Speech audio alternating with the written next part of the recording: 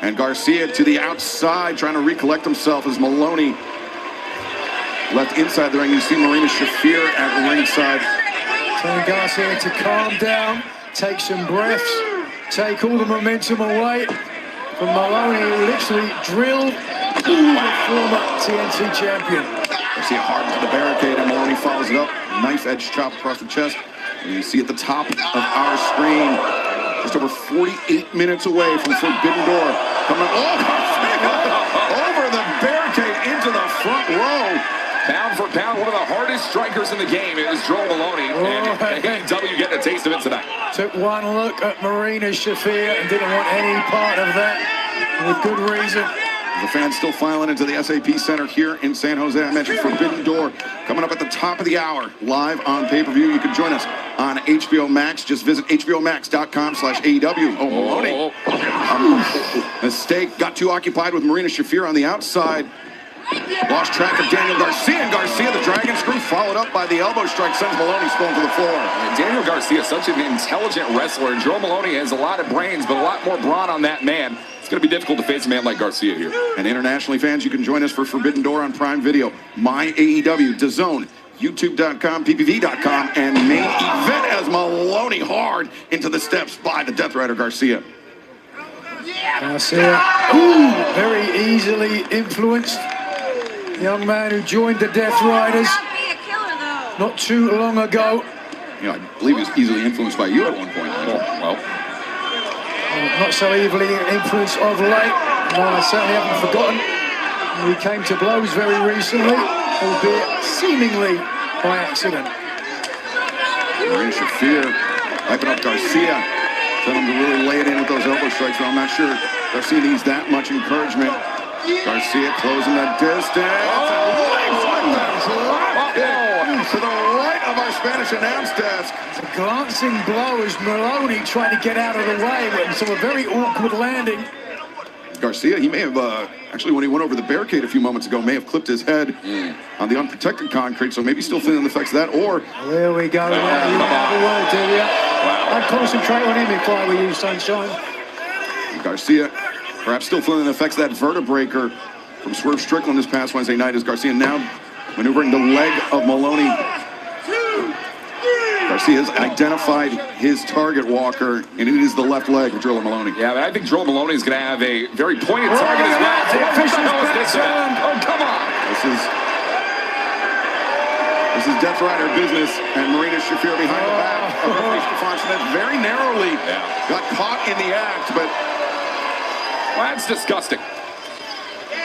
You're going to argue with her, Walker? Go and have a word to her. I've seen many of it. I was going to say, you've called plenty of House of Torture matches. Well, hey, thank the lucky stars not tonight. Daniel Garcia and Joel Moloney here. There's a lot of similarities you can draw between these two men, but for Unbound Company and the Death Riders, it's all about the results, and the results got to be put in here on the Forbidden Door buy-in. You want to talk about the results? It was Daniel Garcia that suffered the loss when he and John Moxley teamed up against Bandito, which gave Bandito the inspiration to challenge the Continental title. That will be coming up later on Forbidden Door. Bandito looking to unseat the AEW Continental Champion John Moxley later on tonight. And Moloney right hand as Garcia. Garcia was looking for that Dragon Screw and found it eventually. I will say this as Garcia attempts for the ankle lock there in the center. Moloney's got to get to that rope quickly. And Moloney has a slight history of injury to that knee there, gentlemen, and right now this is looking dangerous more than ever. The leg laced, making it even more difficult for Moloney to maneuver out of it. But Moloney, though, hammering down on Garcia, trying to force him to relinquish the grip, but Garcia holding on tight to that leg. Marina Shafir, like what you're saying, Moloney, the counter. No. Just a 2 count, drop kick to the knee.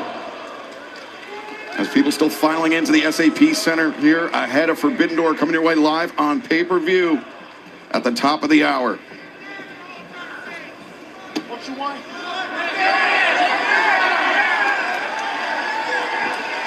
Garcia in clear control here. Long ago, we would have got a bit of a dancing Daniel Garcia in the corner, but all business now. Right hands and really laying in those fists. Be careful he doesn't break those knuckles. Oh, Nigel, I thought you almost spoke too soon there. No, we're not going to see any dancing here tonight on the buy-in. Not from Daniel Yeah, Garcia. you can put your singles away, Walker. No. I saw you getting your wallet out. But Garcia caught Maloney charging in, needed the midsection though. Maloney looking to reverse the suplex. And Garcia inverted, but Garcia slips free.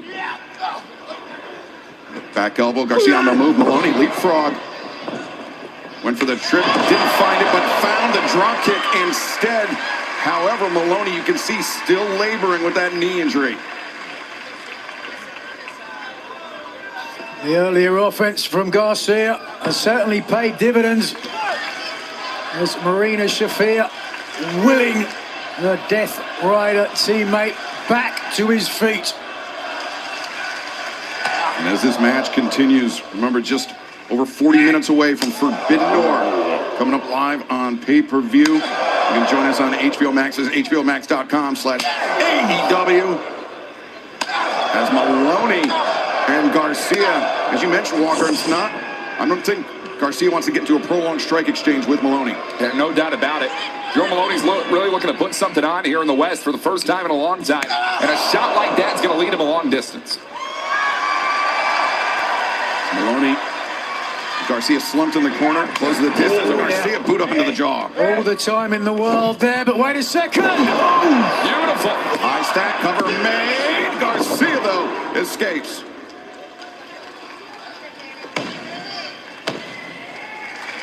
That's going to be advantageous for Joe Maloney. That man's going to be looking for his patented maneuver, the Drillakilla, sometime in the near future. But first, a brief trip to the high skies. Garcia down on the mat. Maloney to the top. Could be ill-advised. Oh, yeah. Pulls through. Wow, I like it. Pick the leg right there. And Garcia steps through, looking for the Dragon Tamer. And finds it. Maloney, center of the ring. Very deep water, Nigel. A long way to go if Maloney's going to be able to force a break with the rope. There are a couple of escapes if he can reach back and find the leg of Garcia, but instead he's electing through brute force to force a break. We've seen in the past, Nigel, when Garcia, he gets a little overwhelmed in that move, sometimes leans all the way back with it, giving his almost giving up his head to his opponent, which proved to be his undoing in the Continental Classic. It certainly can become a factor, but by the looks of things, perhaps Garcia has learned a lesson or two. He actually must have learned a lot of lessons under the tutelage of not just John Moxley, but so many other people in the Death Riders who have added something to this young man's game. And speaking of added to the game, Will Ospreay been training with the Death Riders as he prepares for this battle tonight, which he believes is his destiny to win the 2026 Owen Hart Foundation Men's Tournament. He will face Swerve Strickland tonight in one of our triple main events. Maloney. Whoa, here we go. Tremendous power. That Drillakilla. No. Instead, Marina Right in front of the official as well. Wow, that's blatant. Whoa, Maloney. He nearly took Marina down. Garcia, the roll up. Oh, call for Maloney. That was the saving grace for Daniel Garcia. There was Marina Shafir. Maloney here just sticking his chin out. Lefts and rights from Garcia. Paintbrushing Maloney. And now, twist and shout. Daniel Garcia tuning up the guitar in homage of sorts to New Japan Pro Wrestling president Hiroshi Tanahashi, who is in attendance here tonight. The man who's in the building. Well, was looking for the Volhang leg trip. Got caught, the power of Maloney. And this might be it. Game over right here. One, two, three. It's over. Here's your winner, Drilla Maloney. The assist from old habits are hard to break. The assist from Marina Shafir was not enough to tip the scales in the favor of Daniel Garcia. Drilla Maloney with the first points on the board, so to speak, here tonight. at Forbidden Door. Well, it's going to be all about points on the board coming up for Joe Maloney. July 11th, Chicago, Illinois, G1 Climax 36. Joe Maloney is going to be competing in the most prestigious tournament New Japan Pro Wrestling in the world has to offer. And Maloney is going to ride this momentum high and well all the way to that point in time. As you mentioned, important victory as Maloney heads into the month-long tournament, the grueling G1 Climax. Congratulations, Joe Maloney, but let's head back to Double J and Renee. An unfortunate loss for Daniel Garcia out here tonight, but man, what a showcase for Drilla. Whoa! Show up. Way to start the show off. All right, let's talk about this Owen Hart Foundation Yeah. tournament. This has become one of my favorite things to watch year in and year out. The finals tonight, we've got Will Ospreay taking on Swerve Strickland. A lot of people are saying this feels like it's a foregone conclusion with Will Ospreay. What's your opinion on that? You know, Renee, with all the buzz of the World Cup going on all around the world, the last time these two guys faced, our version, professional wrestling's version of a tie happened, a time limit draw. Well, tonight is all about getting back to the cathedral of football, Wembley Stadium. Swerve is almost obsessed. It's where he lost the title. He wants to regain it. My man Billy Goat, he wants to be the very first UK wrestler to win that belt in his hometown. But listen, is anybody more, I mean, first of all, we're actually talking about the most dangerous man in AEW, but now people are not thinking he's going to get the job done. Is there any better fuel for your fire than people thinking that you aren't going to get that done? I saw Swerve Strickland out doing media earlier this week talking about people think that this is done. I'm here to upset things for people. I'm here to upset things for Will Ospreay. I'm here to upset things for AEW, and that's a man that I believe in. There's a special number that rings out in my mind, 161. 161 days is all it took for the Billy Goat to come back from neck surgery. He wants the championship. I believe he's going to get it. Time for some more action here on the Forbidden Door, buying a little survival of the fittest.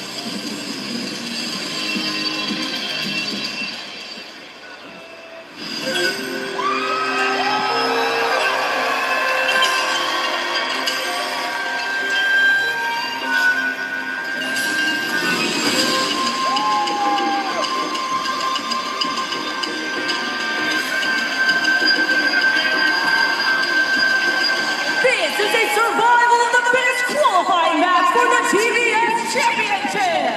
Introducing first from Fukuoka, Japan, Maika. 体の内にさせ戦国主義世紀の不死女ホームラなる真紅の強豪マイカ Maika making her AEW debut here tonight on the Forbidden Door buy-in. A judo player by trade. A lot of experience in judo. She has transitioned into professional wrestling just under a decade ago, and thus far has made a very big impact in Stardom, the Japanese women's professional wrestling promotion. There we see the president of Stardom, Taro Okada, no relation to the Rainmaker Kazuchika Okada, but a man who's very, very invested in the proceedings here tonight, Walker. And that's the man that signs one of my checks. I'm happy to see President Taro Okada here tonight.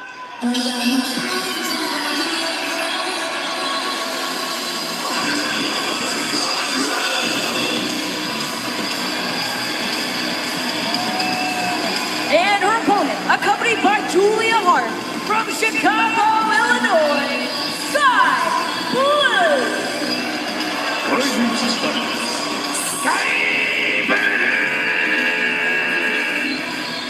Of course, Sky Blue, Julia Hart, members of the Triangle of Madness, alongside AEW Women's World Champion, the Toxic Spider Tekla, who will take on Starlight Kid later on tonight. Kid making her AEW debut, and it's a match, Nigel, about much more than just the AEW Women's World Championship. It's about Tekla's disrespect to Taro Okada, president of Stardom, and Stardom, the promotion that Starlight Kid considers to be her family, her home. Well, that's right. Tekla declared war on the promotion that used to employ her. And the president that you just saw earlier as well, we can see Julia Hart. They're furious. She's being sent to the back by the officials. It was President Okada who was attacked by Tekla that led to Tekla's ignominious firing from Stardom. So as you said, a lot of vitriol between the two, and we'll see some of it in this matchup.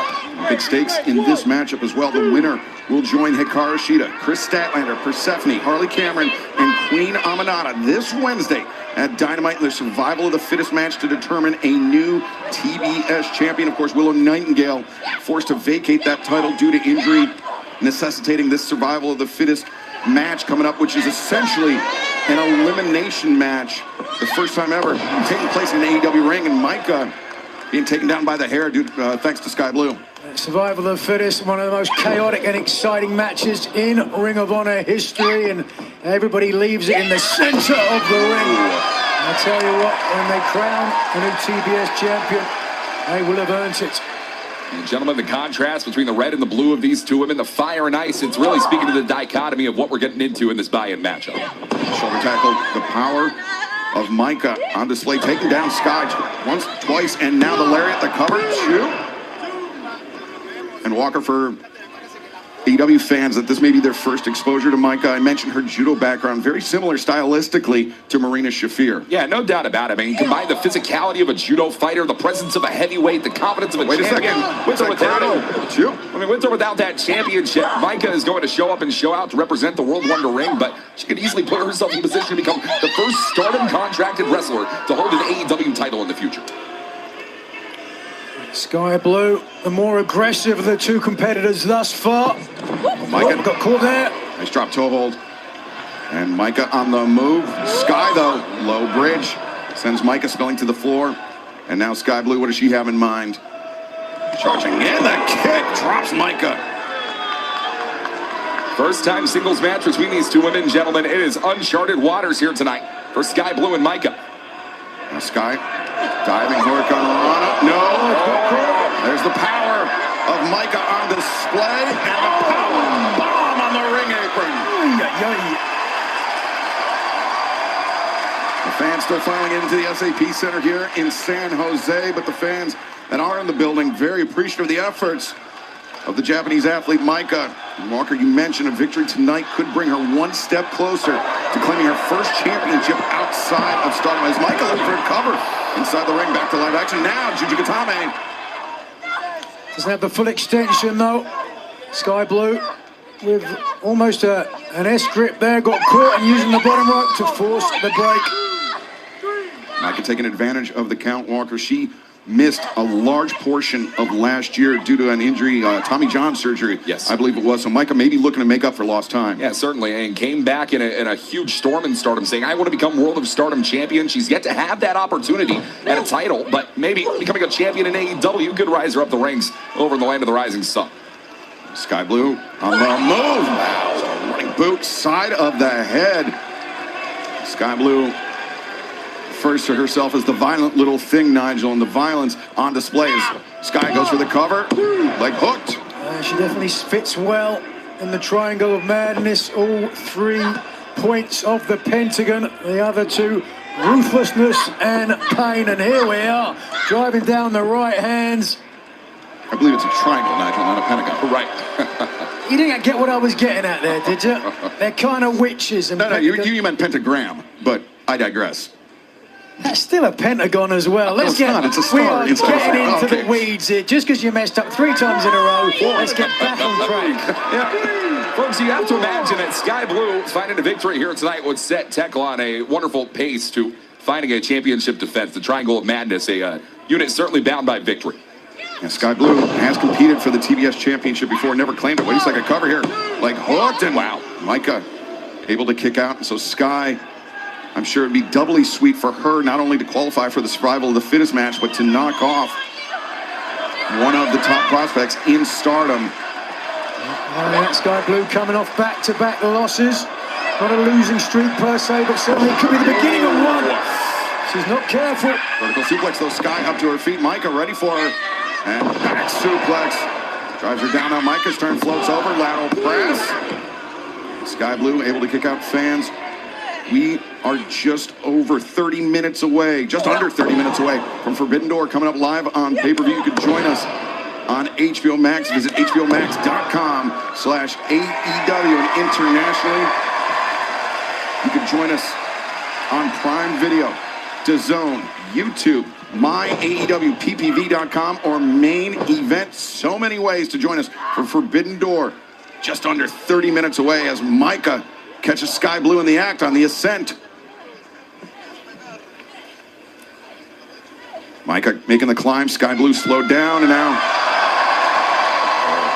Micah, we're going to make some waves here tonight in her AEW debut.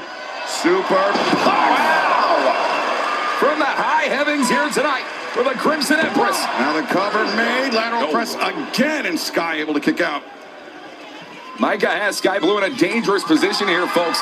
You have to know Micah's going to be looking for that Michinoku driver 2, emblemized by her trainer in Taka Michinoku. As Micah now making the charge in.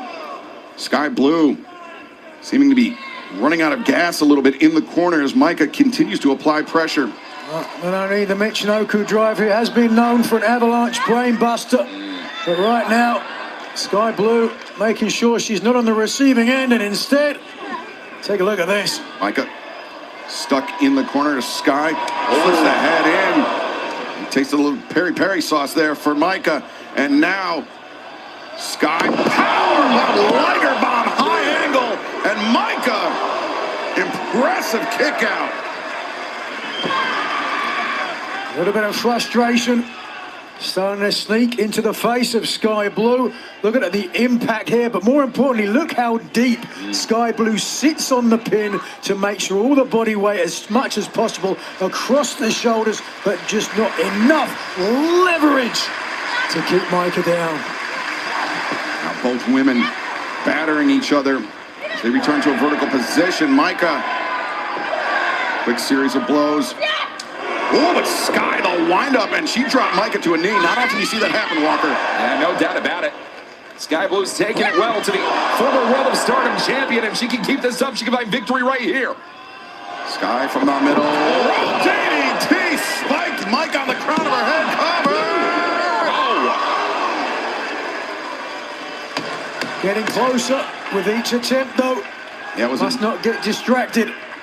It was another late kick out for Micah, but importantly, it was a kick out. Her hopes are still alive to qualify for the Survival of the Fittest match coming up this Wednesday on Dynamite. A stacked matchup, no question about that. As you see, the other 5 women already in the match. Power slam. Micah, like, oh. 2 former AEW Women's Champion, Chris Statlander, Hikaru Shida, also Harley Cameron, Queen Aminata, and Persephone. Now the current CMLL World Women's Champion, who made the latest defense of her title last night on Collision, defeating Billy Starks. Swinging a miss there by Micah, though. Oh, thrust kick right on the money. Yeah. Yikes, yeah, that landed. That was smart gamesmanship right there for Micah to roll to the outside there. Right underneath that bottom rope is going to save this match. Micah got kicked in the back of the head, but the front of her face got in the way. Now Sky dragging Micah up to a vertical position just by her hair. Micah out on the apron. Oh. Right hand across the jaw. And now Micah and Sky Blue. Oh, you don't think. You don't think. Tension. Kick, kick, kick. Micah couldn't quite get her over the top, thankfully, at least for Sky Blue. And Don't count her out just yet. Sky, Micah out to the apron. No, no, no, no. Oh, God. Brainbuster on the apron. Sky Blue took the worst of it, but Micah didn't get off unscathed. Now Micah. The hammer lock. Michinoku driver. Covers. 1, 2, 3. He's done it. Your winner, advancing to Survival of the Fittest, Micah!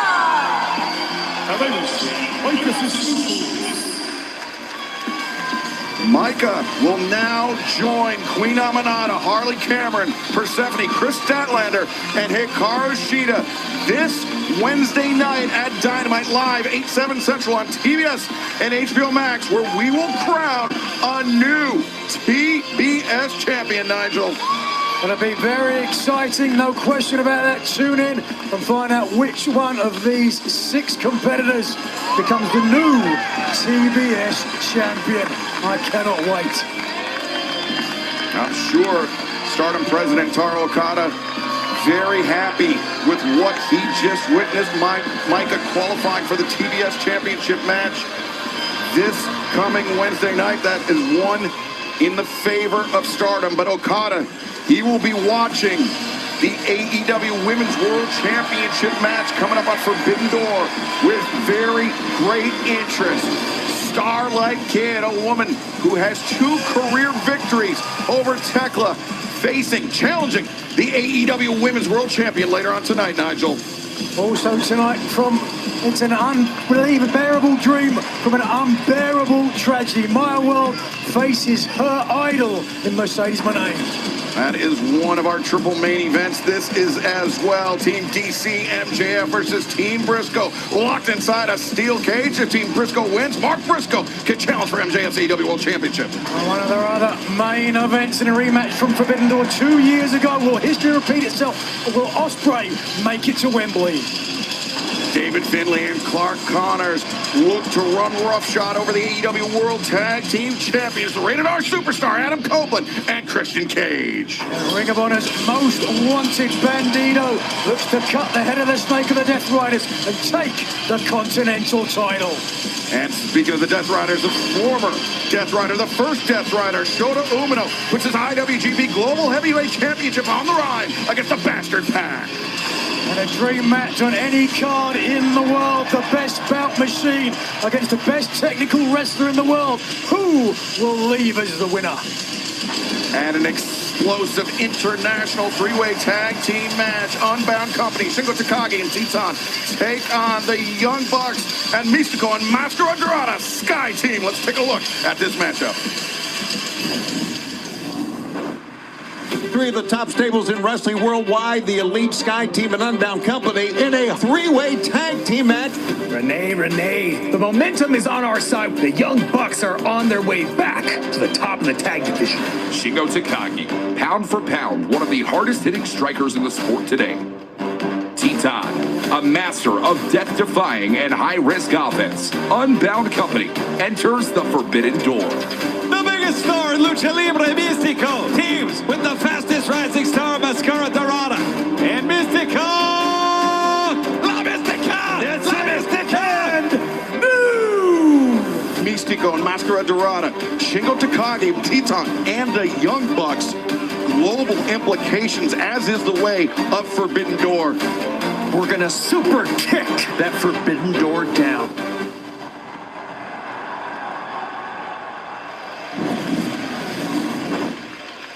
Can't wait for that one, but still tag team action coming up right now, albeit in the women's division of All Elite Wrestling.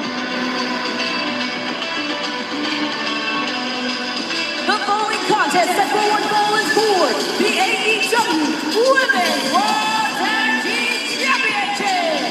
Introducing the challengers. First, from Mexico City, Mexico, Olympia. 世界格選手権記念日本勝負になります101センチ53キロオリンピア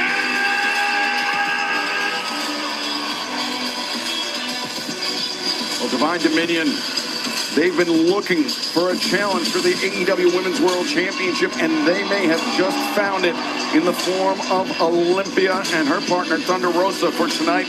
These are 2 women who pair power with power, Nigel. I was going to say, if anyone can match the power of the champions, it is certainly the muscular Olympia, the national ranked competitive bodybuilder. But this woman can bring the aggression.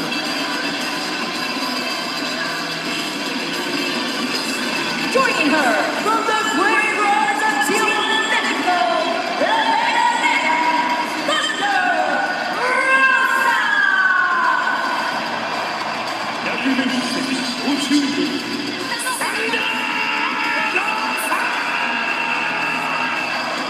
Thunder Rosa, who threw out the first pitch for the San Diego Padres, proved to be the lucky charm Friday night. And they beat the LA Dodgers. We're not going to talk about the rest of the series, but Thunder Rosa hoping to extend that luck here tonight to be the first team, Walker, to put an imperfection on the record of Divine Dominion, AEW Women's World Tag Team Champions. It has been an undefeated streak for Megan Bayne and Lena Cross. Thunder Rosa and Olympia believe that they have the keys to victory. We're going to find out here, right on our buy-in.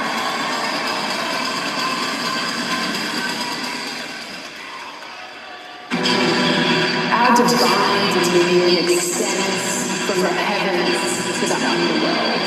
Now rise, the tag team champions enter the arena, and when you stand before us, we will bow down.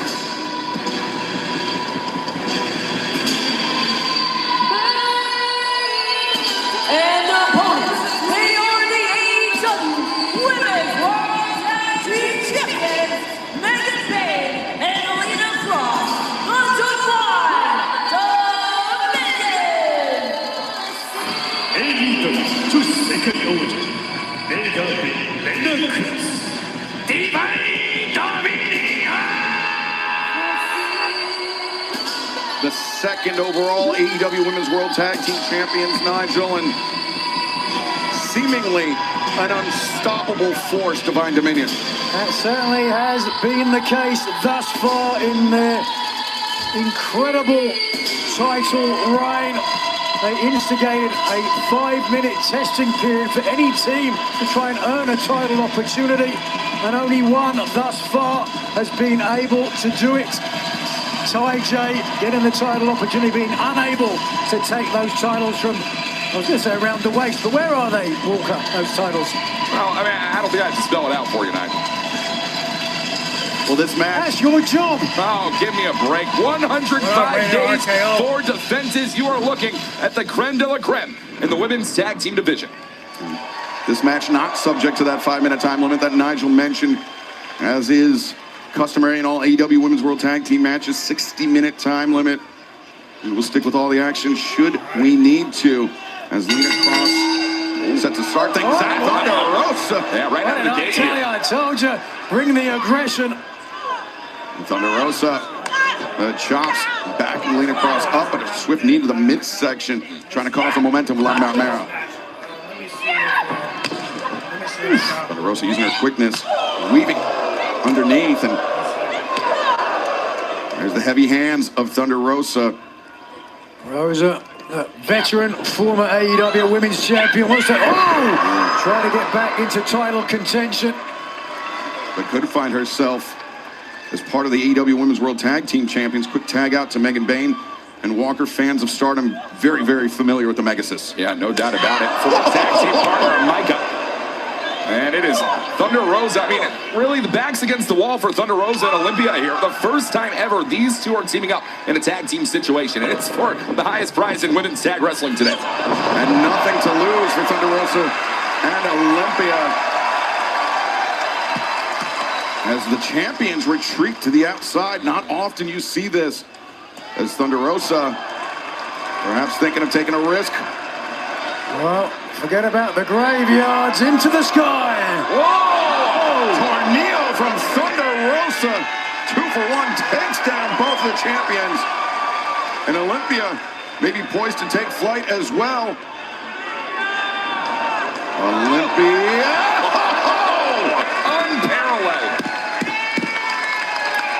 Well, Mara, the best of the best. God damn. Thunder Rosa certainly sees herself in that light. Rosa charging in. Megan Bayne, the Banderas, sends Rosa out to the corner. Lena Cross Behind the officials' back. on the boot of Thunder Rosa, holding her in place. And now Megan Bayne answers the boot of her own. And You may not like it. It's strategic tag team wrestling in full effect for the tag champions. First Daniel and now Sky Blue. Bayne brings Thunder Rosa over to the corner, shoulders to the midsection. Is DivineHBOMax.com/AEW for coming up. Can't wait for that. And Thunder Rosa getting a chop to the chest. And again, Just found out the that, former AEW Women's Champion on the receiving end. Wham! Lean across the lariat, the cover. Shout out to Brookside. I figured she was gonna win. Leggy, Shout out statuesque. to her, man. She moves with such speed. She do some positive I think it's been a very things interesting about, test so she's far, a- gentlemen, for Cross and Megan Bain here to mix it up in the Lucha Libre stylings, a place that these two women don't exactly have the most experience in pro wrestling. Yeah, but I think what we're seeing here is the tag team cohesion of the champions. Quick tags in and out, Nigel, keeping Thunder Rosa fighting off the back foot and not allowing Thunder Rosa any relief. That's the reality as the champions look to assert global authority. Their domination has really come from the pack. It's not just their size, not just their power, but it's the fact that they are a team first. Sorry guys, I'm trying to pull up the HBO Max so that way we can get ready for the main, you know what I'm saying? I don't know why it's pausing, but 1 second. Pull up the pay-per-view. And foremost, not just a team thrown together to try to take the titles from them. But wait a second, Low bridges. here's Olympia, eager to make the tag, but Bain coming in illegally. Oh, up kicks from Thunder Rosa sends Megan Bain sprawling back to the ropes.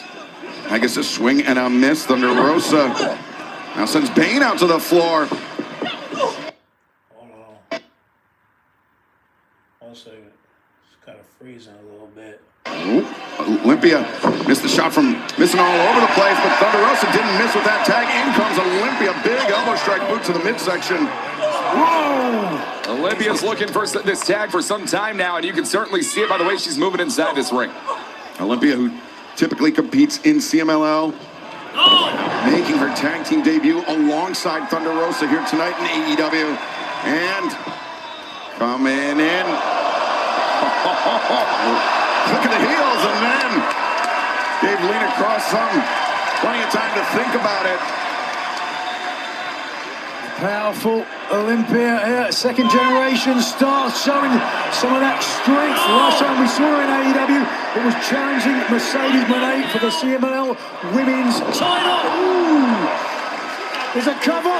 Simone dropping some squats, the cover made two. Lena Cross able to kick out. No! Oh, shit. Now the challengers poised to go to work on one half of the champions. Lena, though, reverses, meeting in the minds. And tag Let's made. go, Megan Bain. Now legal for Right divine on, dominion, the KO. lung blower. He said, let's go, And Megan Bain. Olympia Okay, underneath, I got hoists you, up Megan I got Bain. you. Right now, Thunder Rosa and her partner Now, going crazy. Olympia Whoa, whoa. Hey, launches Lena Cross, the moonsault press, and Thunder Rosa No. backed up. Wait. Lena Cross in her sights. Olympia the platform for that drop kick. Increíble. The challengers looking sharp tonight as Olympia once again the spring. The splash, this time in the ring. The pin. Two. Megan Bain able to kick out. And fans, Amazon is now making it even easier to connect with your favorite All Elite Wrestling merchandise on and off the screen. Search Shop the Show in your Amazon shopping app for access to our official AEW store. Support your favorite wrestlers by grabbing some Shop AEW exclusive merchandise today. Megan Bain looking to turn things around on Thunder Rosa. That's where the power, Nigel, is such an asset for the champions. Yeah, unquestionably. Again, that running clothesline, this time from a standing position. Olympia having to save this match for Thunder Rosa. The official allowing liberal use of the rules. I mean, I would imagine Mike Posey is afraid of both teams as they are of each other. Oh, Mike Posey technically is afraid of his own shadow, but to the midst, no, not here for the Posey Bear. I'm here for that. Okay, I just all don't right. want to follow up. Wow. A nice fella. Swinging a miss again. Thunder Rosa really using her speed to great effect, Walker. Yeah, no doubt about it. Oh, but that speed's going to be cut down here. But the power of these two women. Megan Bain make that four. An incredible shot there for the tag team champion. A seesaw battle here as we close in on less than 10 minutes away from Forbidden Door coming up on pay-per-view. Come on, baby. Fans here in San Jose liking what they're seeing. I'm sure the fans around the world Get up now. Get on up. not only excited about the buy-in, but Forbidden Door. Here. They are swinging for the fences. That's what it's all about. The AEW Women's World Tag Team titles. Oh, Lena Cross, great extension. RECEIPT, find out what it means for me. Oh, again, Olympia underneath. This ain't no squash match, baby. And stutter shot right there. Both champions and challengers looking to leave it all in the center of the ring. Bane looking for it. No way. No way. Hurricane Run on the top of the rope. Watch out. Watch out. Holy But shit. Thunder Rosa uncorks a huge drop kick underneath Lena Cross. Combinations from Rosa. She's trying to throw them blows on Lena Cross, man. And I should have known you. tucks underneath. The Oh, ripple. shit. Drop kick. Friendly fire for the champions. Oh Don't boy, do it. could we see an upset? Don't do it. Could be the opening that Don't do Thunder it. Rosa Don't and do it. Olympia need. Bring back Being Penelope. back out of the corner, another drop kick from Thunder Rosa. I mean, this would be absolutely unprecedented to see two first-time challengers win the women's tag team gold here in AEW like this. Olympia. Awesome. From Olympia. Are you serious? And now Thunder We're gonna get new Rosa champions? Oh, to no. the top diving foot stops. Cover. 1, 2, no. Lena Cross there in position to break up the pin. No way Cross was allowing a 3 count there. We're not Good in tag Mexico. team wrestling. Always have your We partners in back. California. Thunder Rosa, middle kick. No. And now try to duck under Megan Bane, but Bane ready for Thunder Rosa. Powerbomb. Bane, Oh, shit. no reversal. Oh, shit. 1, 2. Nearly saw it. Uh-oh. Thunder Uh-oh. Rosa, a moment of indecision there. Damn. Cost her as Bane able to hoist up Thunder Rosa. 1, 2, no. Olympia in time to break things up. Fate's descent, but as fate would You saw that dictate, the F5? match continues. A little botchy, but it was good. Olympia though. the swing of the Oh, miss, but the Divine Dominion did not miss with that one. These motherfuckers. Olympia rolling to the outside, Why, them little but it is bastards. the legal competitor, No. Thunder Choke Rosa. slam. No. And now, from heaven to hell goes Thunder Rosa. Lena Cross covers, and the champion retains. Your winner, and the AEW Women's World Tag Team Champions, the Divine Dominion.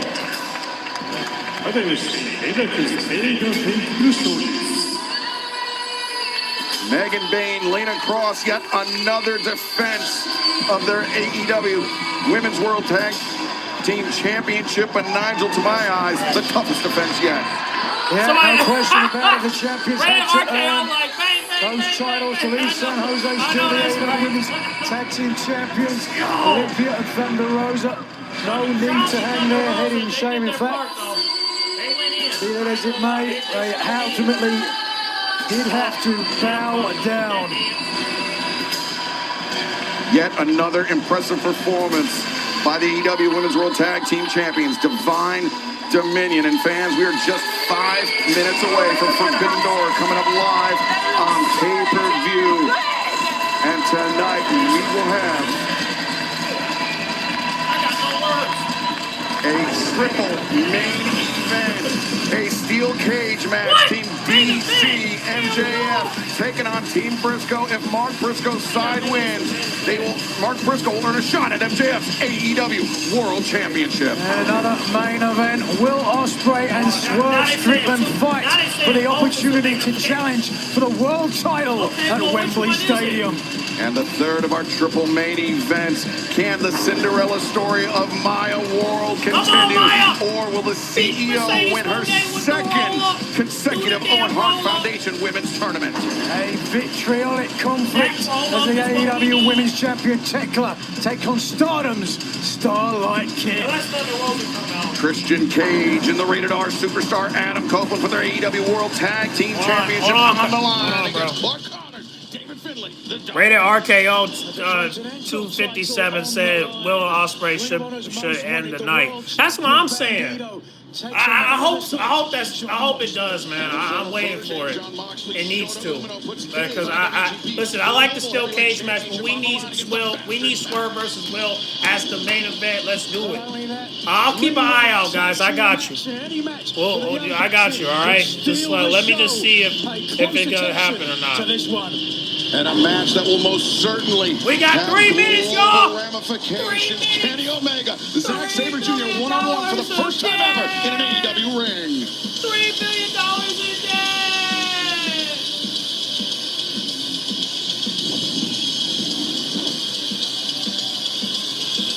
And fans, we mentioned the triple main event there. That steel cage about to be crowded as fuck. Ah! Yeah, because it's so small. Like, but it's a circle. Hey, that steel cage match gonna be lit. I ain't gonna front. Maxwell Jacob Friedman. Let me take you back to 2023. My brother, my tag team partner. In the blink of an eye, gone. All right, we got 2 minutes, so let me see. 1 second. Hold on. It should be done now. Final joy making my debut in AEW. Came across some friends, was down to conglomerate. Finally, I felt the joy. And then we crossed paths. If your brother was here in the flesh tonight, he'd say, chicken, it shouldn't have been me in that accident. I've never felt the hatred that you made me feel. It should have been you. You know damn well what happened when I got my hands on you. We got 1 minute. Right in the middle of this ring. Now, you got something that I want. That AEW world title. If I want something, then I'ma earn it. I talk to the boss. 6 on 6. We gonna do all that in a steel cage. Mark, if your team wins, you get a guaranteed title shot. I'm gonna be walking onto the battlefield shoulder to shoulder with my brothers who I would die for. They would die for me. Max, who you got? The Jet, Kevin Nash. Kyle Fletcher. We get Andrade next. You're actually delusional enough to think you have a prayer at obtaining the Triple B. You call yourself the devil, ain't that you? I don't know if you read the book, but you lose. I got this voice inside of me that says you was born to fly. I got that little voice inside of me that says whose wings like an eagle, we gon' mount up. There you go. All right. 8 o'clock. Let's get it popping. It's time to start the pay-per-view. Let's get it, baby. Forbidden Door. Hide the keys. Get the keys. Because we're about to open up this Forbidden Door. Come on, baby. Since Dawn promising everybody the title shot, when is Kyle going to get a title shot, the world title? Good point. Maybe down the line, but he might leave too. I'm going to be honest with you. But we're going to start with Andrade, and then we're going to get to Kyle and then Kevin Knight, and that's that. Because I can't think of Okada leaving. So, yeah, so I think Kyle will leave. Just got to give it a minute. All right, it's fitting on. Let's go! Get the keys, hide the keys, grab the keys, because we're about to go through the door of the car. We are about to go inside the Forbidden Door.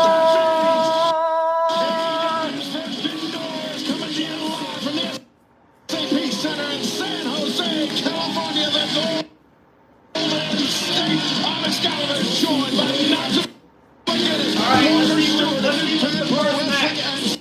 All right, let's see what's the first match. Let us know, Tony. What is the first match? Who is going to be the first? Who's going to be first, baby? Who is going to be first?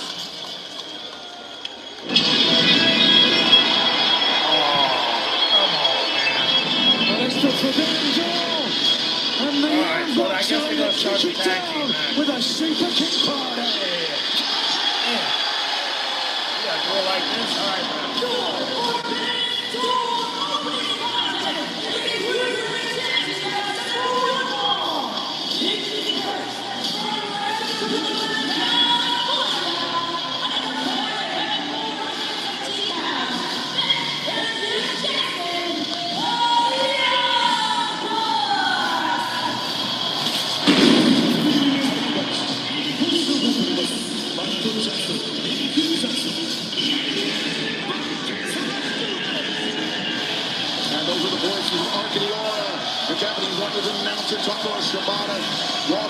AEW fans, of course, extremely familiar with the three-time former AEW World Tag Team Champions, the Young Bucks. But Japanese fans also very familiar with Matt and Nick Jackson. Multiple-time IWGP Junior Heavyweight Tag Team Champions, former IWGP Heavyweight Tag Team Champions.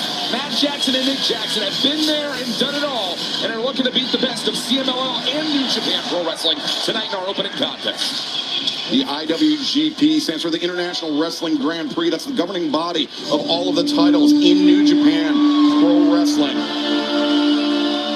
It's a little fact for the first time New Japan viewers. Yeah, I like it. Just keep those up. What's this? The Young Clucks starting us off. Yo, they're not Clucks, man. But it is, I mean, it is interesting. Okay. I was going to skip this match, but I got to eat my food, so let's just ride it out, man. It might be a good match. You never know. It might be a good match, bro. I mean, it's just, obviously, this is the match. I mean, this is obviously a bad break, but not really if you just start the show. But if you watch 0 hour, then yeah. But the remaining members came together to form Unbound Company, Walker. From the ashes of the War Dogs and LIJ, come Unbound Company, led up by a man who is not in attendance here tonight, current IWGP Heavyweight Champion, Yota Tsuji, Shingo Takagi, and T-Tana, two of the best in the game today, and they fight it out inside this ring. And Nigel, we saw another member of Unbound Company on the Forbidden Door by and Drilla Maloney picked up an impressive victory over Daniel Garcia just moments ago. Yeah, somewhat of an upset some might consider, but certainly Unbound Company are going into this match with a little bit of added momentum. The Young Bucks have got to be prepared for it, as will this team. Oh, listen to that reaction. Walker, don't say a word. Stop dancing. Wait, is this? No.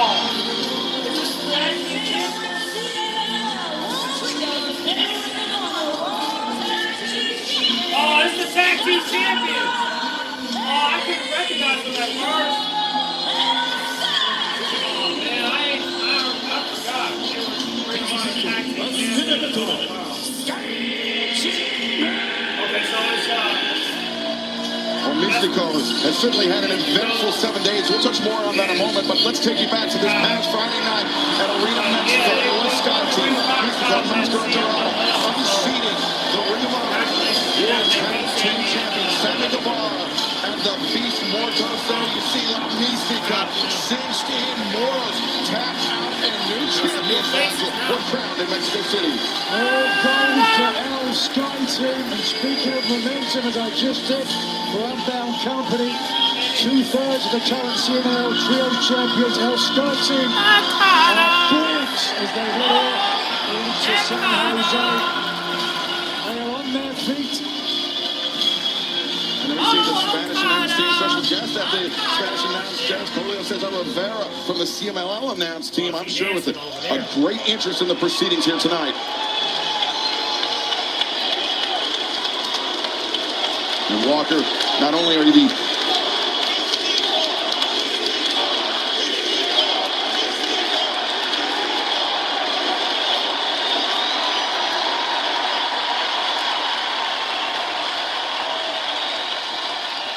Sorry, just take a moment to soak that one in. But Walker, not only are you the English language voice of New Japan Pro Wrestling Stardom, but you're also very familiar with the athletes of CMLL as well. Yeah, I've called a couple of matches for CMLL in my day. Mystico, one of the top stars, the ace, if you will, of Consejo Mundial de Lucha Libre.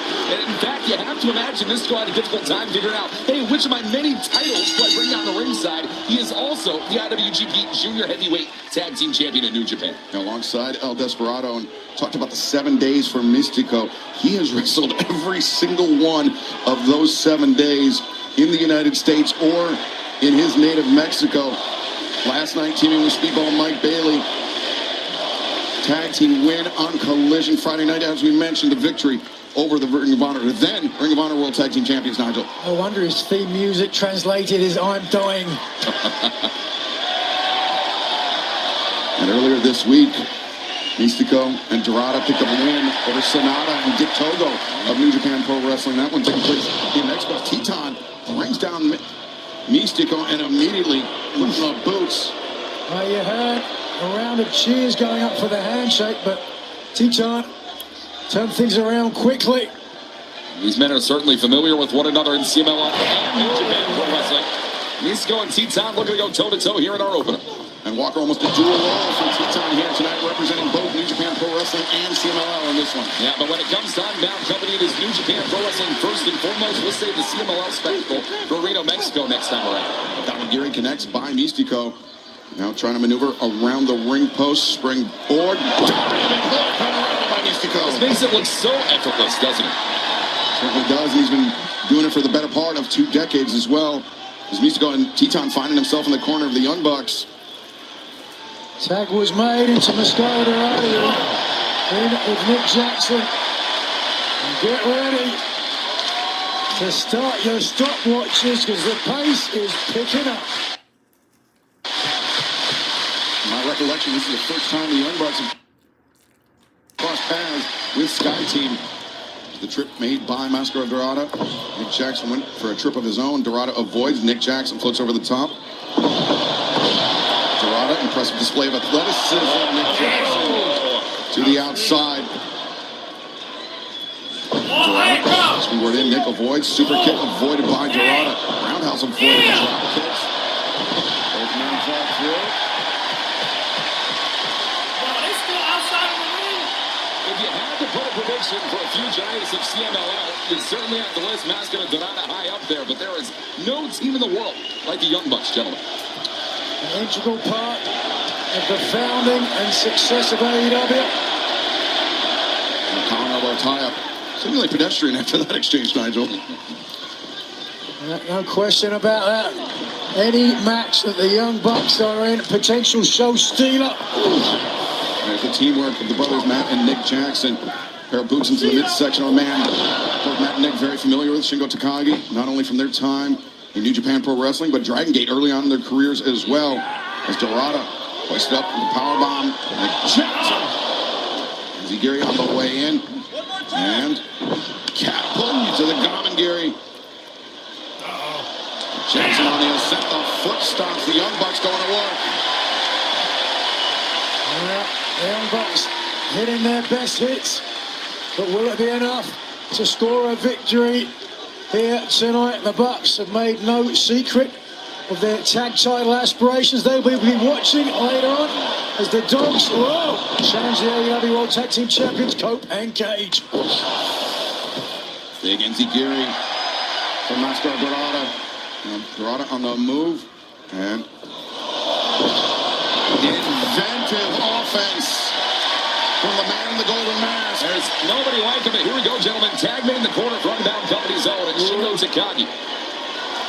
And Takagi's not going to have a lot of three-way tag team experience. You don't see a lot of multi-man matches in New Japan Pro Wrestling, so these are deeper waters for Takagi than usual. But Shingo, very familiar, at least earlier in his career, with mixing it up with luchadors. Okay. Using it. Yeah. I love it. One of the most explosive wrestlers. We'll take you back to Forbidden Door a couple years ago against Bryan Danielson in the Owen Hart Tournament Foundation. Foundation Tournament. This is an absolutely phenomenal athlete in Takagi.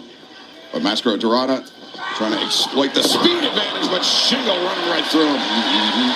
Fearsome, battle-tested, hard-hitting.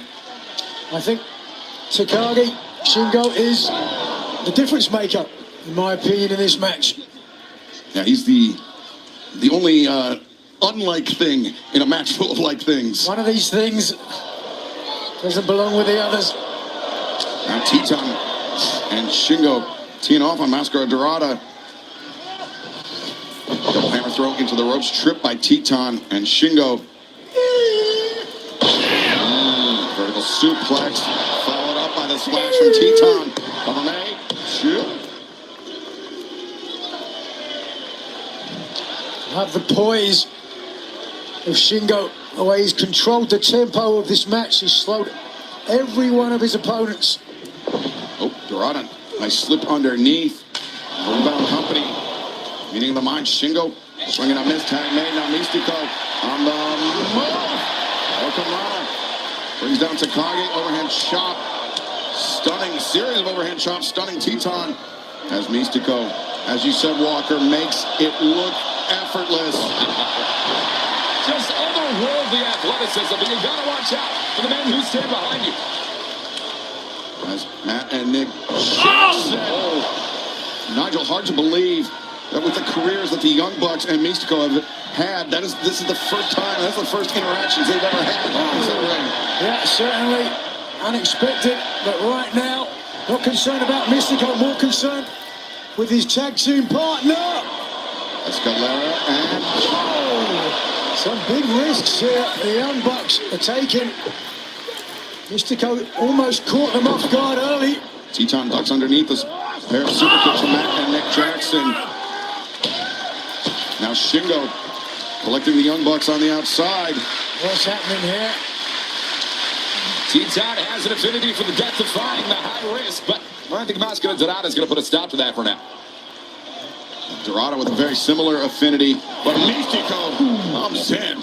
Toe with the boot to the nose, and again, Teton do well to avoid that. Watch this. No. That is a risky business for all involved here tonight. And Dorada somehow, someway, the first man to his feet. He's just exulted that he's still alive, I would be. And Mystico, very recently returning from an injury, Walker. He's not exactly been playing it safe, as we mentioned. 7 straight days. This is the 8th day of wrestling for Mystico. Yep, no doubt about it. Mystico looking to represent New Japan, CMLL, everything in between, even here at AEW, the human forbidden door. Looking for a victory here tonight. Mystico, of course, a former AEW World Trios champion, alongside Speedball Mike Bailey and the Turncoat, the Jet Kevin Knight, who's now the TNT champion. He'll be part of that Steel Cage main event and triple main event later on tonight as pops up Teton and deposits him with a slam. Such whiplash. And here, Mystico again. Textbook. The Senton Atomico now, cover made. Dorada. The leg was hooked. The shoulders were not neutralized, and Teton able to escape.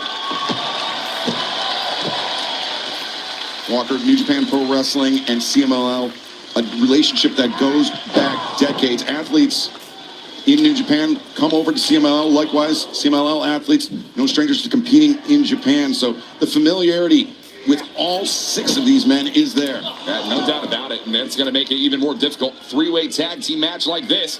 Take a look there. Whoa, Jackson got him here. Looking for the arm drop, but instead... Yeah. The Tornado, Matt Jackson was able to put on the brakes. Instead, the Locomotion Northern Lights suplexes. Teton charging in. 2-for-1 combo for Jackson here tonight. Oh, but wait a second. And from behind comes Shingo. That's a tall order for Matt Jackson. Shingo Takagi. A back elbow. Jab the DDT by Matt Jackson. There's a reason Shingo Takagi is a former IWGP heavyweight champion. And he's showing it here tonight at Forbidden Door. Drags Mascara Dorada over to the corner to make the tag. And thanks for coming, Dorada. Shingo wants to get this win, not just for Unbound Company, but for all of New Japan Pro Wrestling. Seeing here some of the technique, some of the violence, some of the ability that destroyed Bryan Danielson, as you mentioned, in the matchup not too long ago. Cover made, 2 high stack, but instead Matt Jackson able to kick out.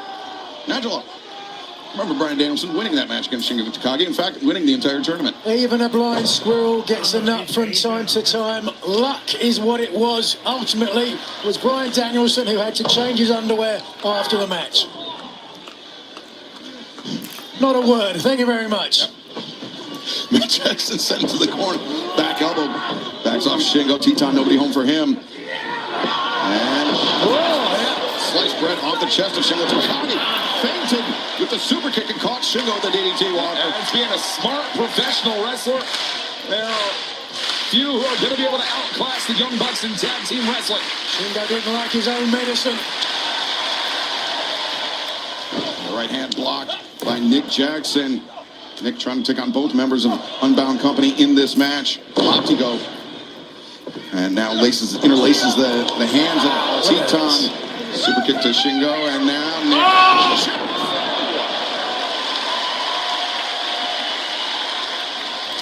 Tag was made nowhere near the rope, but the referee allows it.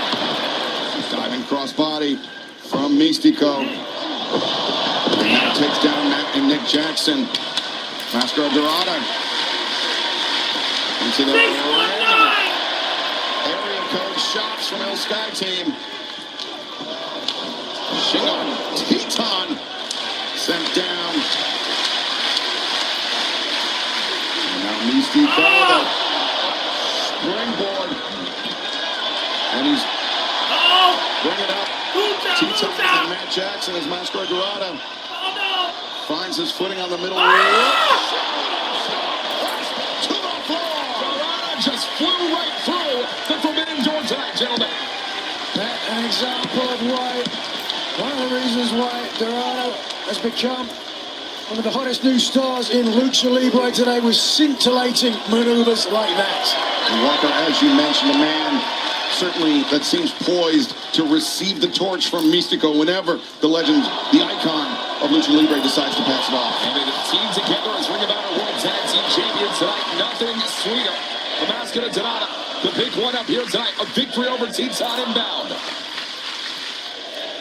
Taking a lot of time for Teton to get back to his feet.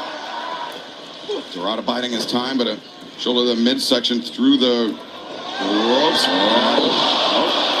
Dorada finds his feet, but found the foot of Nick Jackson. The super kick now. Kicks going all around. Shingo shuts down Dorada and Nick Jackson. Mystico and Matt Jackson working together. They get shut down by Takagi. This is only our opening match, and I even feel the energy in this arena here tonight. Oh, yeah. What did I tell you? And 4 to take down the Dragon Shingo.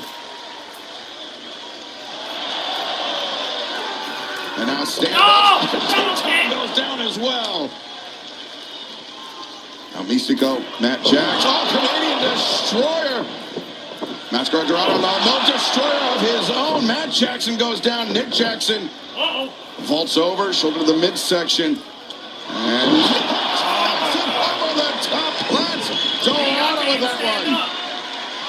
The Bucks slow to follow up though, and all 6 men down.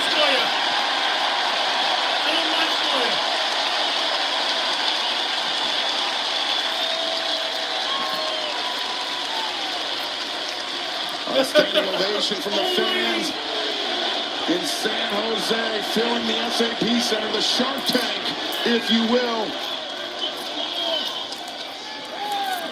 But now, Shingo Takagi, center of the ring, but surrounded on all sides. And Takagi's never backed out of a fight that I've ever seen in his career. And Shingo dishing out the punishment, though. Mystico slipped out of the corner. Bear kicks to the face for Shingo Takagi. Now Mystico making the climb to the top. Oh boy. Well, you don't think? How do you say please don't die in Spanish? Mystico, the Spanish fly. 1, 2. No, not Jackson. The elbow drop to break it up. Teton, the foot stomp. Keep your eyes on the sky. 450 splash from Nick Jackson.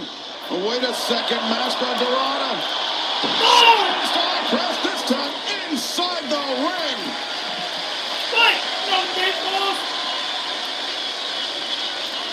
How on earth are any of these men moving after exchanges like that?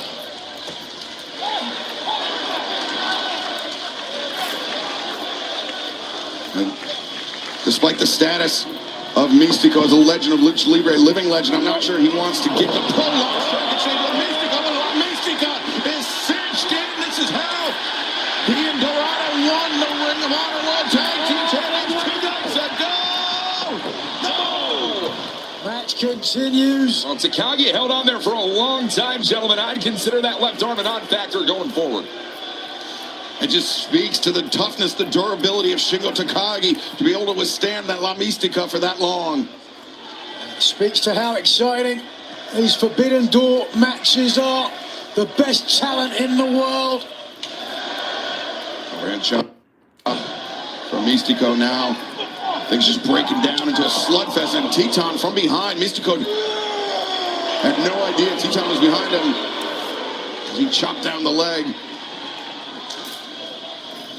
Shingo and Teton going to work on Mystico. Wait a second. Unbound Company. Oh, not done yet. Want to make it a certainty. As Teton, now the legal man, alongside Mystico. Teton, who goes by El Immortal. The Immortal One. Let's see if he can end this match. And Teton falls off the chest of his partner, the DDT. Follows it up. As Shingo. Unbound Company. Oh, jeez. Giant stomps from Teton. Cover made to no. The super kick party continues. Walker, one of the hallmarks of Matt and Nick Jackson is their timing. I mean, they are tag team wrestlers through and through. They're the most destructive, most devastating tag team you're going to find in the sport today. And the Young Bucks want to climb up to a potential AEW World Tag Team title opportunity sometime in the future. Super kicks take Teton down, but Shingo, that right hand of his is devastating. And Shingo, despite his toughness, finally appears to be wobbling as they hoist Dorado up. No way Shingo could protect himself against the super kicks there. The hands of Shingo were occupied. That allowed free reign from the Young Bucks, but now Teton up to the top diving crossbody. And now the Young Bucks with Teton inverted. Shingo goes down. And Teton planted Matt and yet the cover.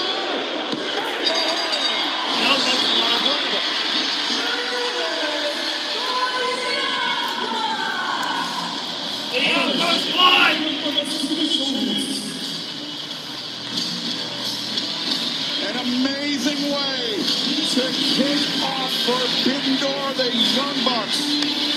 Undoubtedly, Nigel, we'll be watching the AEW World Tag Team Championship match. Christian Cage, Radar Superstar Adam Copeland taking on the Dogs later on tonight in the Bucks, I'm sure. You're watching that with a keen eye. With exciting matches and victories like that, the Young Bucks won't have to wait long before they get back into title contention.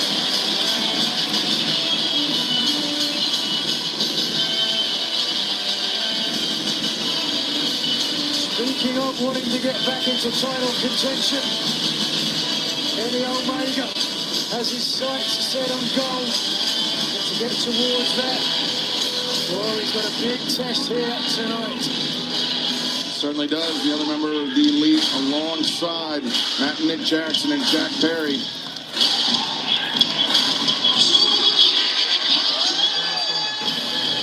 But the Young Bucks, an impressive victory to kick off the action tonight at Forbidden Door live on pay-per-view.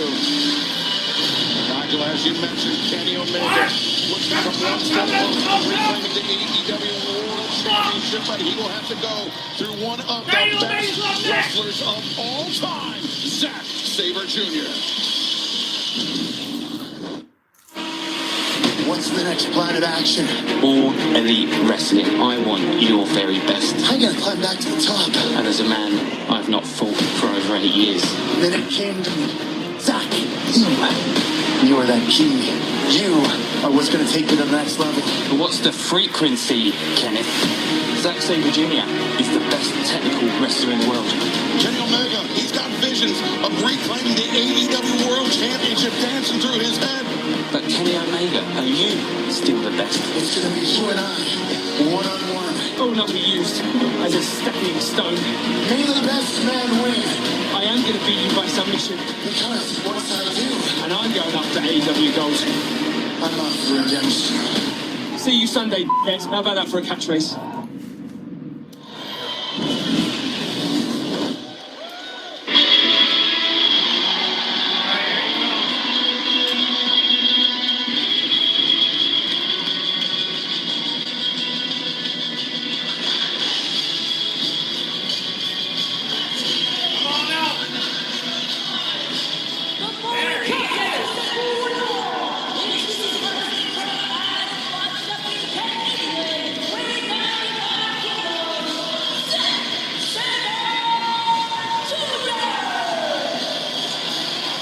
Zack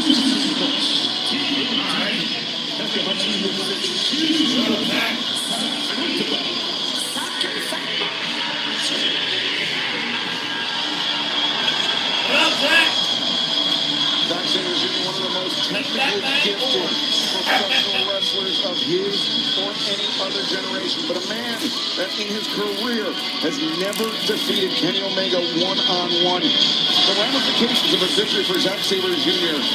would be massive, Walker, due to the legend, the reputation of Kenny Omega in Japan. Especially heading into G1 Climax 36 in Chicago on July 11th.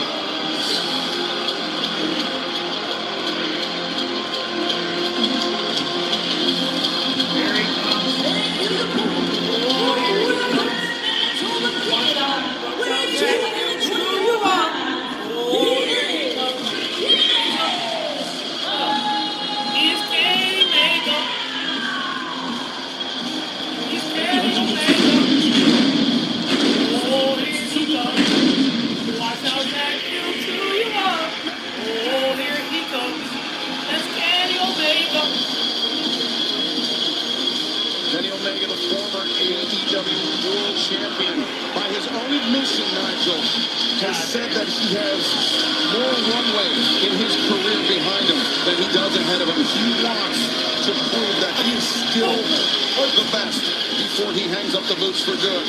He wants another shot at the AEW World Championship. Well, it's an admirable mindset, certainly. And many people, if he wants to get that opportunity, they're going to say that he has to beat Zack Sabre Jr. to prove he's still the caliber to challenge for the world title.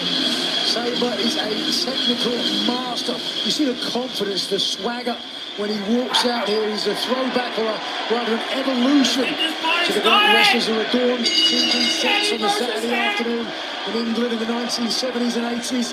Men like Jim Drake, Sultan Boschik, Steve Gray, and the great Johnny Saint. But Nigel, and actually I pose this to Walker, the most impressive thing about Zack Sabre Jr., not only is he in evolution of those wrestlers, those great World of Sports style wrestlers, but he's also a man that has taken influences from around the globe, most specifically the Yabe style, the Mexican submission wrestling style, that he's imported and implemented into his game. What I love about Zack Sabre Jr. is that he is not one of these athletes that looks at technical wrestling like an analytical mindset. He looks at technical wrestling. He looks at technical wrestling like jazz artistry. It's free flow. Nigel, I'd love to hear you comment on that, having stepped in the ring with Zack Sabre Jr. 1 year ago with the IWGP Heavyweight title on the line. Yeah, jazz, not my favorite type of music. Certainly when you apply it to professional wrestling as well. I try to compete when it came to technique with Zack Sabre Jr. Very early on, I realized I'd have to change my game plan. I tried to use strikes, kicks, lariats to the best of my ability, but ultimately it was Sabre that defeated me with a pinfall. And so ultimately, you can certainly understand why he still lives by that moniker of the greatest technical wrestler in the world. Not many other people that can be put in that category, even if they pay to have an award named after them. Nigel, to that point, Zack Sabre Jr., early on in his career, he had a reputation for being susceptible to strikes. And so that is something that he worked on, he trained on, and he rounded his game out. And since doing so, especially doing so in the dojos in Japan, has become a more complete, a more well-rounded wrestler, and a more dangerous wrestler. I tell you, I hit him with a couple of lariats, and normally you feel a body move, but sometimes I hit him so hard, it was like he was hitting me. And Walker, fans of New Japan Pro Wrestling, I'm obviously very familiar with Kenny Omega. During his run in Japan, if there was a title in New Japan Pro Wrestling, there's a good chance that Kenny Omega held it at one point. Yeah, no doubt about it. We talk about those all those years ago, Excalibur. I mean, professional wrestling is a sport that moves forward and not backward. The first time these two ever tangled inside a pro wrestling ring on the British independence scene back in 2013, they were very, very different men back then, as well as the last time they faced off inside the ring, 2018 G1 Climax. And Zack Sabre Jr. admittedly has never won either of those matches. Tonight, though, he could break that duck, certainly. Sabre, very capable, a proficient, Rated RKO says Zachary dazzling is not professional wrestler. Watch the speed. Ooh, right into the boot there, Omega. Come on, A Kenny. superlative, high-end, top-class performer still. Kenny trying to fight back. Omega rolling off the back, Wait, and now it's the Fury. takes down Zack Sabre Jr. Sabre retreats to the outside, though not exactly out of the range of Kenny Omega. Don't worry, Zachy. God got you. Omega Oh! throws himself over the top and finds Sabre on the floor. Lord have Exciting mercy. offense that has made Kenny's Kenny fighting back. Omega a He's huge not fan fucking around. favorite for fans around the world. There was a young kid at the hotel this morning who told me he was very excited to see the cleaner. Soon he was talking about Omega. He didn't just need new towels. Ooh, there you go. It's my stuff. It's what keeps me here. But right now, this is an incredible match between the best bout machine and the greatest technical wrestler. Some would say to ever live. There's a feeling in this arena here tonight in San Jose that you just cannot any other way. Zack Sabre Jr. and Kenny Omega in true dream clash unfolding before our eyes tonight. Certainly big fight feel. Ooh, the quick manipulation that Zack Sabre Jr. has come to be known for. Highly effective. You gotta protect your hands, man. He gonna grab that shit. He Right gonna into break that. your This fingers. meeting between these two men head-to-head That's why taking I place can't get in the ring with for him. the first time in nearly a decade. The first time inside an AEW ring. Referee Bryce Remsburg understandably being very liberal with the 10 count on the floor. Zack taking a couple of knees there after the impact, showing just how hard Omega hits. Oh, Zack Sabre having his head bounced off the Spanish announcer. this one bit. Playing bounce hands. And Zack Sabre Jr. not exactly well acquainted to the outside of a pro wrestling ring, at least Kenny not is until hitting Kenny his Omega head introduced him. on the announce table. Yeah, He's this hitting is his head. the type Now he's of battle, grabbing or his head. the tone of the battle that will benefit Kenny Omega is to dirty things up a little bit, Walker. I mean, Kenny Omega's been doing a lot of talking about potential AEW World Title challenges. Zack Sabre Jr. said himself, hey, if I beat Kenny Omega, maybe I should be next. Maybe New Japan Pro Wrestling needs to bring the AEW World Title. What? You don't want to wrestle Omega no using more? that signage placed atop You don't the want to Spanish wrestle announce no more, desk, and Kenny? now You wanna underneath the get bottom rope to ready? reset the referee's count as he's got Zack Sabre Jr. all locked. Foot stomps nowhere for Sabre to go. Damn, Kenny! Zach, you just What a wrestled, manic, man. crazy look in the eyes of Omega there. Trying to wrestle, bro. This is his wheelhouse. It's where he loves to be. Pinpoint precision, driving not just his body weight, but the top of the announce table into the chest of Sabre. And Nigel, I believe that may have clipped Zack in the face as well, and it slid off. And now Kenny Omega, and we are in very dangerous. We are in tight quarters here. Uh-oh. Watch out, watch out, watch out. Oh, no. Oh my God. Oh my Oh, God. God. Oh, God. Omega is looking. Please don't. Now you can't. Fight back, man! Zack Sabre Jr. doing a great job grounding himself, holding on for dear life. As he and Kenny Omega battling atop the Spanish announce desk, and Watch out, watch out. Suplex ain't gonna work. Omega Get out of there. changes tack, right hand, right elbows. As Omega shot reverberating throughout the arena. Omega takes a look behind him. I don't like the looks of this one bit. Nope, Sabre. Instead, look at this Majic Akami. I'm going to get a submission on the outside, but we'll get some damage. That is a strong style statement.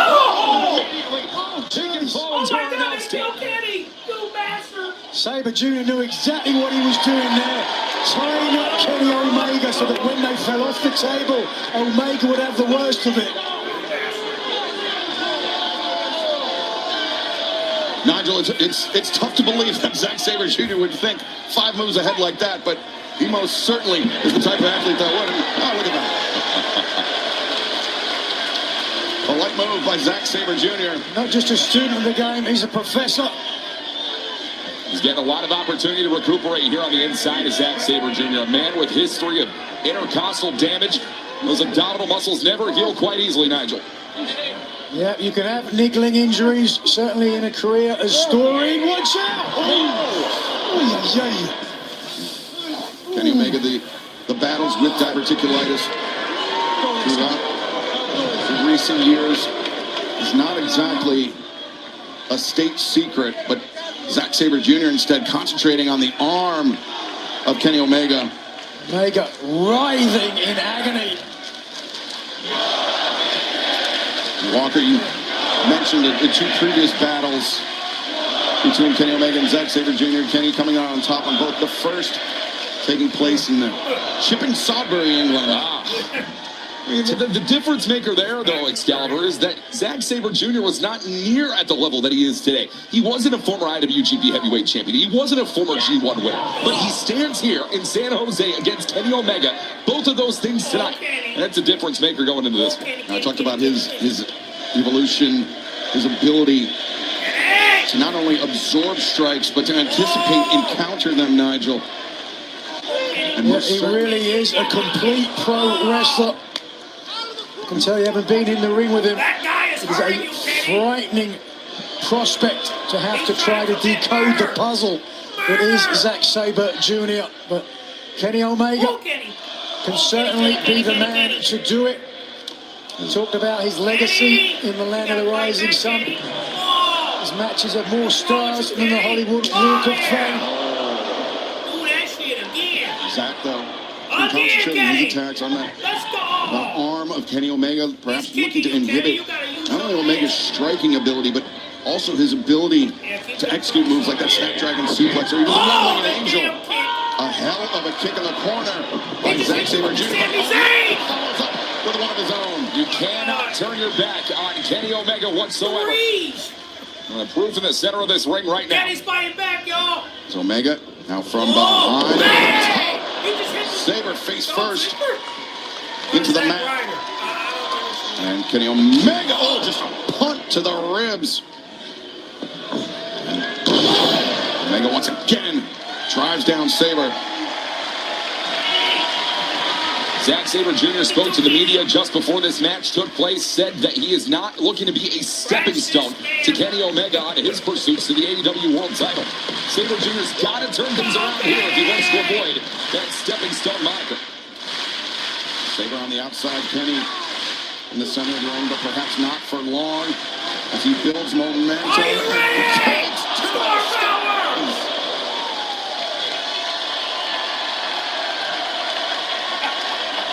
Sabre dealing with that abdominal injury. Damn, Kenny. That abdominal injury, gentlemen, that cost Zack Sabre Jr. the IWGP heavyweight title against Konosuke Takeshita last year. All-star Kenny. And certainly very well could cost him here against Kenny Omega.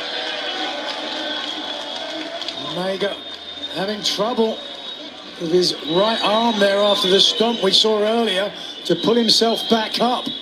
So certainly we are seeing the human game of chess play out here. Sabre struggling to his feet. Omega perched on top. Kick sends Sabre reeling across the ring. A couple made. Near leg is hooked, but Sabre able to escape. And Nigel, pinfall attempts like that, great if you get it, but more often than not, you're forcing your opponent to expend energy. That's exactly right. This game sometimes can come down to who's got the longest, the biggest gas tank. And here, tying up. Ooh, a neck breaker. Neck breaker, and you see Sabre immediately clutching the himself as a trap or the neck, either way.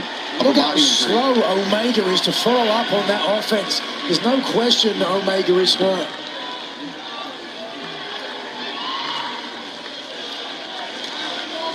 Omega perhaps lining up a V-trigger for Zack Sabre Jr., though. Should be burning some daylight. Oh, Sabre. Ready for Omega. Never give Zack Sabre Jr. a limp quite the way Kenny Omega did and survived. Omega didn't intend to, but he put himself in harm's way in the jaws of the lion, and that lion is Zack Sabre Jr. Nice escape by Sabre. Back elbow catches Omega. I believe on the eye. It really is a battle of two styles. Which of the competitors can bring the match to their style? If it's technique, Zack Sabre Jr.'s match to lose. But if Omega can strike, can throw, can keep moving, and most importantly, keep Zack Sabre Jr.'s hands off of his body, Omega could leave the victor. Uppercuts. Strike. Sabre dropped the hands for a moment. Omega. Sabre Jr. lured Omega into his world here tonight, and it could be over here. Zack. Omega looked for that a couple of times, this time hit it. The Snapdragon executed by Omega, but was it delivered with the force we typically see from Omega, Nigel? Unlikely with the damage to the right arm that we saw earlier. This match is rapidly becoming a war of attrition. But Walker, likewise, the neck injury, the apparent neck injury of Zack Sabre Jr., a developing story to keep monitoring. And that damage to the neck is going to make it very difficult to hit that Zack driver. It's the way that Sabre Jr. won the G1, won the IWGP Heavyweight title, and has to defeat Kenny Omega with tonight.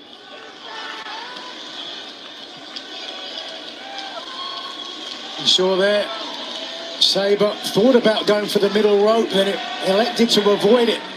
Doesn't want to get caught with a V-trigger. Another Snapdragon as the momentum continues to build for Omega. The body of Sabre Jr., former IWGP Heavyweight Champion, just folding up like an accordion.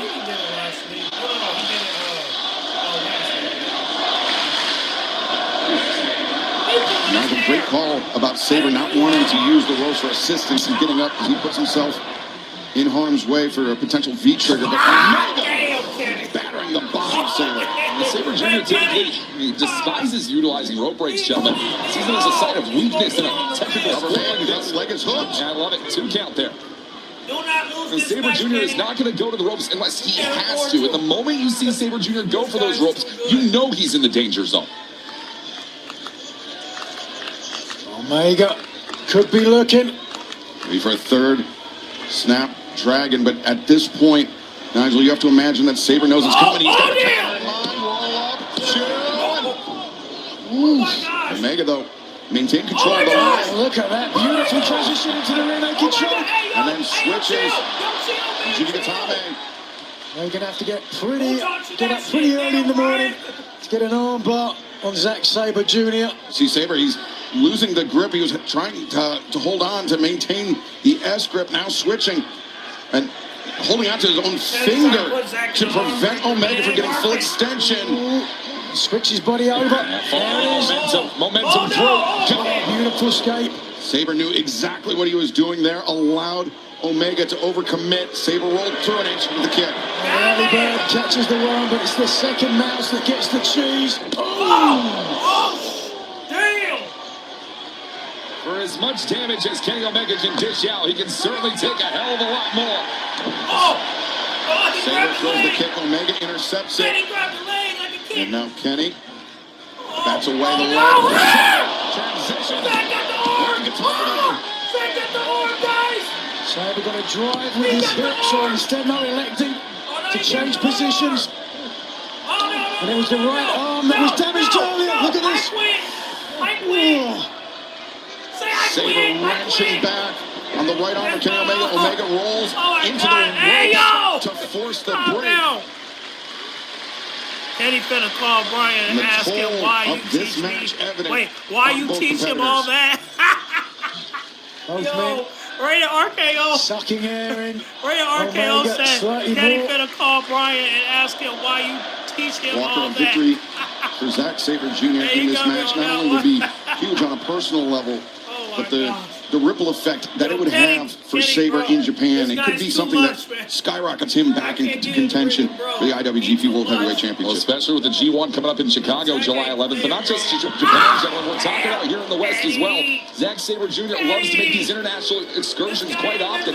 Who's to know the next time we'd see him here in AEW? There's a poise in a methodical way that Sabre is moving forward at this point. He knows he has the advantage. He knows he has his opponent hurt, but he also realizes that if he gives Omega the opportunity, former AEW World Champion will capitalize and potentially could take the title, could take the match from him. Oh my God, this match is awesome. Oh! Sabre absorbed the contact, comes around. Just like this, Omega gave it in. Sabre Jr. took the leg right to the back of the neck. Goes Omega on that shot there. Omega took two to give one, but it was the one that gave him the upper hand. Now, could not hoist Sabre up. That right arm is torn to shreds, courtesy of the best technical wrestler in the world. Now, high boot delivered into the jaw. Omega, a second, that one to the arm. And for the fences and connects with that one. And follows up as he should. I'm getting flashbacks. The O2 Arena last year. Nailing Zack Sabre Jr. with a lariat like that. My shoulder still feels it.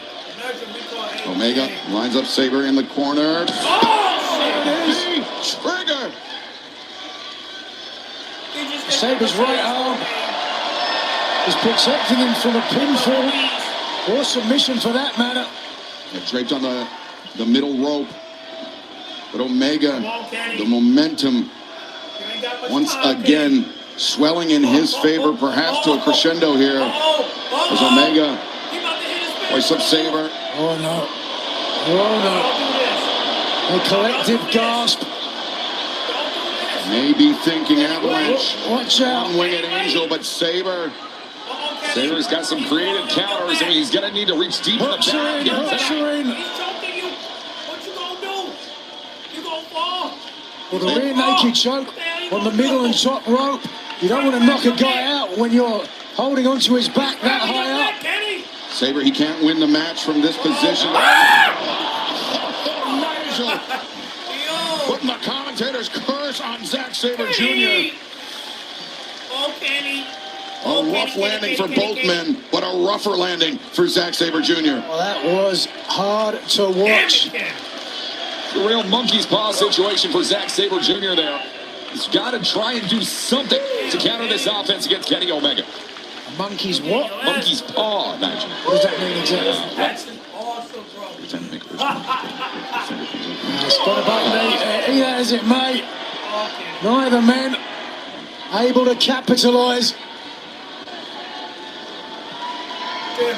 But it is Omega, the cleaner, the best bout machine, back to his feet, poised to strike.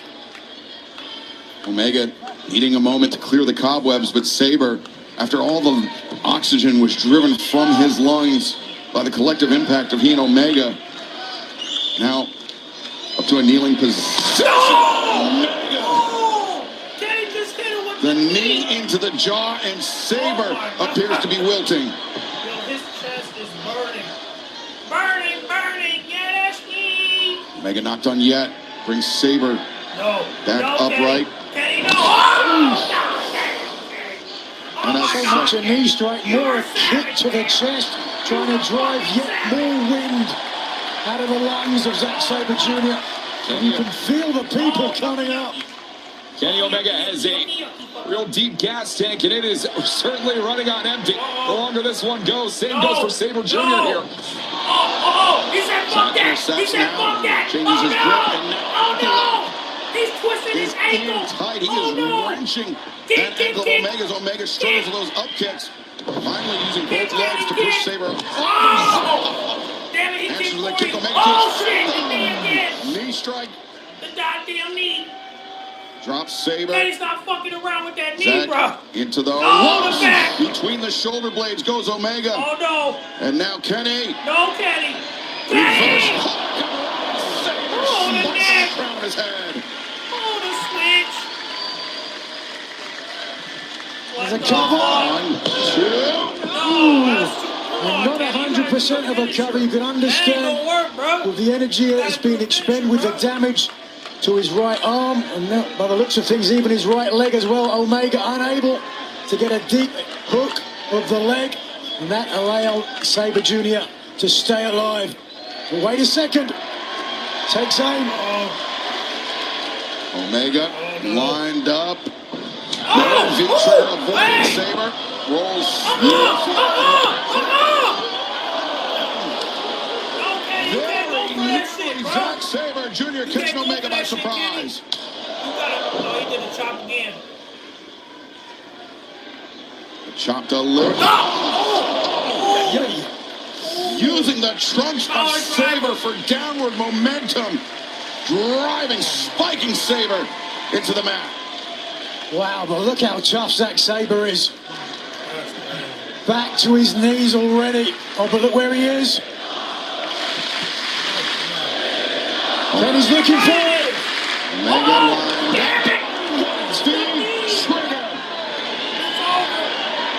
They just hit the knee on Zack. It's over, Saber, bro. bleary-eyed, brought towards the center of It's the over, ring. bro. Oh, no. He about to hit his Oh, no. finisher. One, wait, no. Zack like, fuck Saber. that. You went like this there. Oh my God, I thought it was gonna be it. Saber Jr. nearly He stole grabbed the one of the arms, best too. belt machine. Here we go.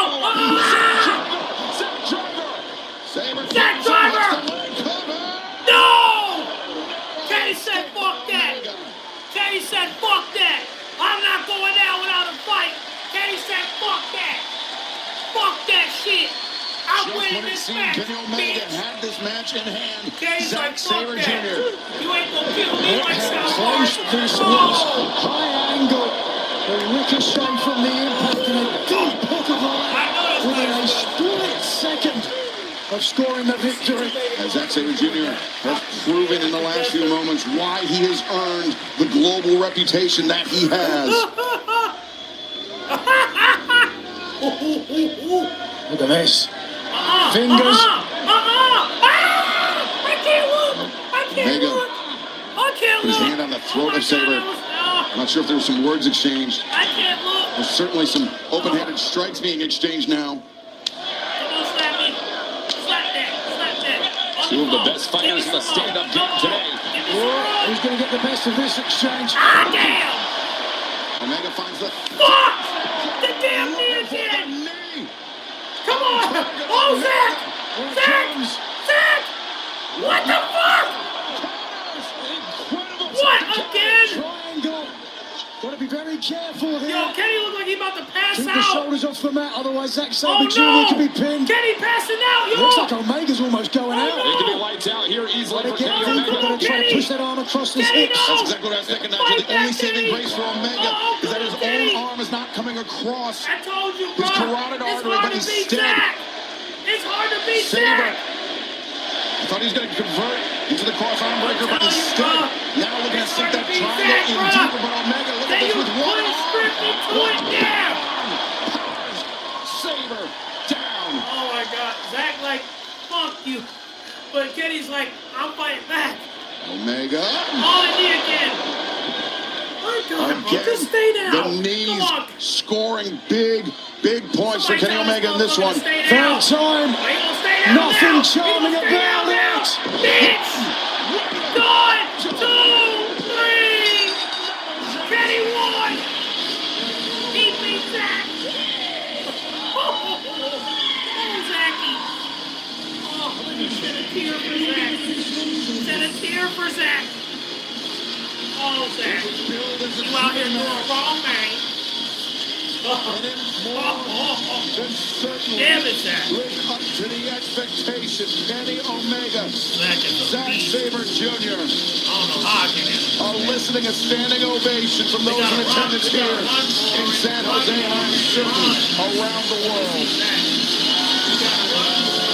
Pro wrestling is an art form. That was a masterpiece. All the credit in the world to Zack Sabre Jr., the man who issued this challenge, fought like hell, and through it all, it is Kenny Omega, whose hand is raised in victory tonight at Forbidden Door.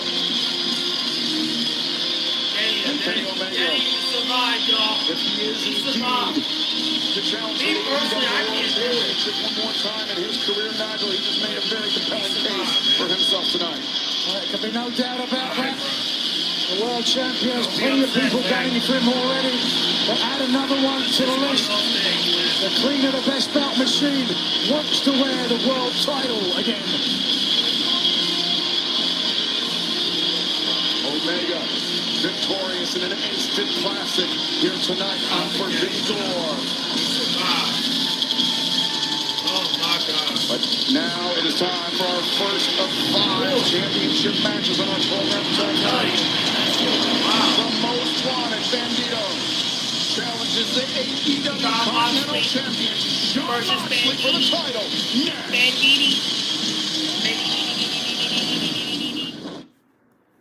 Bandito lining him up for the 21. Flexes Brody the tope. 2, 3. Bandito takes it. Hey, we won! We won! We beat the Death Riders! Tranquilo. You want a shot at the Continental Championship? No. Brody King, no Death Riders. Mono. Jon Moxley puts his AEW Continental Championship on the line against Bandito. Might go down sometimes. We don't stay down. Shoot this shot, compadre. Let's go in!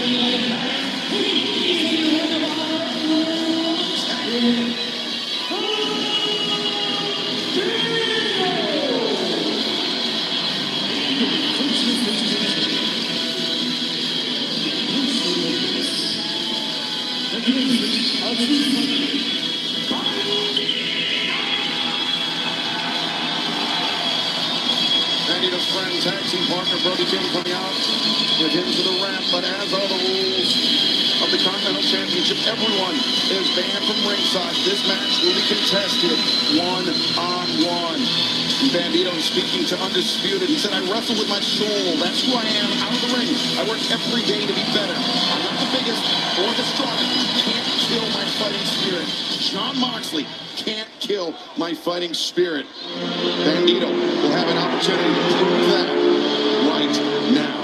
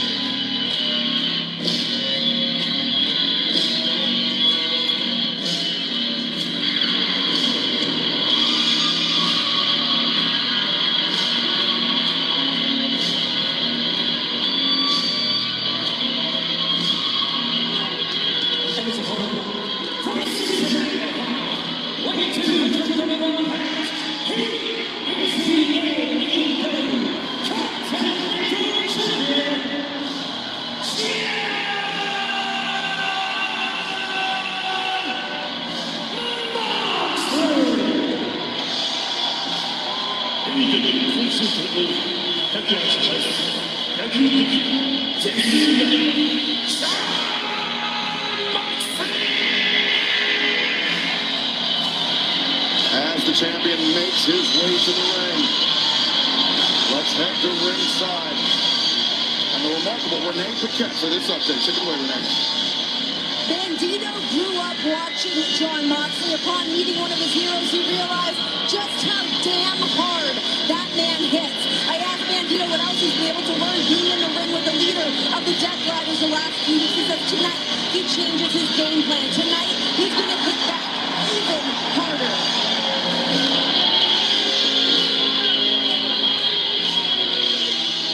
A hard-hitting matchup expected from both champion and challenger.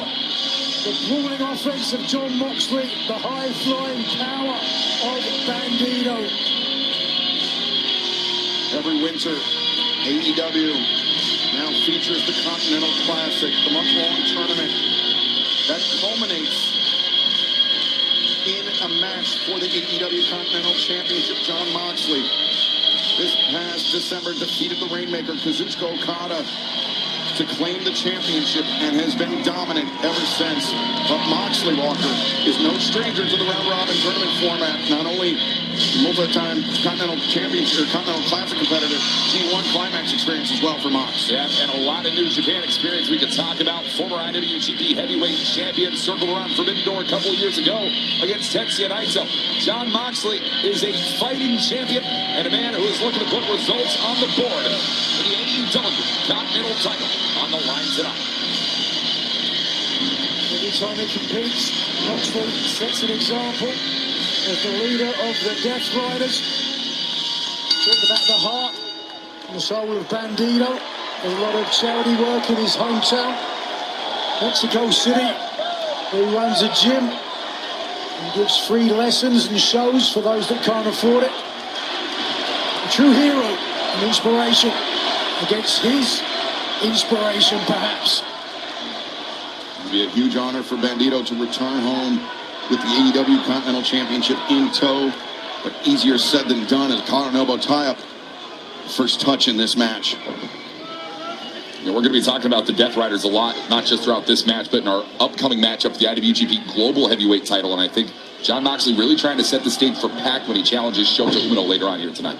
Shota Umino, former protege of Jon Moxley, by some accounts, the very first Death Rider, but he was cast out, not so gently, by Gabe Kidd 2 weeks ago. As Moxley breaks down the vertical base of Bandito to the mat. Bandito, though, up into a bridge. And Nigel allowing himself to pivot around and then find his feet. Yeah, creating a little bit of space from the Continental Champion as Moxley, I don't want to say apathetic, but very cautious, very slow-moving and methodical. He knows how capable Bandito is when the pace quickens. We'll see what he does with this. He takes aim. Well, Nigel, correct me if I'm wrong, but I don't know Jon Moxley to have much experience in the world of Lucha Libre. You know, you might be right there. And Jon Moxley has competed in Mexico. But wait a second. Most of the time when he's competing in Mexico, it resembles more of a Death Rider match than it does something you'd see on a typical Friday night in Arena Mexico. That speaks to Moxley and his MO. Whatever match he's in, he tries to make it his style of match, and that's a smart decision from a veteran. Side headlock taken. Bandito comes in, the shoulder tackle. Moxley allows the challenger to just basically bounce off of him. Moxley splits the uprights.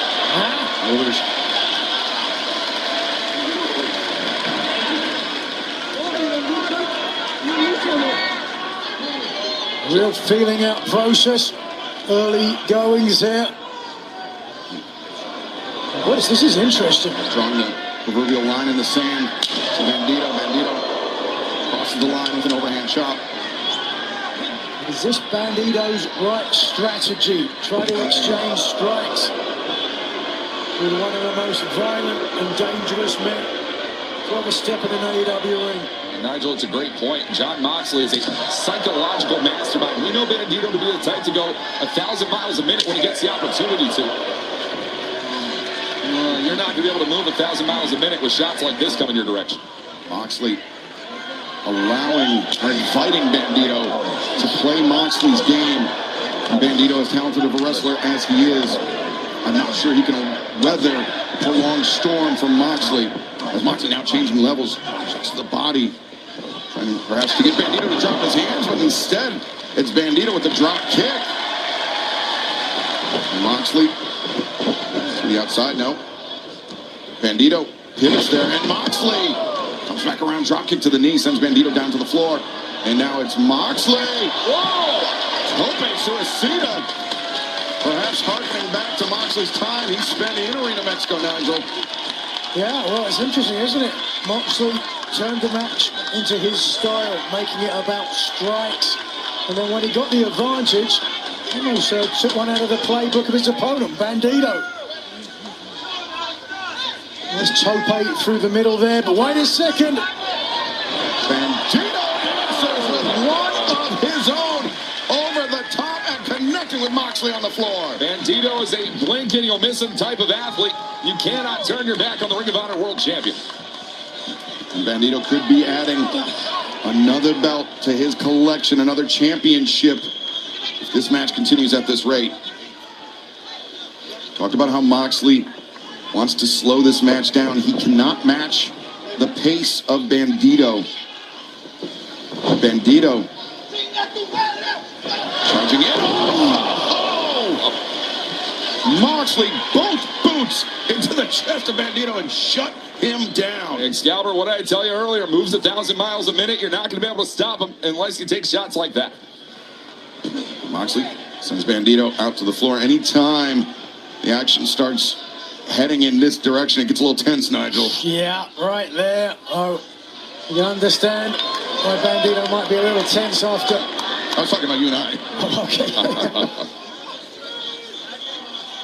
Okay. Either way, the tension is beginning to rise. Oh, now what's Moxley thinking of it yet? Pile driver on the steps, we've done it before. Yeah. Moxley employed this before, the pile driver on the steps. If Moxley is able to land this. Por favor, no, Morelos. And Bandito has been sucked right into the Death Rider playground, and now Jon Moxley has no problem taking the attention back inside the ring. And even though this is a Continental Championship match, everyone is banned from ringside. Nigel, Jon Moxley there, as vicious as it was, simply employed a part of the environment here. Yeah, to his benefit. And look at Moxley now. If he's just staying warm, limber, having fun. And referee Aubrey Edwards on the outside conversing with Bandito, seeing if he is able to continue. After, oh no, Bandito. Bandito there. Yeah. The steps opening up a laceration on his head. Can't tell if it's above the mask or, oh no. Moxley biting the head of Bandito. Moxley was intimating that there was something in the air. There certainly is. And now tearing at the mask of Bandito. I can tell you from experience, gentlemen, that if the wound is inside the mask, that is worst case scenario for Bandito, because then it starts bleeding down into your eyes more freely than the other way around. Jon Moxley has long been considered a sick, twisted bastard. The proof is on your television screens as we speak right now. Moxley now tearing at the mask of Bandito. What the hell is this? You gotta be kidding me. And of course, in Mexico, this would result in instant disqualification for Jon Moxley. However, that is not part of the rules here in AEW. Jon Moxley's a man with no compunction, no boundaries whatsoever. It's that dark charisma that has enticed many people to follow him in the Death Riders. Bandito struggling to get upright, and perhaps will have to struggle keeping his mask in place as well. It's a battle that he cannot afford to fight on two fronts, Nigel. It really weakens the Ring of Honor World Champion. A luchador's mask is sacrosanct. His anonymity, some would say, it gives him his power, his strength, his belief. But I mean, it's not just about that, Nigel. It's also about respecting tradition, not just of Lucha Libre, but of Mexican heritage, Mexican culture. And it's something that Bandito is very proud of, but something that Jon Moxley perhaps is looking to take away from his challenger. Bandito, actually a fourth generation star. Here's a cover. No. Instead, Moxley just lining up those knuckles targeting that laceration on the head of Bandito. I truly believe somewhere in the mind of Jon Moxley, he's thinking that Bandito would make a hell of a Death Rider in a different universe. But Bandito has chosen, a walk of life that looks nothing like this. There's no reason that Jon Moxley needs to be laying in these egregious shots here. Using the forearms, the elbows to try to widen that laceration and force more blood to leave the head, the body of Bandito. I think it was perhaps the respect that Bandito had for Jon Moxley that led him to follow the breadcrumbs, if you will, to this type of match. He's given Moxley a clear advantage.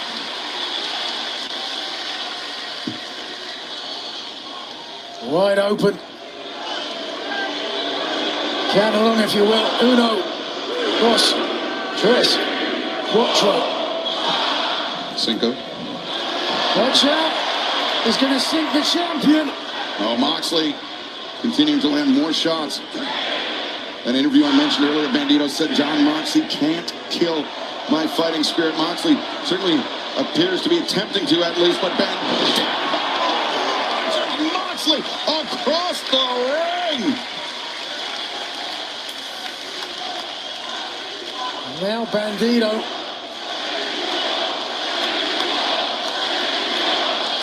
As he was being willed on by everybody here in San Jose, instead of being able to follow up, first watch the impact. But what you didn't see is after that, Bandito slow to follow up because he had to adjust his mask to try to protect his anonymity. But Moxley, once again, using those elbow strikes to the top of the head and biting. Come on! This is disgusting. Well, that's the man that the AEW Continental Champion is. He's an animal. It's a pig. Bandito. The sky twister from Bandito takes Moxley down. Bandito follows up. Now as the pace quickens, Moxley finds himself on the defensive. Bandito.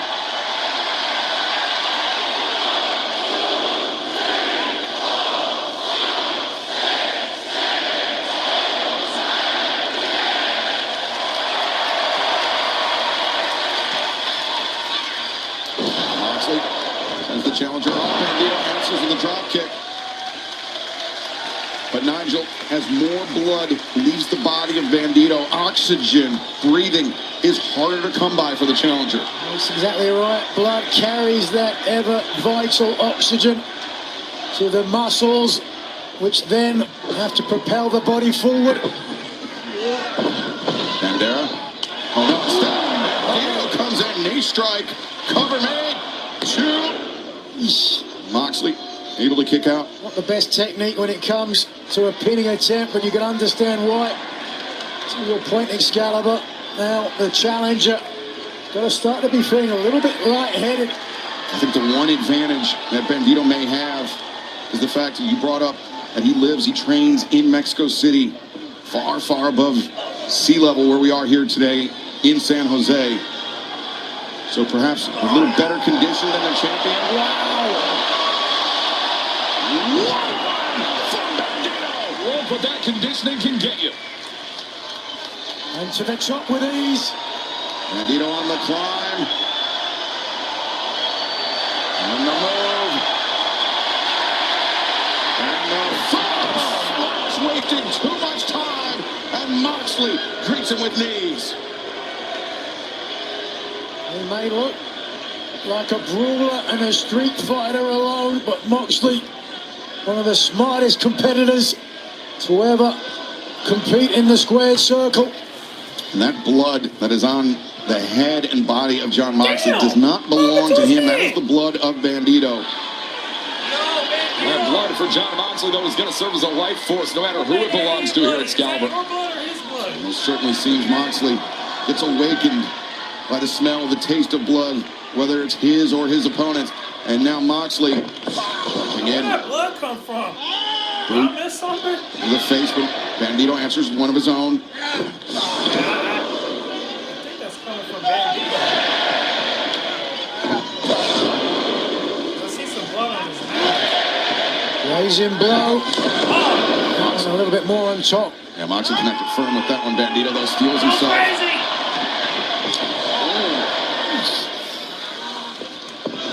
Go, Yankees! And suplex. Bandito with an opening.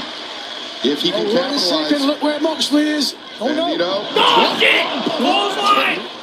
Got knocked out of his boots by John Moxley. Now Moxley, the double underhook. Death Rider! Riders. 1, 2. Oh, he kicked out! Bandito's like, we don't know! Oh, yeah, he bleeding. Talk about the spirit of Bandito Bandito. bleeding. It's on display tonight in San Jose. Let's take another look. That high impact.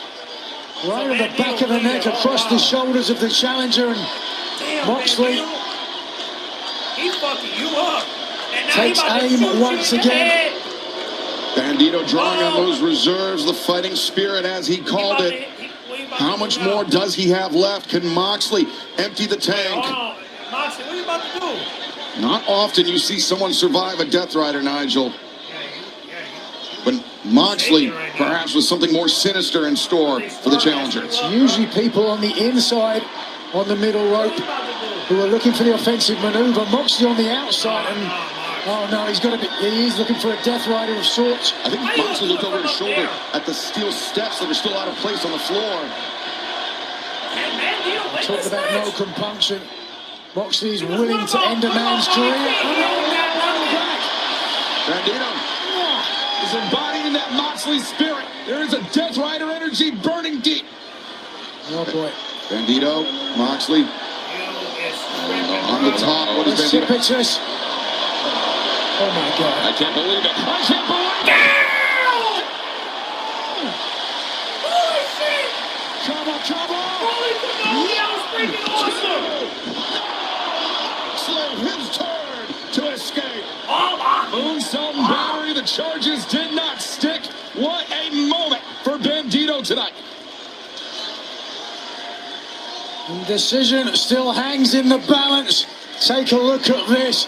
A big risk, but it certainly paid off with a big reward. The body weight of Bandito driven into the ribcage of the champion. And meanwhile, John Moxley doing what would otherwise be natural, pulling himself up with the assistance of the ropes, but in doing so, puts himself in jeopardy. I believe the blood from Bandito caused him to slip over the body of John Moxley. Now Moxley dragging Bandito to the ropes. Boy, Bandito counters. The roll up, the rope throw. No! Transitions He got him! around. He got him!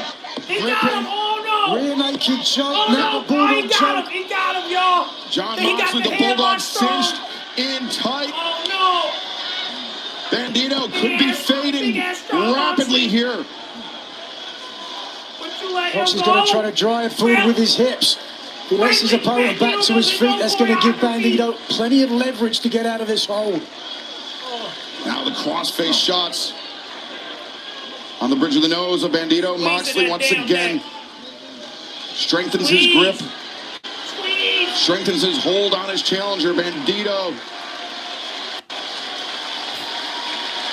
We could be witnessing that fighting spirit fade and be extinguished by John Moxley. But look at Bandito, though, carrying the weight of the champion. The weight of the world on the shoulders of the challenger here tonight for the Continental He's not title. giving up. He said, fuck out of here. I'm winning this Bandito match. somehow, some way carrying But can you Moxley. win, though? That's the question. Well, trapped in the grip and now. Did you not realize That was what a you Hail just Mary did? shot for Bandito, but Did you Moxley's realize held what in you too just tight did? here. That's the Incredible Hulk And that you're in the Bandito ring actually with. got tighter The in. Incredible Hulk. The full body scissors. You really thought it was that easy? You really thought it was that easy? No, it wasn't, motherfucker. You should have known. You should have known. You can't escape.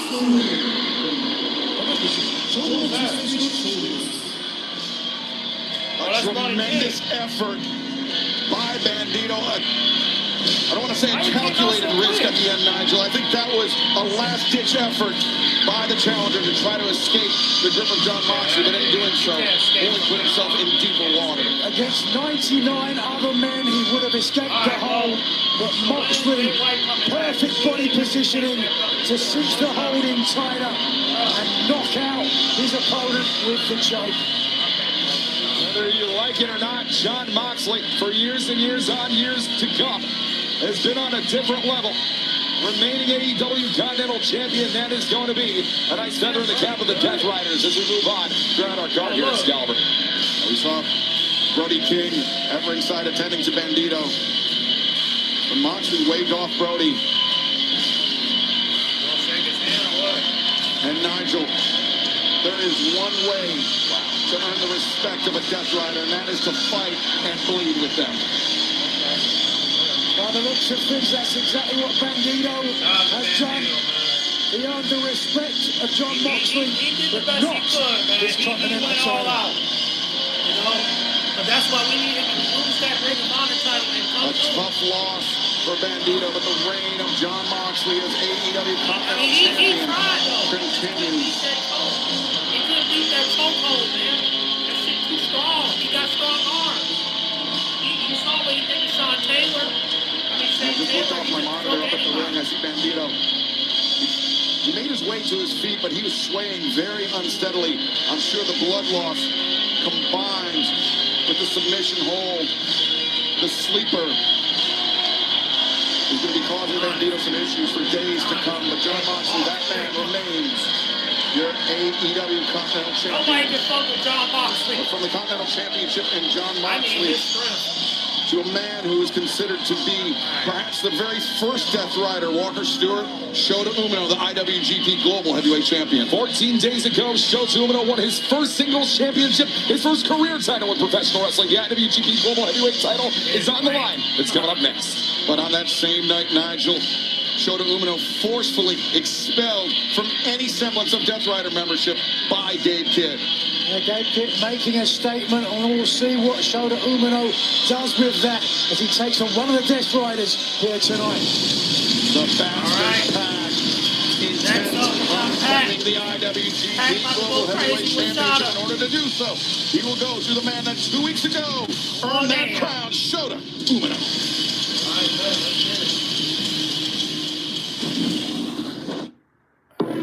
Shota Umino, New Japan Pro Wrestling. I hope you got the message that Gabe sent to you. Wait a second. Oh my God, what the hell? This man betrayed that lion, Mark. And I bet you want revenge, don't you? I call me the message from the Death Riders. You were never one of us. It was a token because we stand on business.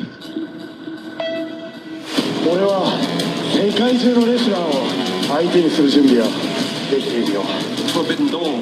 I'll be there. Why don't you be there? And come fight for your honor. And whilst you're at it, why don't you bring in our IWGP Global Heavyweight Championship for the ride? おいパック、Forbidden Door で会おうぜ。 If you have the balls, then I will help you comprehend why we do what we do.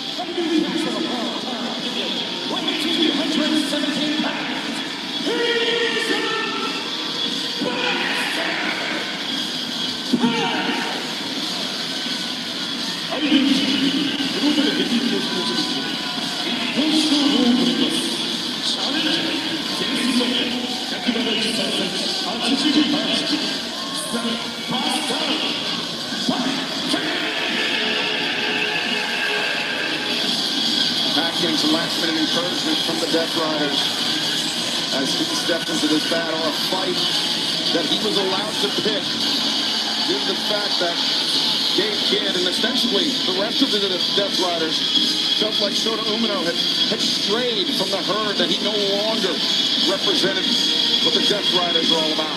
Well, you can say for years that Shota Umino hasn't exactly wanted to be a Death Rider. He's wanted to lead the main unit, the Hontai Force, in New Japan Pro Wrestling. But Shota Umino cannot shake these ties that he has to his past with Jon Moxley, the leader of the Death Riders. Gabe Kidd capitalizing on a very emotional weak point for Umino, just off the back of his career high back 14 days ago when he won that title. Tonight, here at Excalibur, we will see Pac challenge Shota Umino for the IWGP Global Gold.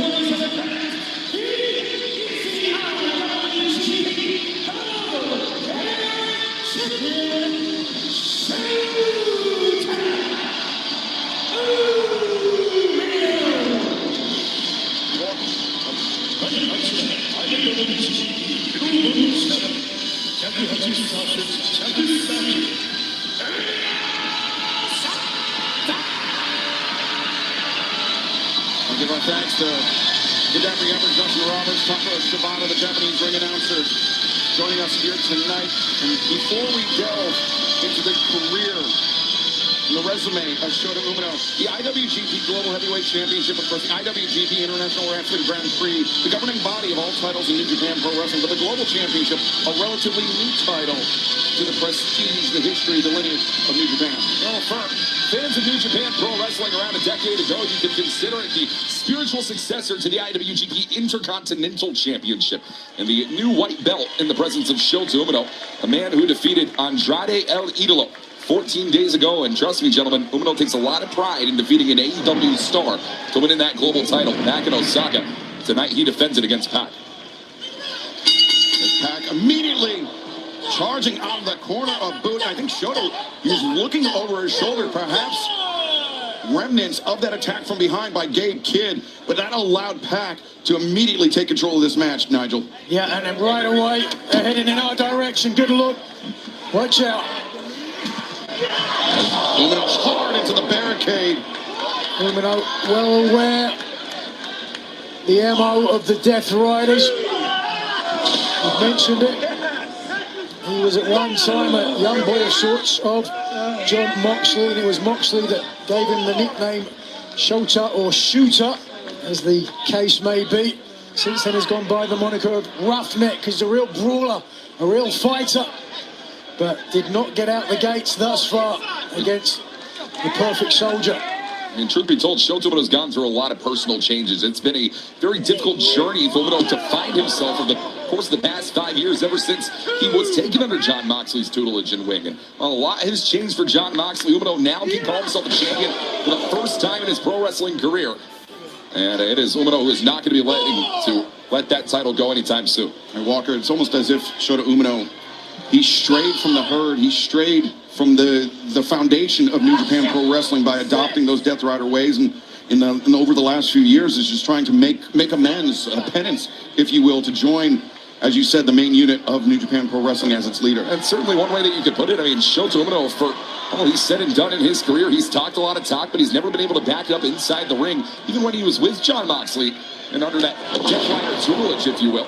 But all of that changed 14 days ago, and Gabe Kidd putting that attack hit on Shota Umino after Umino pinned an AEW wrestler in Andrade El Idolo. I think that Gabe Kidd, there's like a cover here, lateral press. I think Gabe Kidd is a man who was flying the lion mark high and prideful in New Japan, and now is saying, I'm AEW born, I'm AEW bred. I mean, it's been a total change in perspective all across the board here. And Gabe Kidd, the consummate mercenary, he will go to wherever the prize is richest.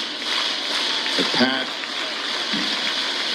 he's a man who, albeit at different times, almost a cracked mirror version of the pro wrestling journey of Shota Umino. Of course, Pac, growing up in Newcastle, spent large portions of his career in Japan competing, learning the style. Likewise, Shota Umino, born in Japan, spent large portions of his career, I believe it was almost 5 years that he spent competing in the UK.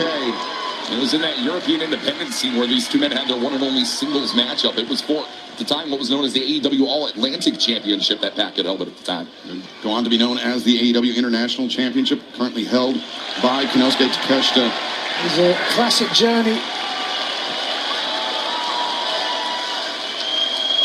A classic journey for Japanese stars to head overseas. The great Satoru Sayama, Jushin Thunder Liger, spending plenty of time in the UK as well. But right now, this is getting into a real strike fest. A battle of wills. Umino out of the corner and instead turns things around on Pac. Elbows, chops, chops. And the one and only time these two met in the singles capacity came in 2022 for that former All-Atlantic title, now the international title. And I mean, Shota Umino and Pac, for all that's been said and done here, Excalibur, they've changed so much over the course over those 4 years. Very much so. I mean, Pac is, of course, a former All-Atlantic or international champion, two-time former AEW World Trios champion. He's a man that has never held gold in New Japan Pro Wrestling, and now is his opportunity to do so. Right now, fisherman suplex, nice grip by Umino. And Shota Umino, Walker, is a man that has grown up around the sport of professional wrestling ever since a very young age. Yeah, second-generation star. His father, referee Red Shoes Uno, over in New Japan Pro Wrestling, and Shota certainly has pro wrestling in his blood. And that is something that Gabe Kidd has certainly ripped on a little bit whenever he put that attack in back in Osaka 2 weeks ago. Back body drop attempted. Shota counters. Very nearly caught Pac sleeping there. Yeah, you gotta watch Shota Umino, this explosive offense you're gonna see, and keep your eye on this one. Head to apron connection. That is a Shota Umino staple right there, gentlemen. And coming out flush here tonight in San Jose. Pac might need some staples in the top of his head. Planted firmly on the ring apron by Umino. Not just like a regular DDT, but the weight of Umino coming over the top and then the added momentum of going all the way down to the floor. It's a lot you can talk about between Shota Umino and Pac in terms of experience differential. I mean, the one tour that Pac did in New Japan in 2012, Shota Umino hadn't even started his pro wrestling career. I mean, that is the levels of experience we're talking about here for the challenger. The official up to 7 here. Walker, to your point, Pac with more than double the in-ring experience. And you can see, I mean, we're looking at it right now, Excalibur. Taking it back to the outside, getting right into the mental of Shota Umino. But now you know what this tells me, that Pac, I think he got his bell rung by Shota. Definitely a possibility. Slowly. Ring-a-ding-ding. Goddamn. The drop kick by Shota sends Pac hard into the barricade. You can see how far that barricade moved due to the impact. Oh no. Top of the head. Randy Orton. A lot of head and neck trauma from Umino to Pac, and that's going to set up beautifully for that second chapter, the Northern Lights bomb that Umino used to put down Andrade 2 weeks ago for the title. Randy Orton DDT. Just watch this. It was Pac back-tailing and then straight driven.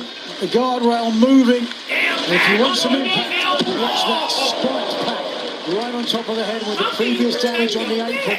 The Death Rider is hurt. Can he come back? Somebody help him.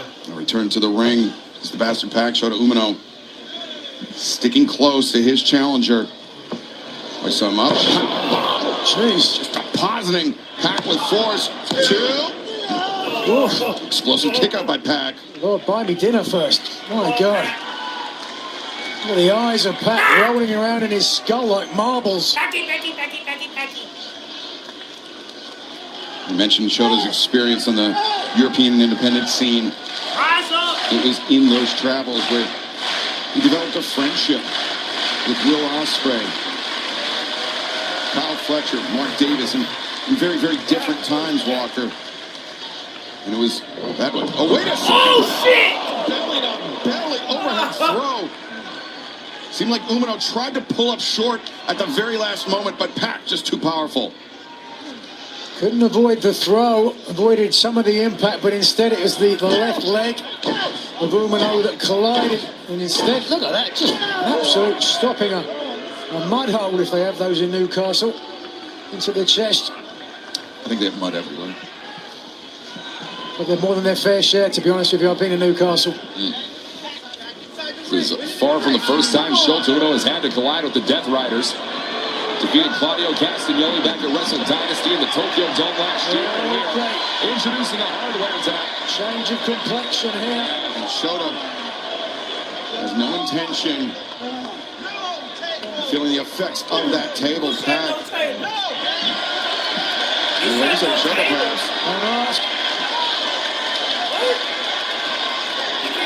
gentlemen, being warned by referee Paul Turner. And Walker, as this is an IWGP Global Heavyweight Championship match, it is a longer count instead of the standard 10 count on the floor on AEW. Japanese style 20 count inside or outside the ring, rather.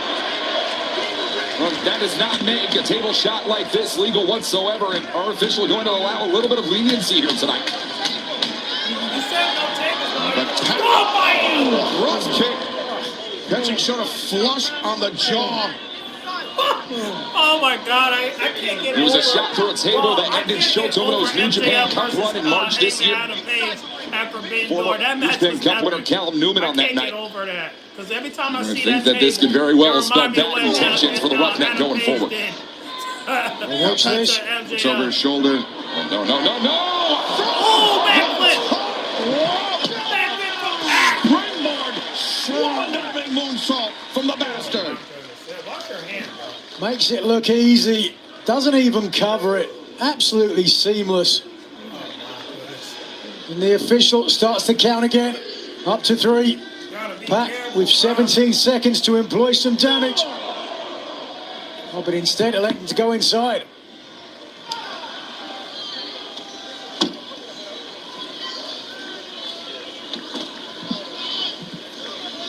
Now Umino, the champion, struggling here as Pac has swung the pendulum of balance in this match into the favor of the challenger.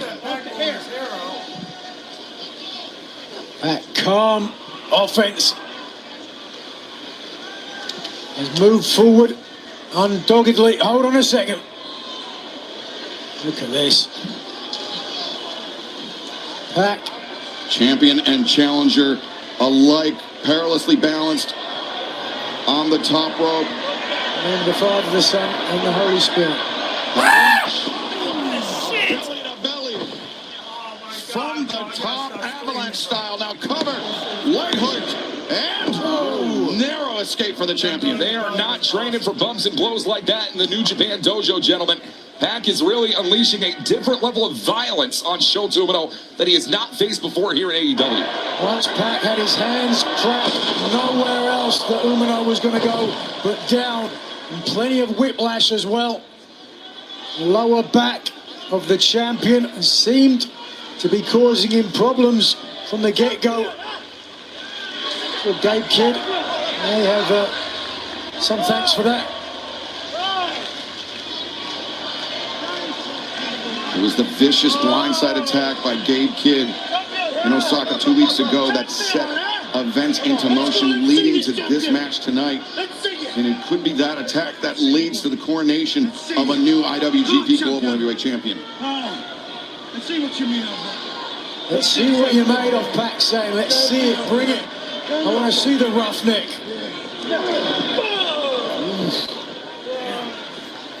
For a long time, certain vocal members of the New Japan roster, Gabe Kidd notably, said that Shota Umino was a poser. That he was only in this position because his father was a referee for New Japan Pro Wrestling. Shota Umino is on a mission to prove tonight that he is bound and determined to be a top champion all over the world for as long as he damn well pleases. Umino with an opportunity to prove that he is his own man. That's hard, though. That's a difficult thing to do. Really got caught flush there. With that red boots, red lips on the part of Umino now.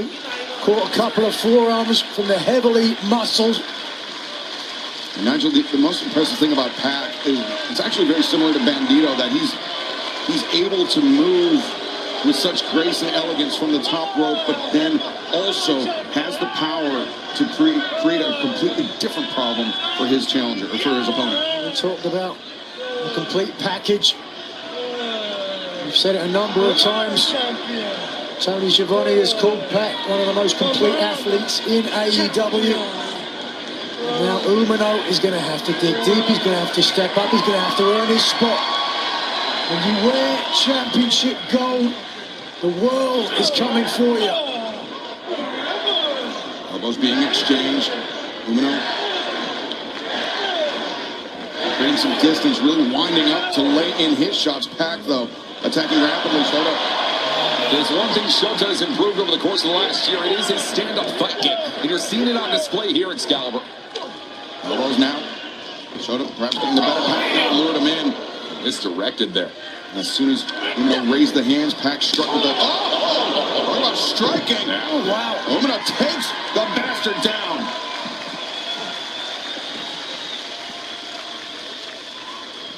Both champion and challenger have got their kill shots in, and neither has been able to secure victory. Umino charging in, Pac ready for it. Release German suplex, but Umino rolled away from momentum through, charges in again. Pac second time, Umino up to his feet. And a spirit on display, but spirit can only carry you as far as your body lets you. Now Pac hoists Shota up and... Oh no! Damn! Oh my God.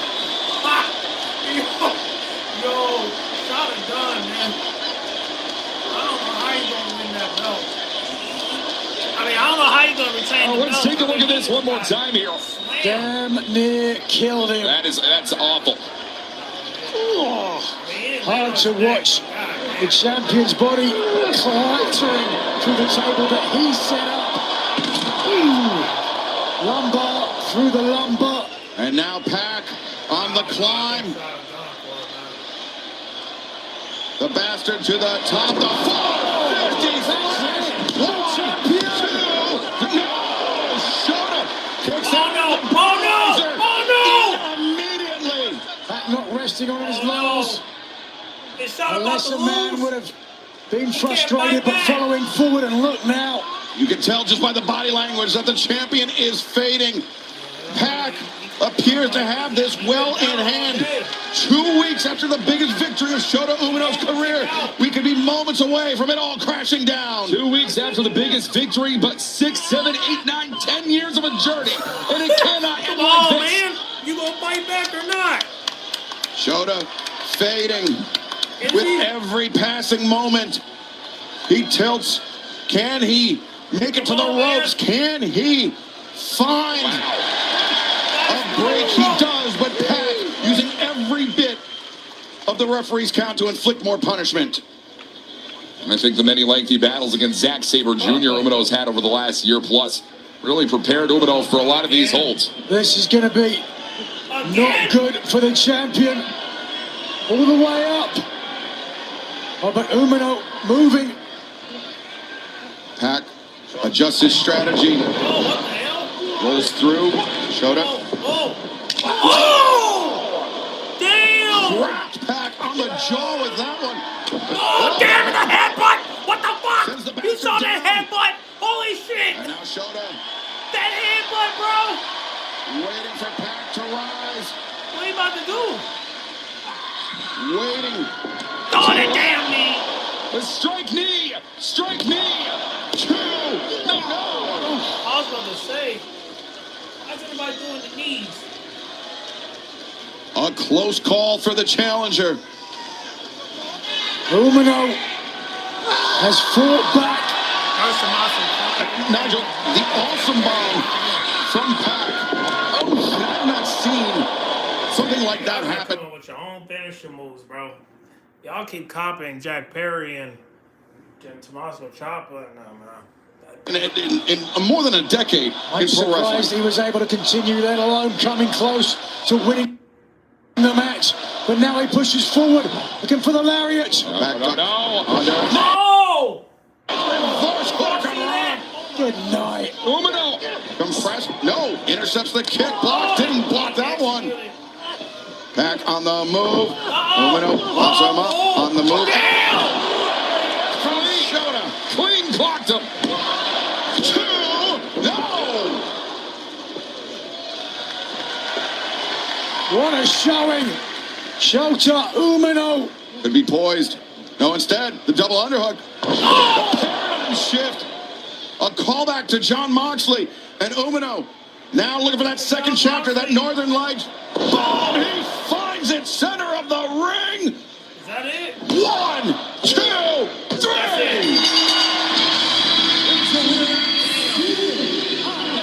I thought Pac was going to win this one.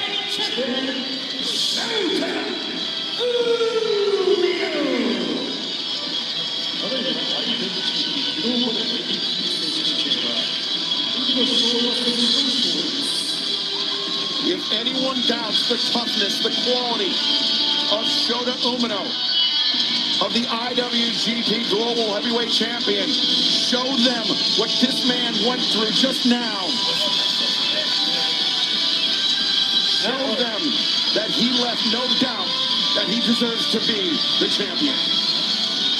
The first defense for any new champion of the sport of professional wrestling is always the hardest hurdle to climb. Shota Umino has managed to overcome the hurdle of Pac and the Death Riders. You have to know somewhere lurking in the ranks is Gabe Kidd. And Shota Umino is going to have his eye turned in every single direction. Coming up soon. And I'm not sure the champ realizes it, but Marina Shafir and Jon Moxley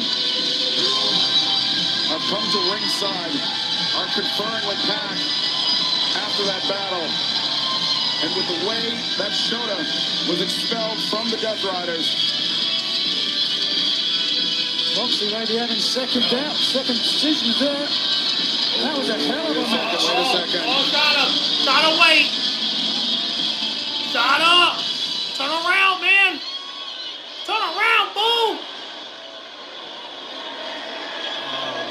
The mentor, the protege. Oh, don't tell me. Their first time meeting in a number of years.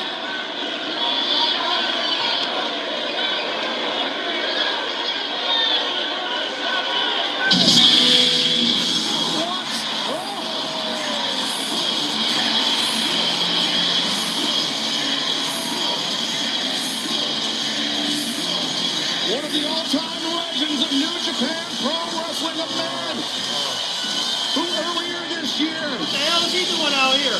wrapped up a Hall of Fame career. I thought that was Jay White. Tanahashi. We knew the ace of the universe Man, a had to lot be in of the weight. building here tonight, gentlemen. He had no idea he would make such a public expression tonight. Hiroshi Tanahashi is live in San Jose. I love it. I don't know why he's out Whatever here. Jon though. Moxley had in mind for the man he dubbed Shooter, Shota Umino, we will never know as the Death Riders making themselves scarce as the ace takes center stage. I mean, gentlemen, let's not forget Hiroshi Tanahashi, the ace of the universe, is a man who heavily influences the match cards in New Japan Pro Wrestling. And I saw that look Tanahashi just gave the Death Riders. It would not shock me whatsoever to see another global heavyweight title match come the way for that unit all the way across the pond at NJPW. Moxley and Tanahashi, the two men that were in the main event of the very first Forbidden Door. Now at very different places in their career, and Hiroshi Tanahashi, Walker, to my eyes, a great endorsement of the battle that Shota just went through to defend that title. Shota Umino has always wanted to be the second coming of the ace, but you do not manage to call yourself the ace. You prove yourself to be such. Hiroshi Tanahashi has put a high stamp of approval on the Roughneck tonight, live in San Jose, California.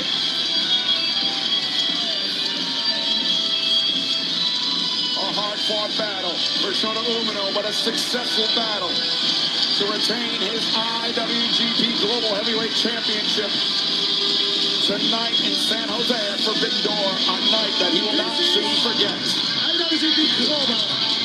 This is my first thing. See you soon. Up next, a match about pride, a match about respect, but a match filled with hatred and vitriol. It's a match for the AEW Women's World Championship. Where Starlight It's time, y'all. challenges Tekla versus Starlight presented by Kid. Dios Azul. Tequila Who's gonna is ride next. out in the sunset, y'all? Who's gonna ride out in the sunset? When I was in Japan, they used to call me the idol killer. Bitches! Bitches! Dumb bitches! I was an outsider, but at some point I just decided to make Stardom mine. I just couldn't take it anymore. I am declaring death to Stardom!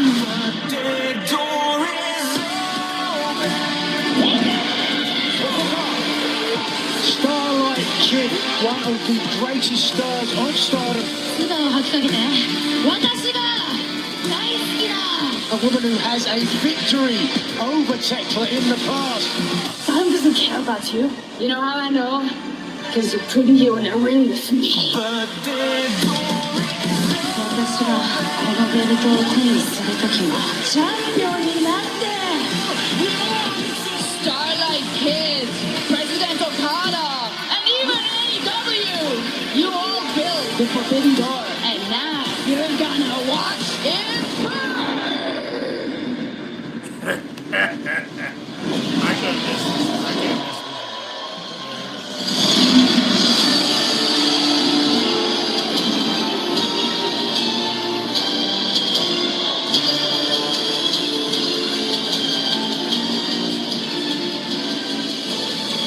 I know we got a tag team match. Then we have Mercedes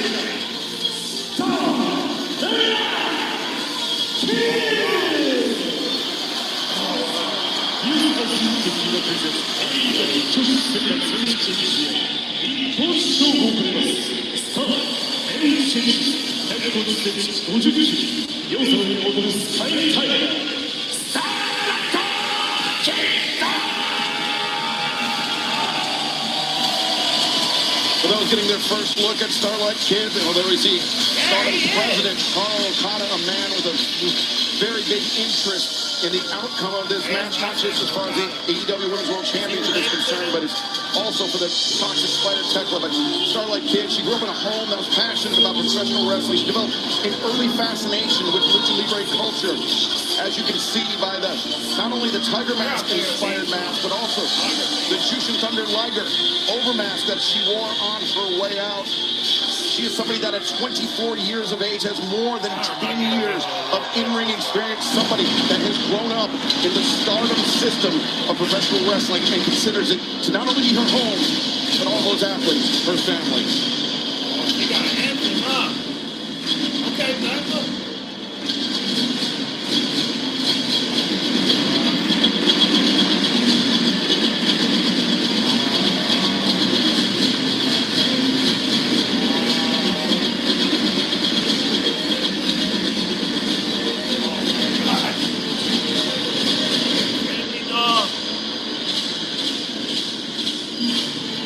Yo, Tekla got an entrance.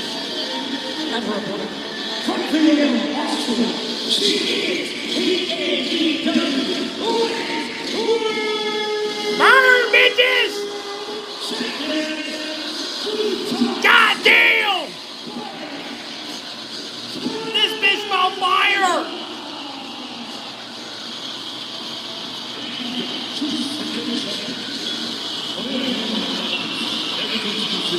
Tekla has grown on me as AEW Women's World Champion. When she debuted, the only thing I knew about her was that she was flexible. I know. Yeah. She's a freaky girl, you know what I'm saying? You know, she's freaky as hell, but I know all the gooners like that though. You know, they love a woman that's freaky. That's one thing I like about Thekla is that she is flexible, but she is freaky too.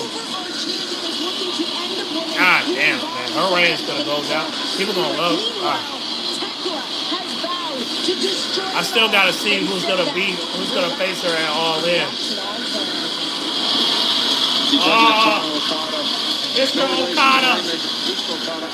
Not impressed with Thekla. But Tony, in her he's scared of bro. Thekla has established herself as one of the most volatile, violent women that has ever competed inside an AEW ring. Well, you got what you see with Thekla. There's no doubt about it. She is, I think she's an angry young lady. And she has, and Walker, it's great to be working with you. It seems to me that she, being Thekla, has turned her attention more to Okada and the Stardom promotion than she has the athletes. You can certainly say that, and it's a pleasure to be here, Tony, with you, because President Taro Okada, truth be told, has certainly been on the wrong side of Thekla after Okada fired Thekla in April of 2025 for disobeying orders, multiple attacks on Stardom staff, and even attacks on the president himself. Come on, fellas, let's talk about the elephant in the room. Okada is petrified of the AEW Women's Champion. And fans, we're excited to partner with Dios Azul Tequila here at AEW's Forbidden Door, crafted with premium blue agave and delivering a smooth, refined finish. Dios Azul is the perfect way to elevate your AEW experience for guests 21 and over. Now, trip attempted by the Toxic Spider Thekla. Hammer throw reversed to Starlight Kid. Very fleet-footed. And then we see an early look at the speed that sends the champion to the outside. Thekla, she began competing in Japan in 2018. At the beginning of 2022, she would join Stardom as a full-time roster member. But during her time in Japan, Thekla would spend time training in various Japanese dojos, and she felt that she received much harsher treatment, Walker, than her Japanese contemporaries. She felt she was almost singled out. I mean, a lot of people can feel that way as a foreigner, as an international star over in Japan. But I mean, for Thekla, it runs a little bit deeper because Tekla's not running around dressed in, sparkles and wants to do the cutesy idol thing. That is the sort of culture that Thekla has long seeked to destroy in the Joshi women's wrestling scene. And Thekla is certainly doing a number on Starlight Kid with that in mind. Well, Thekla did a great job of, after that drop kick by Starlight Kid, to go to the floor to rethink things and try to slow her down. Now, Thekla, you're going to attack the mask of Starlight Kid. Yeah. We saw what problems that created for Bandito, Nigel. And there's Jon Moxley. Very smart decision for Moxley, but right now Thekla has just fired up the dynamic Starlight Kid, who has said that she will try to get some revenge. Ooh! In the black sheep of the Stardom promotion. Oh, Starlight reverses it. And remember, in their two head-to-head meetings, Starlight Kid was able to defeat Thekla in both of those battles. That's a major reason why she stepped up to defend the honor of Stardom, the promotion that she considers her home, the only place in professional wrestling that she's ever known. And because of the 2-0, you can see that she seemingly is fighting for the promotion. The revenge you guys talked about is the revenge for Okada, I would think, as much as anything else. Starlight Kid certainly wants to represent Stardom as the only Stardom contracted woman to hold AEW gold. She has to be able to prove her ability to do so tonight against an old rival. Thekla bouncing the ropes from Starlight Kid. Drop kick sends the Toxic Spider careening to the floor. I'm surprised that Thekla did that. Almost invited Starlight Kid in, and Starlight took advantage of it. Kid on the move. But instead Thekla sweeps up the leg. And Starlight Kid is a dazzle and amaze type of wrestler. Loves to take to the skies. Thekla well aware of that fact. He's going to try and keep Starlight Kid as grounded as possible throughout this one. Very awkward landing for the Stardom competitor. The left ankle perhaps rolling. Very awkward landing indeed. And wait a second. Yeah, the Toxic Spider.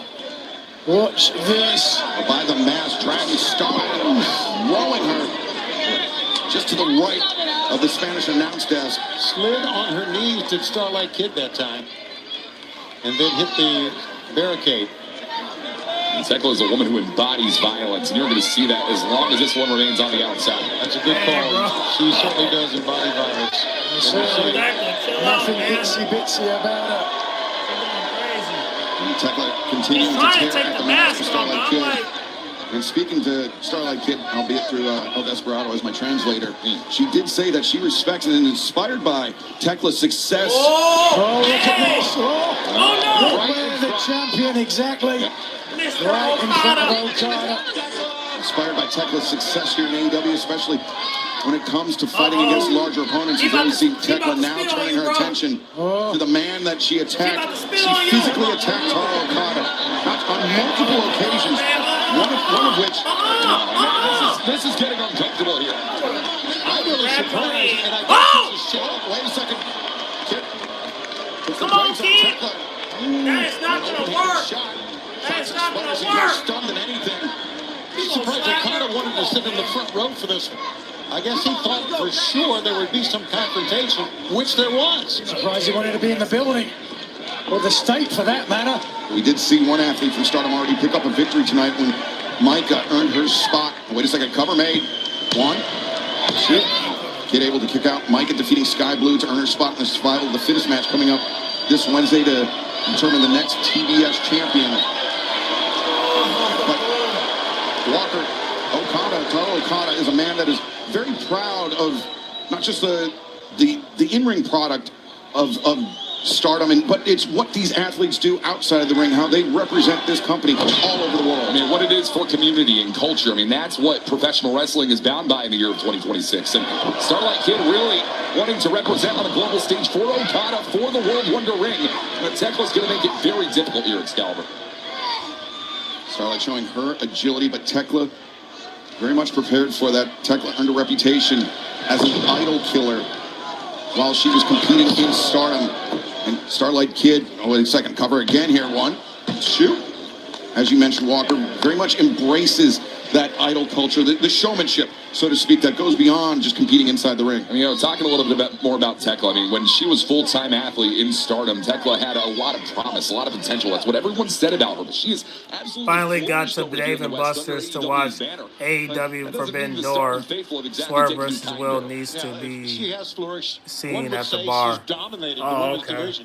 That's what's up. I haven't been at Dave and Buster's in a long time, but I'm glad you're watching it there. Certainly has, and but this is going to be a long pay-per-view, so I don't know how long you're going to stay, Rated RKO, but hopefully you can stay until the end. But right now it's 10:04 where I'm at, so I think we might not get to the main event until like 12 or 1 a.m. So I don't know how long Dave and Buster's stay open, but let's hope that you can watch it to the end. I know it's going to be a long pay-per-view, but hopefully you can hang in there. Otherwise, watch it at home. I hope you're having a good time over there, though. Nice standing moonsault from the start. I'm going to stay to the bitter end. Oh, okay, cool. Tiger feint kick and also top rope. Hopefully they stay open past 1 a.m. if it goes longer.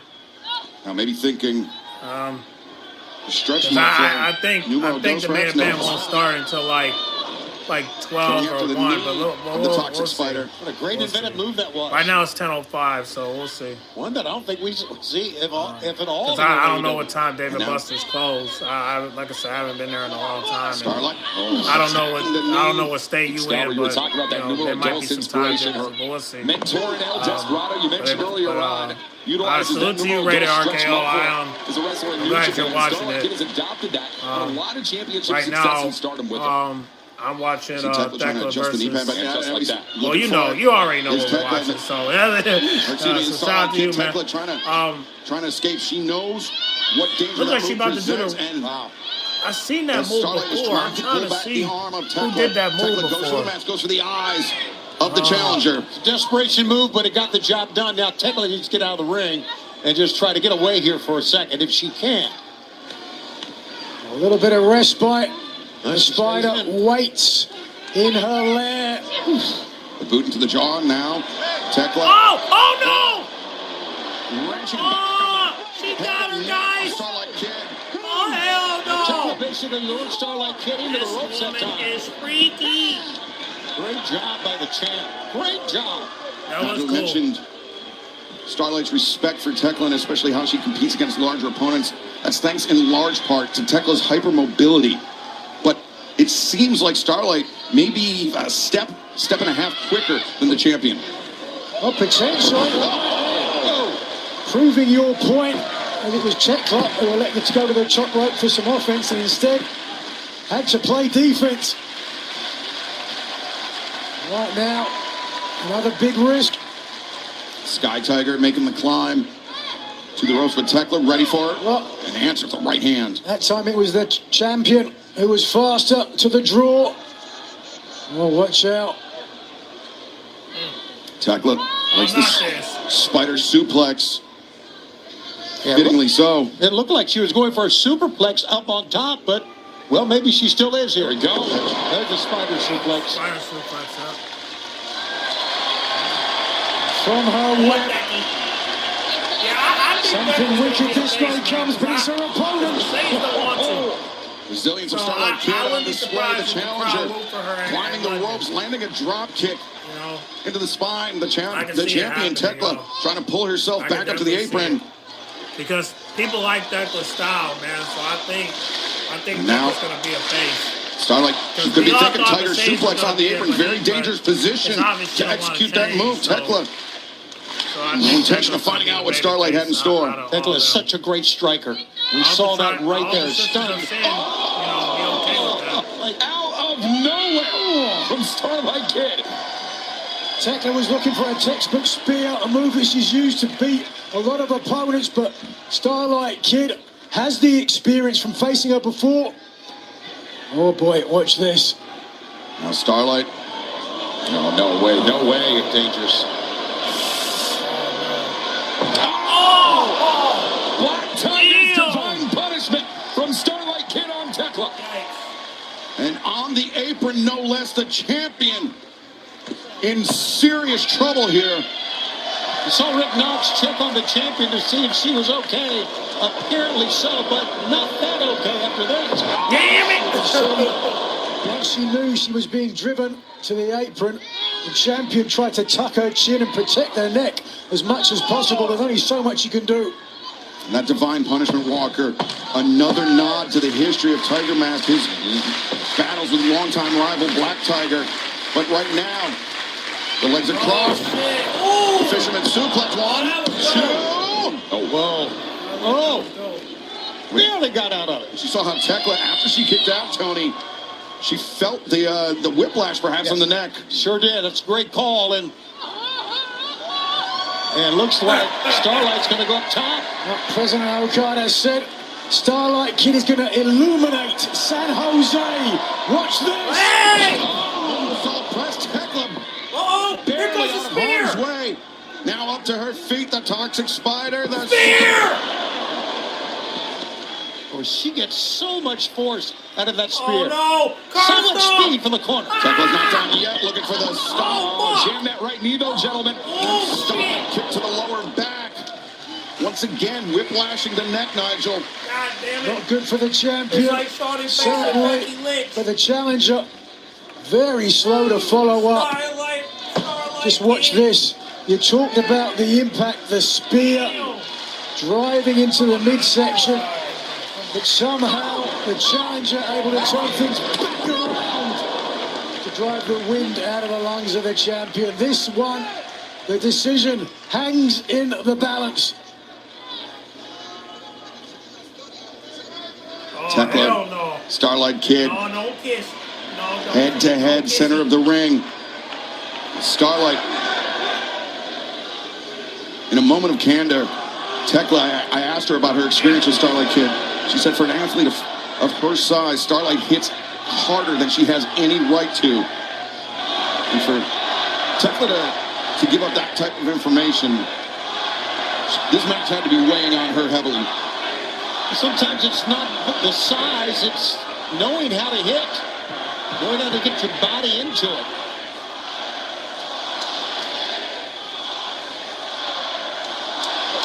Well, the crowd seems kind of divided here. Look at the smile on Tekla's face. Boy, she is, to say the least, an odd person. Look at this. Now, Tekla takes great pride in destroying the idol culture over in Japan, and Starlight Kid, a real high icon in that regard. Now, Tekla, she felt as if she was almost punished in Japan for not embracing that idol culture, that Starlight Kid received preferential treatment and only served to deepen the resentment that Tekla felt. while competing over there, but Starlight, she's proving her quality right before our eyes, Nigel. Right now, all the eyes may be rolling around in her head.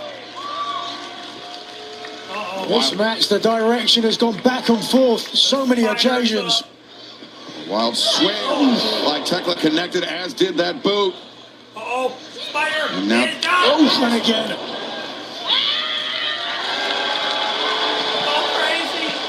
Tekla making the climb. Starlight trying to clear the cobwebs, so to speak, as the toxic slam, diving cross body. Leg hook, cover made. God damn. Starlight able to kick out. And Tekla is really testing the resilience of Starlight Kid right here. Everything that Tekla is throwing at Starlight, Starlight's been able to survive it, but for how much longer can the kid manage to do so? He's taking a lot of punishment. That is scary.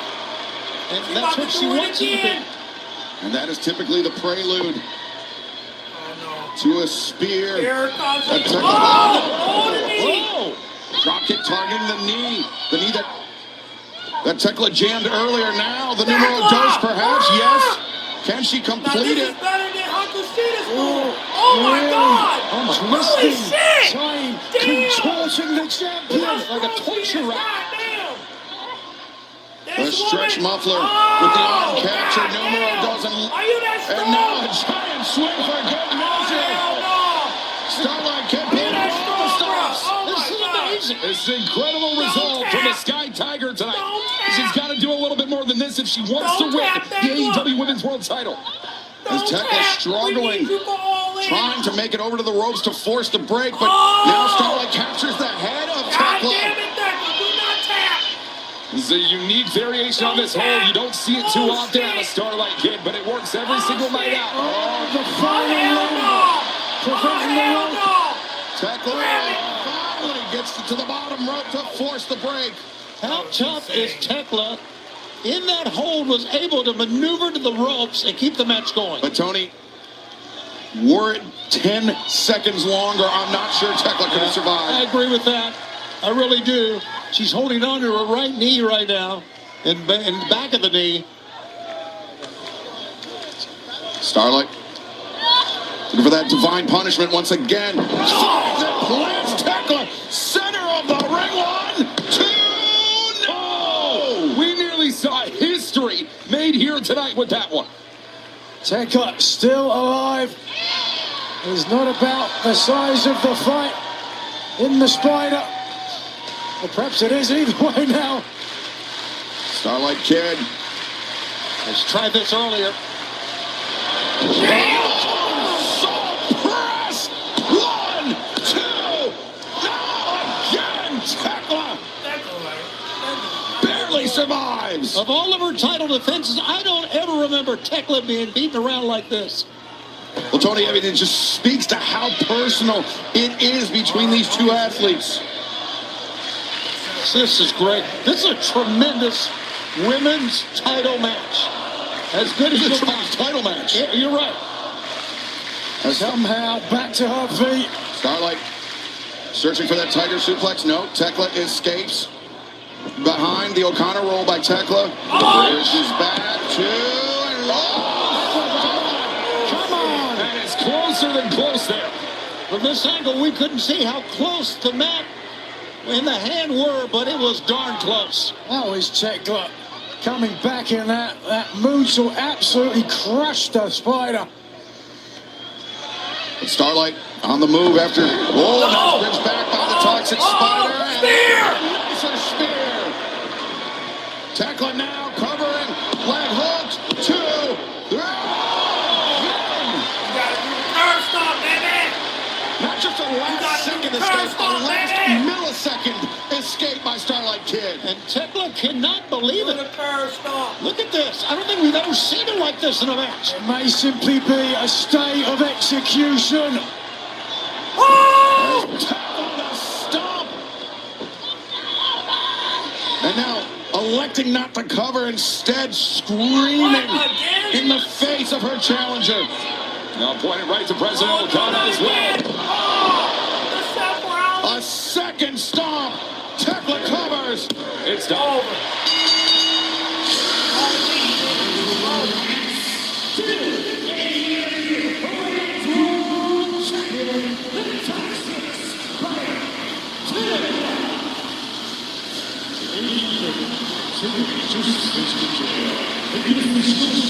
Oh my gosh. So there, very obvious disappointment on the face of starting President Taro Okada. He was hoping that Tekla would say it's desolation on the face of the President Okada. This is the monster that you have created. Well, let me say this, gentlemen. And all of us really have been looking forward to seeing Starlight Kid's debut here in AEW for years. And ladies and gentlemen, this was well worth the wait. Starlight Kid, I think we all agree, is incredible. Amazing title for tonight. Can't wait to see her wrestle again. Wait a second, Tony. The Sky Blue, Julia Hart. Yeah, the other 2 points on the Triangle of Madness. Now, wait a second. Tekla, we don't need to. He's giving a pair. Anybody gonna come out here and help? No. By the triangle. And Tekla, she looked right at Taro Okada. And Tekla, cut away, take off the mask, is taking off the mask of Starlight Kid. Luckily, referee Rick Knox there with a towel. You little bastard. No, you freaking liar. What is this, a trophy? Damn! Oh, for God's sakes. The disrespect of Tekla, not just towards the athletes of Stardom, but it's Stardom as a whole continues. She's not done. Fuck you up. I think, Tekla, that's messed up. Hey, he beating up the owner. He beating up the owner. I think they're doing another apology. No security. More than that, I don't know of course, what we can say at this point. Tekla is out of control, but that's great. We love her toxicness. Toxic, take it, somebody play System of the Down. Starlight can wrestle again. She is phenomenal. Disorder. Well, somebody's going to check in on President Taro Okada, but congratulations go out. And still, your AEW Women's World Champion, Tekla. What a night of action we've had here tonight, gentlemen. This has been incredible. It has been, but deplorable action by this young lady right here. Absolutely deplorable. The Toxic Spider makes the 7th defense of her AEW Women's World Championship. The reign of the Toxic Spider continues. Is he going to be the baby face that all in? Or is he going to be the same Maya World? But I'm just saying, God damn! We might need some Maya World, baby! But from the AEW Women's World Now let's get to the tag team match! World Tag Team Championship, the Rated R Superstar Adam Copeland, Christian Cage hope to fend off the challenge of the Dogs, Clark Connor, and David Who let the Finlay. dogs out? He sing the song. For the benefit of those with flash photography, The Dogs present a new 5-second pose. And we call this one your next AEW Tag Team Champions. We understand you trying to make your names on our backs. You're us from 30 years ago. What you don't understand is that we are your learning curve. they do not make it like the Dogs anymore. They never did. When you walk through that forbidden door into our house, We smashed in every single door we wanted to, and we have taken what we wanted. you're gonna walk out as housebroken little pups. What we want right now is your AEW World Tag Team Championships. The Dogs are about to put you bitches down. Put you bitches down. God damn, man. Well, let's fly, baby.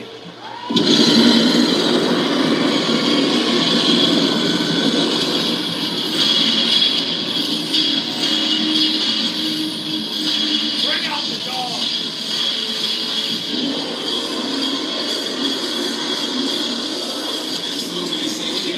There they are. Look what's on your knees.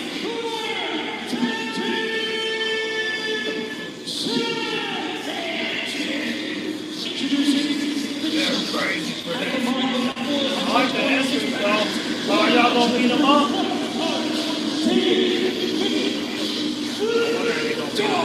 Oh, there you go! Yeah! You gonna still take a pic? Oh, he ran away. He ran away. He like, man, fuck all that. Oh, we appreciate the photos, but we gonna beat your ass still. You still gonna beat his ass?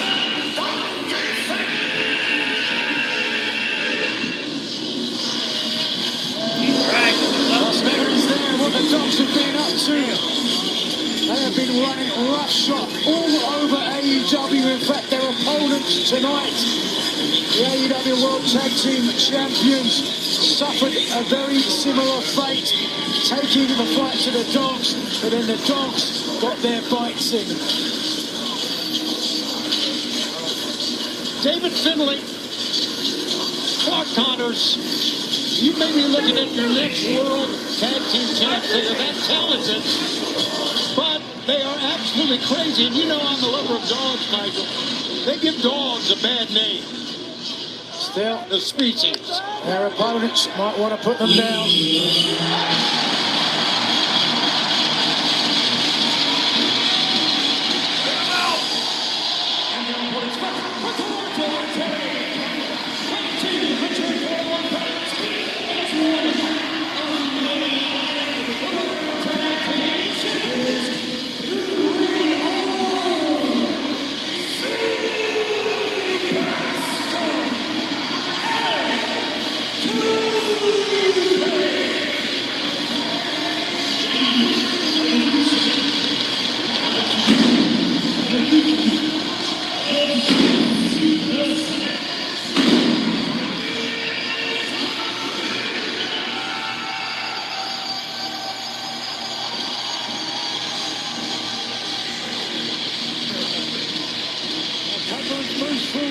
Determination and confidence. And we're about to find out the reason why his tag team partner, one of the most ruthless men to ever step inside the squared circle. Look at the face on Connors and Finlay. They are not intimidated by Copen Cage. Well, to play devil's advocate, with a 2-on-1 advantage, they're also not attacking Copeland before his tag team partner gets out here.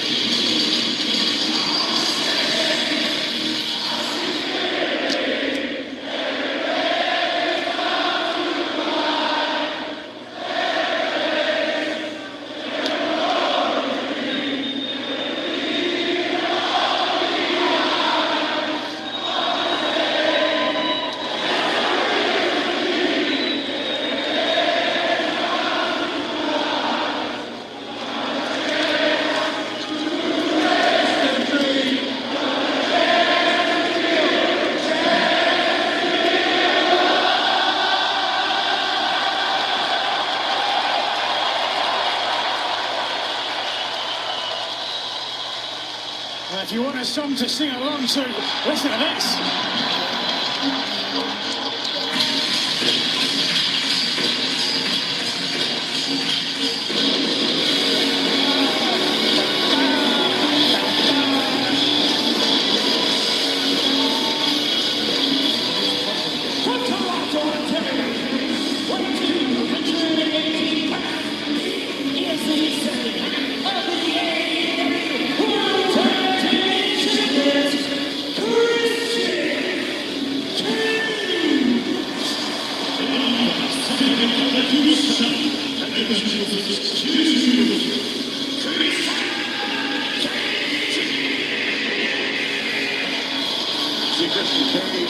Flexing that left hand, he's still wearing the brace around that left forearm, a parting gift from FTR in their battles with Cope and Cage.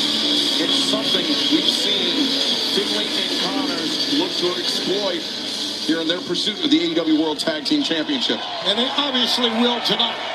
That would be the smart thing to do. Guys, it's something just seems very comforting to see Cope and Cage not only together again, but as champions again. Well, they're certainly true veterans highly respected, highly capable, proved they can still compete with the very best in the world. Taking the titles from FTR. And a huge portion of that, of course, the cunning and decisive Christian Cage. Tony, you talked about how it looks right, seeing the titles in the hands of Copeland and Cage, and these two men, great champions, great tag team champions throughout their careers. Adam Copeland, he was speaking to CBS Sports. He said, we've been through so many matches together, but this is a different version of Cope and Cage. Finlay and Connors may think they know, no pun intended, actually a little intended, they think they may know the champions, but they don't know this version of Cope and Cage. Yeah, I think especially Christian Cage, much different than a Christian Cage, say, 10, 15 years ago, I would think. Well, I mean, you think 10 years ago, both Cope and Cage thought their careers were going to be over, that they would never get to wrestle again, and they feel like they've been given a gift, a second act, which does not occur often, Walker, and something that they feel like David Finlay and Clark Connors are trying to take away from them. You know, Excalibur, what feels very new and fresh to me is this idea of Clark Connors and David Finlay teaming alongside one another, because I've followed the careers of these two men for so long across their New Japan Pro Wrestling tenures up till earlier this year, and they were in opposite divisions, junior heavyweight and heavyweight. They were on the same side of the same unit in Bullet Club, but they were exactly competing in tag action like this, so I'm very excited to see this challenge. A little one-upsmanship right there, the veteran experience. Christian Cage just ducking under the shot from Clark Connors. And I think that's really got to be the story of this match. Can Cope and Cage use their experience advantage against the youth and the vigor of the Dogs? We heard Adam Copeland say that he and Cage both smelt like piss and vinegar and were going to beat their opponents like dogs. I believe they were full of piss and vinegar. That makes much more sense. Christian Cage over the top. The roll-up. He nearly sealed it for the champions, but Clark Connors able to escape. Clark Connors, no shortage of confidence, but the same could be said for this man, the leader of the Dogs, David Finlay, a man who has pro wrestling running through his veins, and a man that has essentially become estranged from his father, Walker, the great Fit Finlay, because he claims that Fit Finlay never won a world championship in his career and therefore was a disappointment to his son. We are talking about the same man in David Finlay when he reigned as global heavyweight champion, said that title meant more to him than his newly born son. I mean, David Finlay has no interest in talking about blood relation, familial ties. It's all about the championship gold, and tonight it's the AEW World Tag Titles. Finlay called his father, Fit Finlay, just a couple of weeks ago on Collision, a bag of bones. Listen, Fit Finlay, and I knew him very well, one of the toughest men I've ever been around. Oh, nice counter there by Adam Copeland, Rated R Superstar, dropping into his side headlock. Finlay, though, a handful of hair as Copeland tightens his grip. Another example of the veteran experience of one-upmanship. Every time the Dogs think they've got an advantage, the champions take it back. Oh, wait a second. You know what's amazing to me is that as David Finlay is in the ring, Clark Connors is on the outside. He's not even up on the apron of the ring. Yeah, Tony, I want to mention that Clark Connors, he came very near our announce desk, and Walker, you seemed to tense up right there. Well, I have a lot of experience with these men putting their hands where they don't belong in the English broadcast in New Japan, so. Saw David Finlay trying to drop into a side headlock of his own, but Adam Copeland a step too quick. Now the drop toe hold. And Copeland controlling the arm of Finlay. And over to the corner and make the tag to the other half, the AEW World Tag Team Champions. Nice teamwork by Cope and Cage. Connors in, greeted by a boom. Oh, wow. Right between the uprights. How many points to get for that? How about that picturesque moment? Christian Cage, a man who led the patriarchy, like Troy Aikman led the Dallas Cowboys. He's done for turtlenecks what Dr. Dre did for headphones, what Taz did for the color orange, or knee replacements for that matter.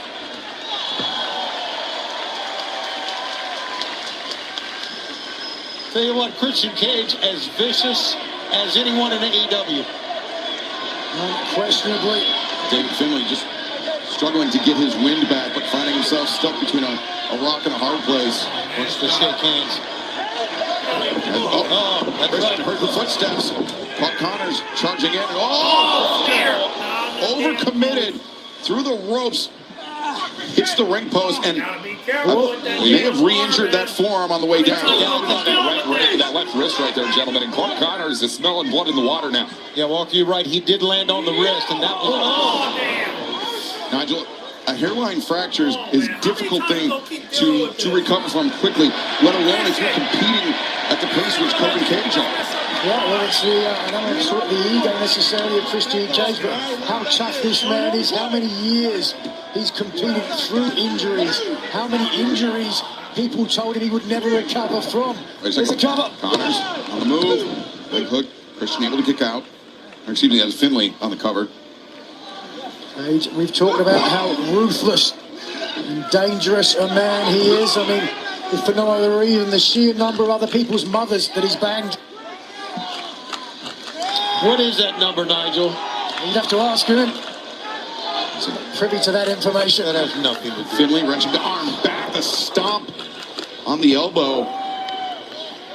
Great way to tear up just about every ligament muscle in that arm. And one thing that's proven certain so far, gentlemen, is that Copen and Cage are not going to be able to game plan for this match like they're preparing to face David Finlay's father, David, a very different athlete to his father, and looking to call himself AEW World Tag Champion by the end of the night. So the chop across the windpipe of Christian Cage. That might have come straight out of the playbook of Fit Finlay, whether David would like to admit it or not. Yeah, I think so. David was Fit was more of an upright, just pound and ground type wrestler. Get you in the corner, get you down. And look at this targeting. The left forearm. Wow. You understand why David Finlay might have an axe to grind when it came to Christian Cage after what he said he did to Finlay's mother. Given who Finlay's mother is married to, that shows just how daring Christian Cage is. Good Lord. Yeah, I agree with that. Look at this, man. You just got to wonder, and I've said this so many times, Christian Cage is so determined, so tough, but there's just so much a man can take from something like this. And he knew they would work on it. Yeah, I mean, Clark Connors had a great technique on that wrist. A trainee of the New Japan LA Dojo is Connors. And is really looking to try and put all of that to work tonight.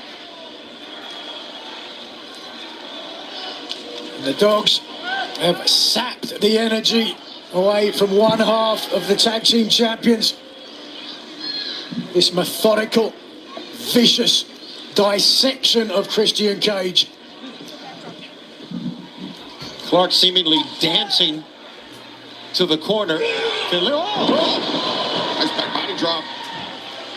But Cage trying to make the crawl. Yeah, Finlay landed between Christian Cage and his partner.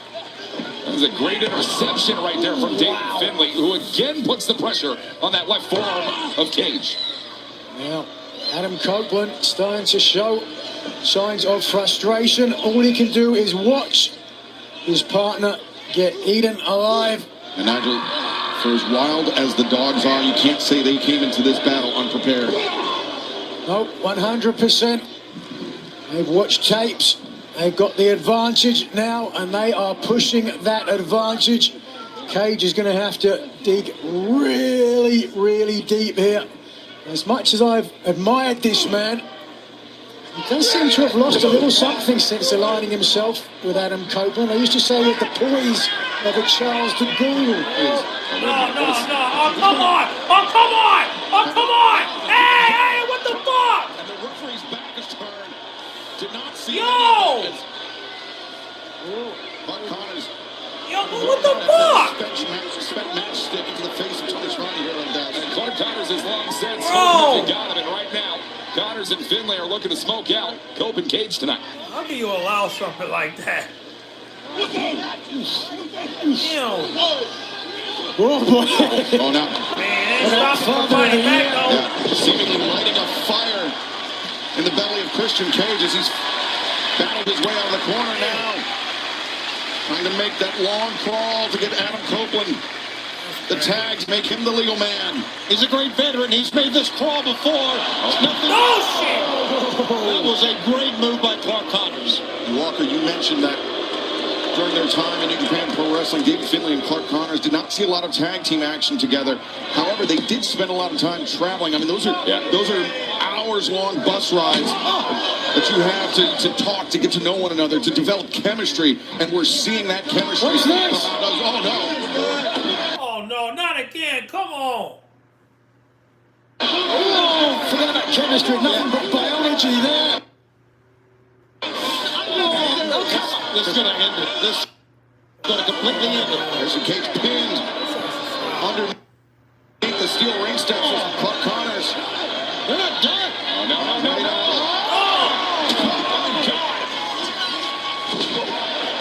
Copeland sends Connors spilling to the floor into the announce desk.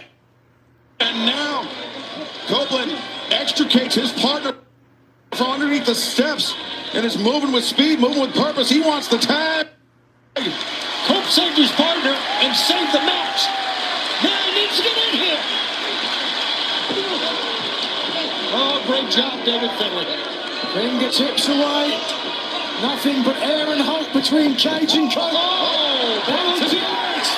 Up to the eyes, and in comes the Radar Superstar.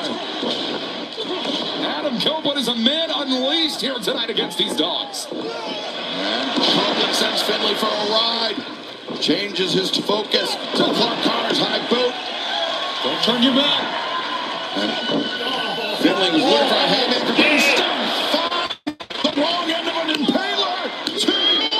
Oh, hooking both legs. Really deep folding press there from the champion Copeland.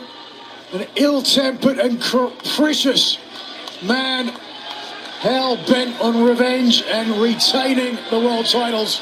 And I think he's going to be a man fighting by himself. I'm not so sure that Cage can help him out anymore. He looked down towards him right there. I think Copeland looking for the spear, looking to end this as quickly as possible, but Finlay left over. Shoulder block, double shoulder block. Do the shoulder lead. See in the right of your screen that Cage just got to his feet. And he drops down to one knee again. Once again, Cope is all alone. Cope is all alone and surrounded on two sides. Finlay, Connors. Watch it! Second time incoming. Nobody's safe here at ringside. And we never are. And David Finlay's not safe either. Cope the splash across the back of Finlay. Christian goes over. Connors. That's a great assist from Clark Connors there. Always knows where he needs to be for his partner. That's a great call, Walker. You are right.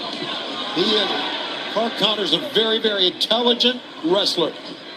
Copeland pursuing Connors on the floor. Oh, the chop block and the spear combo. 1, 2, no!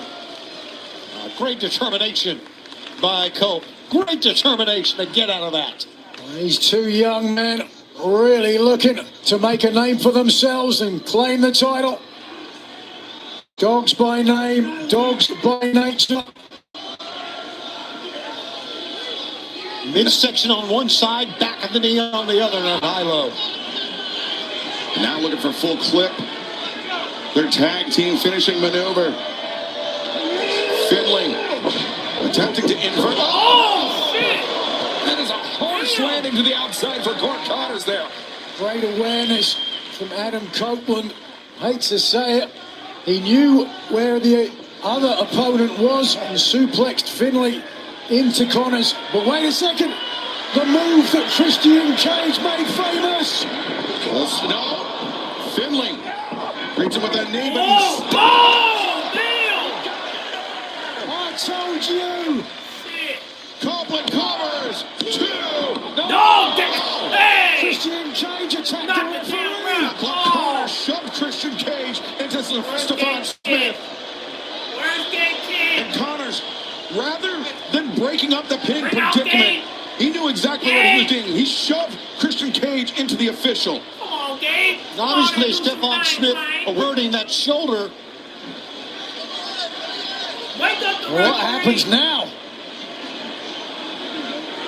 And Connor's looking like the cat that caught the canary. And Connor's jawing, you see, with Colt from one side to the other. Look at the jaw set by Colt. Two men. No! Oh, this is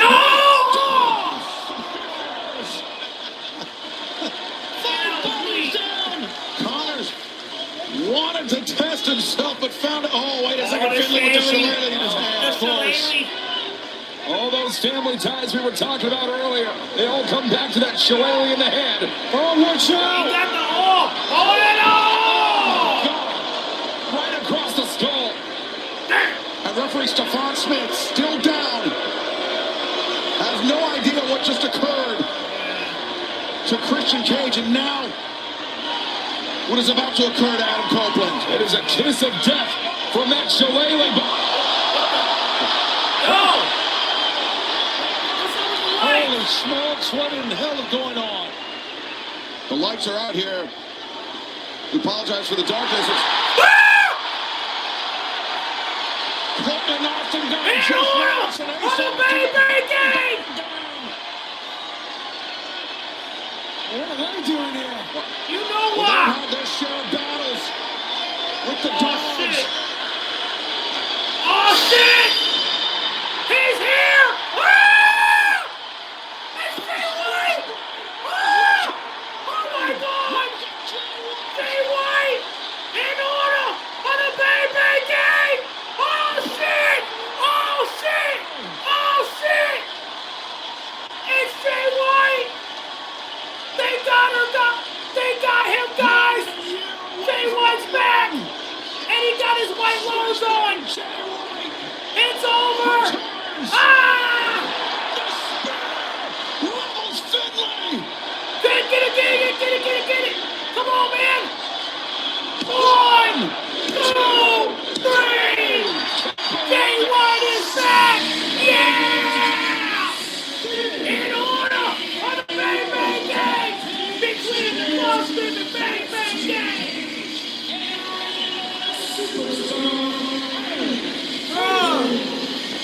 Did y'all see Gabe? Look! It's Jay White, y'all! It's Jay White! Holy! He's taunting y'all! Back to Bullet Club.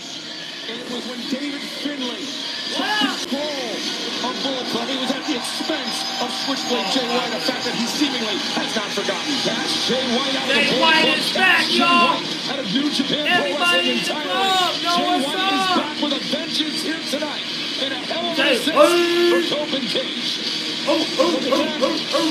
They stop so sure that the leader of the Bang Bang Gang has returned dramatically. In order for the Bang Bang Gang! We're back, baby! For Christian Cage. Yeah! Let's roll! We back in business, baby! We're back in business! Let's ride! We're back in business! Bang Bang Gang is back in business, y'all! Throw them dogs up! Throw them dogs up! Throw them dogs up! Throw them dogs up! Let's ride! Jay White is back! And he about to throw bullets at your haters! He gonna apply pressure on you, motherfuckers! Oh! The almost a celebration going on and still going on. Yeah! Going to give this group a lot of momentum. Let's as you roll! can see. All these men are really. We up the beat. We back in business, baby. Finley and Connors.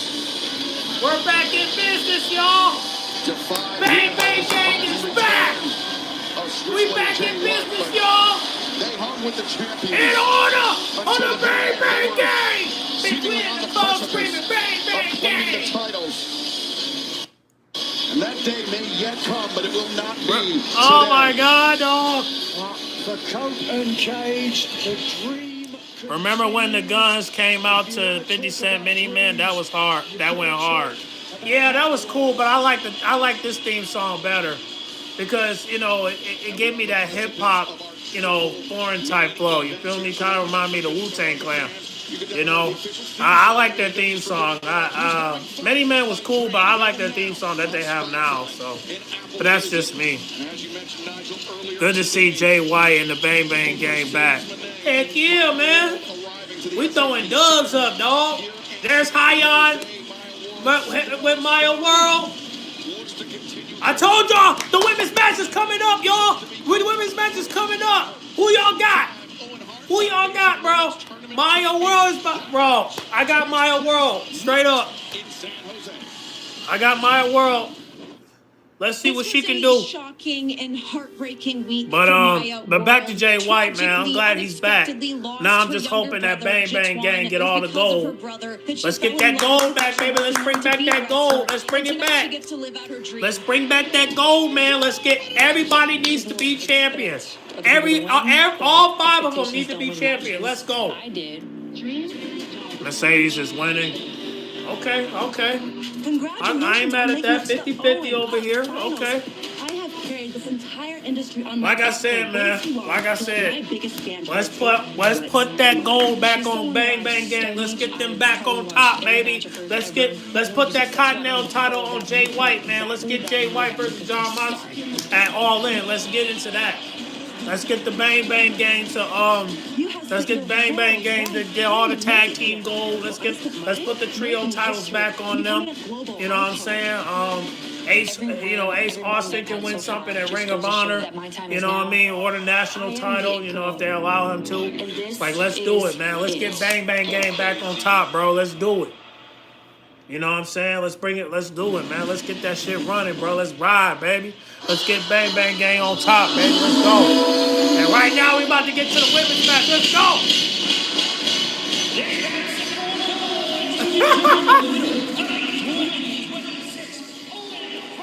Rated RKO say, damn, Maya's fine as fuck. Hyon fine as fuck, too. She coming out looking good. Let's go, baby.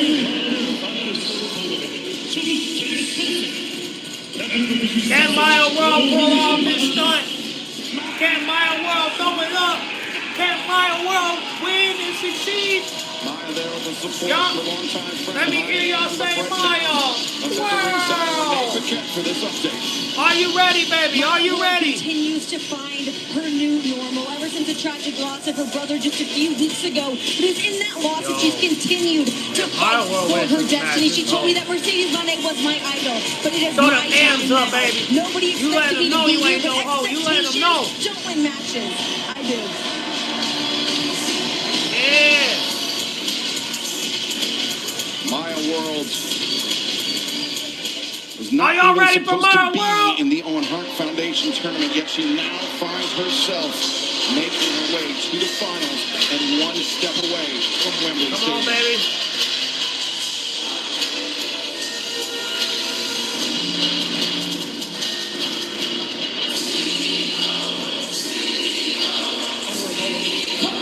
Here comes the CEO. Yeah.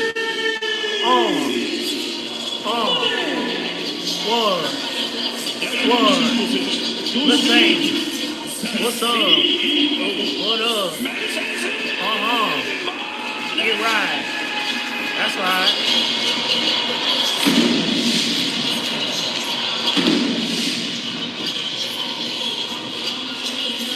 Mercedes Moné entered this year's Owen Hart Foundation tournament as the wild card, defeating Alex Windsor in the opening round. Hazuki in the semis to reach the finals for the second consecutive year. Last year in the Owen finals, Mercedes defeated Jamie Hayter to win her first Owen and would go on to unsuccessfully challenge the AEW Women's World Champion title in Texas. Her first loss inside an AEW ring. Since then, only Chris Statlander, Alex Windsor, and Will Nightingale have defeated Mercedes in head-to-head competition. Can we add Maya World to that bliss. Good question. My World TV Insider, I don't think it's settled in that I'm facing Mercedes. It probably won't until after the bell rings at Forbidden Door, which it's about to. She's got to Let's realize go crazy, that baby. Mercedes Moné is one, It's in my my world, mind, gonna one of the bust great on women y'all. wrestlers of all time. Ain't The she great gonna wrestlers bust of all on time. y'all? And fans, to learn more about the mission and the message of the Owen Hart Foundation, you can visit Come on, Maya, let her know owenhartfoundation.org. you ain't no hoe. Let her know. Nigel, we saw Come on, Maya. the first Let her know. in-ring experience of Maya World and Mercedes Let her Moné know you last ain't night on scared. Collision. Mercedes and Let her know Athena you got ain't the better scared. of Maya. No. Wait a second. The roll-up. No. We can't have a squash Maya match. looking Come for on a shot now. victory Hey, here wait a minute. again. The roll-up.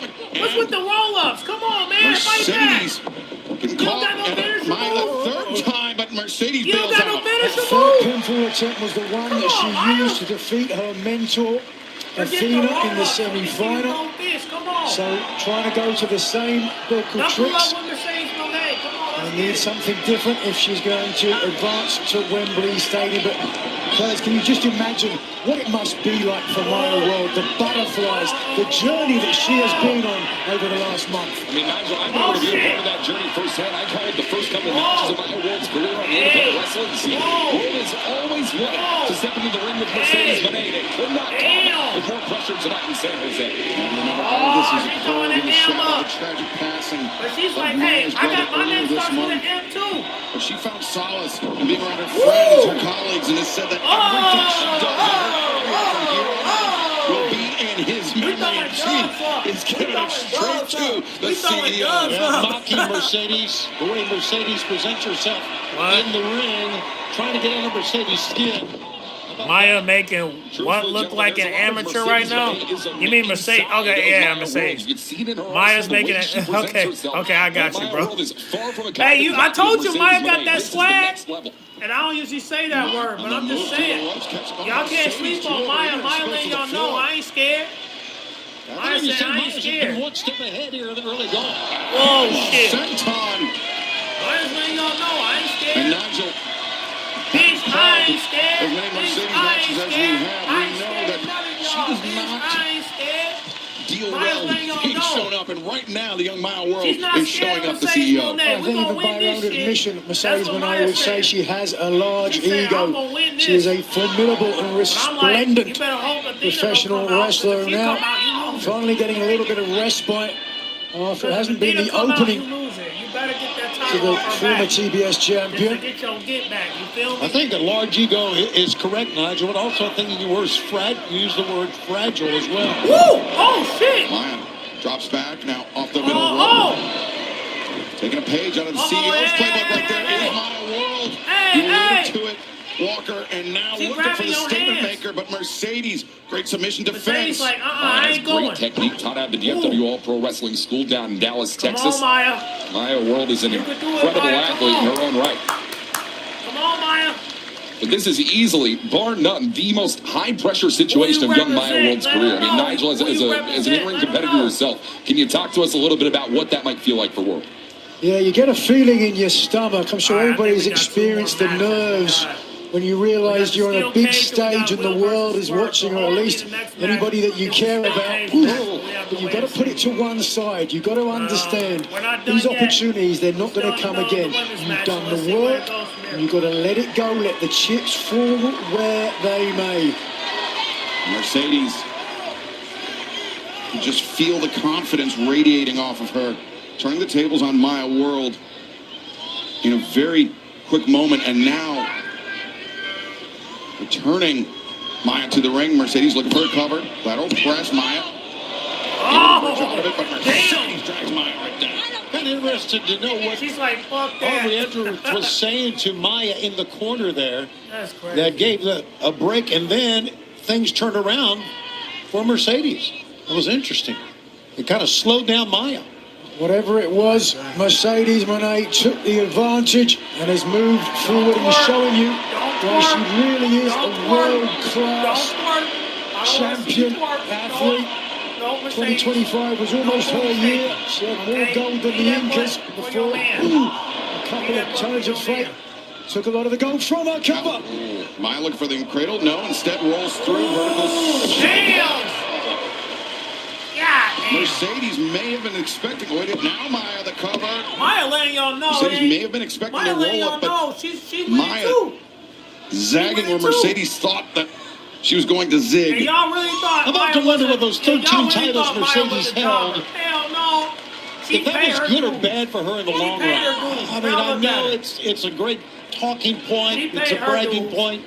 13 became And her now she's unlucky in the number. car. Now she's on Forbidden Door, But baby. it seems like she lost them as quickly as she won them. And the higher you rise, the deeper your fall, Tony. I think you make a great point on that one. Oh, wow. Speaking of falling. Speaking of making a point right there, Mercedes Moné. Oh, no. Mercedes. Oh, well. No.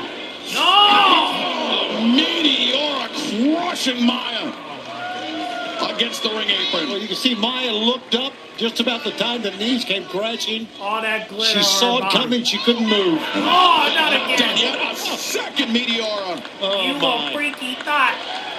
And that wig is right Gentlemen, for there. as much as Maya World has looked up to, has been inspired by Mercedes Moné, you have to imagine that she studied a lot of her arsenal, a lot of her game plan. You have to wonder where we're going to see that come into effect tonight. You better take a Thus shower far, after this, we've seen Mercedes. Maya World try to mimic the former TBS champion. A Timu Mercedes Moné, if you will. Meteora into a pinning predicament. Deep cover. Maya explodes out. You gotta stop doing that. Come on, man. We ain't got time for the knees. Match continues. As right here, textbook Mercedes Moné. And she has maintained the offense back inside, coming ever so close to moving forward to Wembley Stadium. So at the 30th of August, the winners of both the men's and women's Owen Hart Foundation tournament this year will challenge for their respective world championships. There's a whip over the top, and Mercedes another one. Bringing Maya around, and now Mercedes, another Meteora, another pinning attempt, and Maya, another escape. Meteora has certainly paid dividends. To your point, Walker, if she does have a reversal to it, we haven't seen it thus far. And Mercedes, this is the confidence. This is the confidence of a woman that at one time held 13 championship titles, a woman that won the Owen Hart Foundation tournament last year and is looking to make it 2 in a row. And a woman who has been named by AEW CEO Tony Khan as one of the new 4 pillars of this company, along with Chet Clark, Carl Fletcher, and Kevin Knight. Yeah, very simply one of the greatest wrestlers in the world. No doubt. Trendsetter. Changed the women's wrestling world. And didn't just do that in America, did so in Japan as well as a former IWGP Women's Champion and Stardom in New Japan. And now, Aubrey Edwards, she's on the outside checking with Maya World. I'm not sure what type of injury it may be. Count, bitch!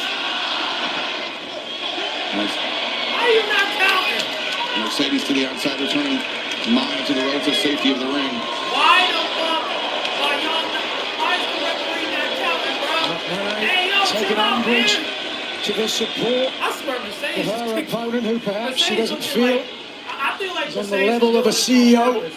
A lot of confidence for Mercedes Moné, and rightfully so. But Backstabber, Mercedes hanging on. That straight jacket. Yeah, straight jacket backstabber. How about that? God damn. Mercedes. Can't remember the she ref's mentioned that to take name. umbrage with the I can't either. lack of the count by Aubrey Edwards. And I mean, of course, she's there to determine the winner and loser of the match, but she's also there for the safety, the health of both athletes. To make sure that both competitors Wait, let me go back. Hold on. adequately Hold on, defend Radio themselves RKO. Let me go and back. continue the matchup. Hold on. Let me go back. Maybe I'm like, I hear Tony Giovanni speaking to me. For the safety, the health of both 1 athletes. second. And Mercedes, as you mentioned, Nigel, taking umbrage with the lack of the count by Aubrey Edwards. And I mean, of course, she's there Aubrey Edwards. to determine the winner and loser of the match, but Her she's name is also Aubrey there Edwards. for the safety. Arby Edwards, that's her name. Mercedes taking a page out of Maya's playbook. What a tremendous back and Yeah, that's forth her name. by both women that time. Both women. Her name is Arby Edwards, so. Mercedes, leg hooked, cover made, but Maya makes the escape. The butterflies that must be going through the stomach of Maya World, not only competing in the finals of the Owen Hart Foundation tournament on this global stage, but competing against a woman that she idolized, a woman that inspired Maya to become a professional wrestler. Watching these matches of Mercedes alongside her brother, how meaningful it must be for her to be in this position. You don't want to get rolled up now. Talking trash to Maya, so you don't deserve to be in the ring with me. Maya World, proving to the contrary. Spoke to fire in Maya, didn't it? Take a look at this young lady. Mercedes handful of hair. Maya again with the up kicks. And now the roll up. And stop this time. Compressing the CEO. All that glitter. You got glitter on your boots, baby. This is real valuable recovery time right here for Maya World over in these ropes here, gentlemen. And definitely a big need as this match rolls on here tonight. Maya World looks to put down an icon and her idol to complete a Cinderella story that no one could have imagined coming to fruition. Nigel, think back to the first time you competed on a stage like this. This is Maya's biggest match of her career. Controlling your breathing, controlling your emotions is as vital as your offense that you inflict on your opponent. Absolutely, really. The mental game, just as important as the physical. Maya World, the longer this match goes, the more those butterflies, I believe, will take flight.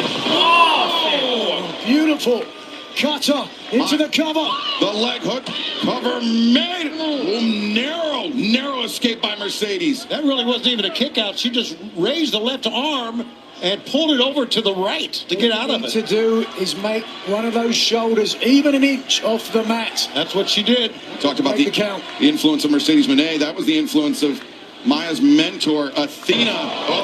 Shining Wizard. Shining Wizard, that's one of her finishing maneuvers. Comes through, but too close to the ropes is Maya. A mental lapse there, and it may have cost her the tournament. That's big match jitters right now for Maya World. She's got to try and overcome this. The up kick from Mercedes. Now, Maya. Into the ropes, and Mercedes. Now Mercedes. The suplex. Grabs the Three Amigos. Yeah, we see it coming. She really can execute a suplex as well as anyone can, Mercedes. And she's feeling it. You can see a smile on her face. What a mixed reaction for the CEO. I think Maya World may have won over the sickos here in San Jose. But either way, she completes the Three Amigos. As much as Maya World idolized Mercedes Moné, Moné idolized Eddie Guerrero. I think we all did. Perhaps she'll be sharing a heavenside seat with Maya World's brother. I'd like to think so. Mercedes, utter disrespect. Her opponent stepping over. And stepping over her again. And Maya World, she can't afford to be disheartened by something like that from Mercedes. She needs to keep her composure. She needs to keep her head in the game. As Mercedes, the frog splash and Maya, the knees were up, Walker. Yeah, no doubt about it. It is one thing to step into the ring with your idol. It is a whole different ball game to pin them in the ring, and we might see it here. 1, 2, no.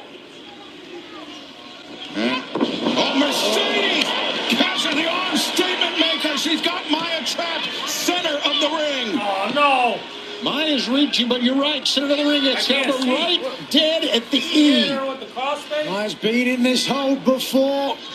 Knows how painful it is, but in the middle of the most important match of her career. The only saving grace for Maya is that Mercedes is not on her hip, but now Mercedes adjusts her positioning and forces Maya to try to make the crawl to the rope. She does, and Maya reversal. The queen of roll-ups. Very nearly the third consecutive upset for Maya World. At some point, you have to stop calling it an upset. But coming against last year's winner, I think the description would be apt. Maya World. Here it comes. Beautiful. Bridging back suplex. Maya Transitions over, maintains control of the CEO. Was that a good move or not? She had it. Second. She gonna do it again. She gonna do it again. She wants one more. The crowd is getting lit. The crowd is getting lit. Can she complete the Come on, hurry trifecta? up. The hell of an effort. Wait, Maya looking over her shoulder. And Mercedes through the ropes. Damn, Maya's strong. It takes a killer instinct to put down. Don't hate on Maya. Maya World Don't hate. is proving that she Baby, has don't it in hate. spades Yeah, here tonight. But was this a mistake? When we go back and look at this and say she had Mercedes down twice, but the third time just flew out of the ring.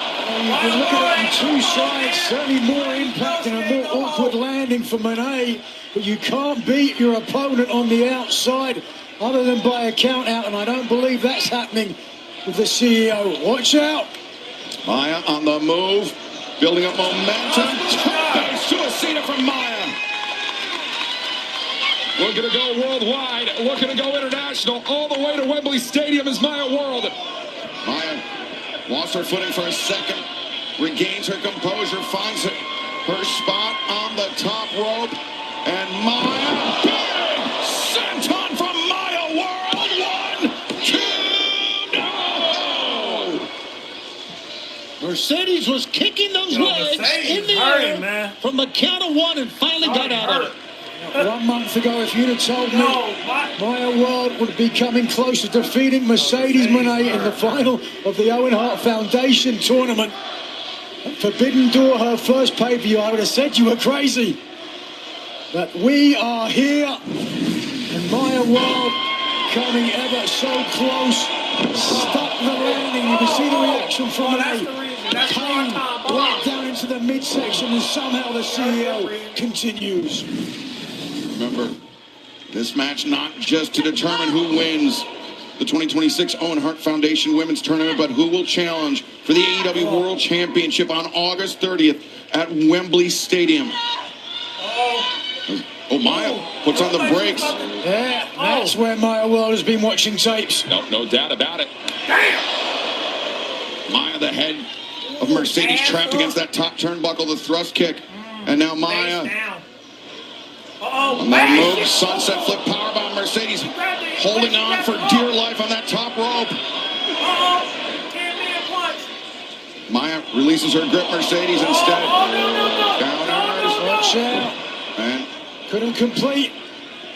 Yeah, Mercedes tries a second attempt. Mr. Grip. Yep. And no. And again, Maya World putting the brakes on. And Maya World did the best she could, making sure that Moné couldn't complete the powerbomb in the corner, but look at this! I think that may have been better for Mercedes than whatever she originally intended, Nigel. It was as devastating a maneuver, and here comes! The knees in the corner. Mercedes brings Maya out, cover. 2. No, Maya still alive in this match, still alive in this tournament. Gentlemen, you can argue the longer that this match rolls on here, the more frustration you're going to start to see worn on the face of Mercedes Moné tonight. You can see it right there, Walker. But look how much time Moné has now to compose herself. Yeah, it was a look of worry, a look of frustration, and then all of a sudden, it's as if Mercedes has an idea of what to do next. It's like she's found her center again. Mercedes Moné is really looking to try and put this one away quicker than quick. And has got to put Maya World in position to do so. Mercedes with Maya inverted center of the ring. That's the lung blower from this position, but she's got a lot of options, including those knee strikes. And Mercedes rough landing on the back of her head. Maya World on the move. Weaves under her knees, rolls through, pinning predicament, loses control. Mercedes now adjusts, backslide. Who's going to get the pin here? Oh, wait. Oh, shit! Damn it! Marker for Mercedes! 1, 2. Oh, hell no! Maya's like, fuck that! Fuck that! I'm winning this match! I'm going out like Kobe Kingston! I'm going out like Daniel Bryan! That's what she's saying! Win or lose, somewhat of a coming out party here for Maya World. establishing herself guacamole as as one of the freaking top awesome. females in AEW. Nigel, for whatever butterflies, whatever nerves that Maya World may have been feeling, something tells me that they have quieted down. She is functioning on instinct alone at this point. Butterflies.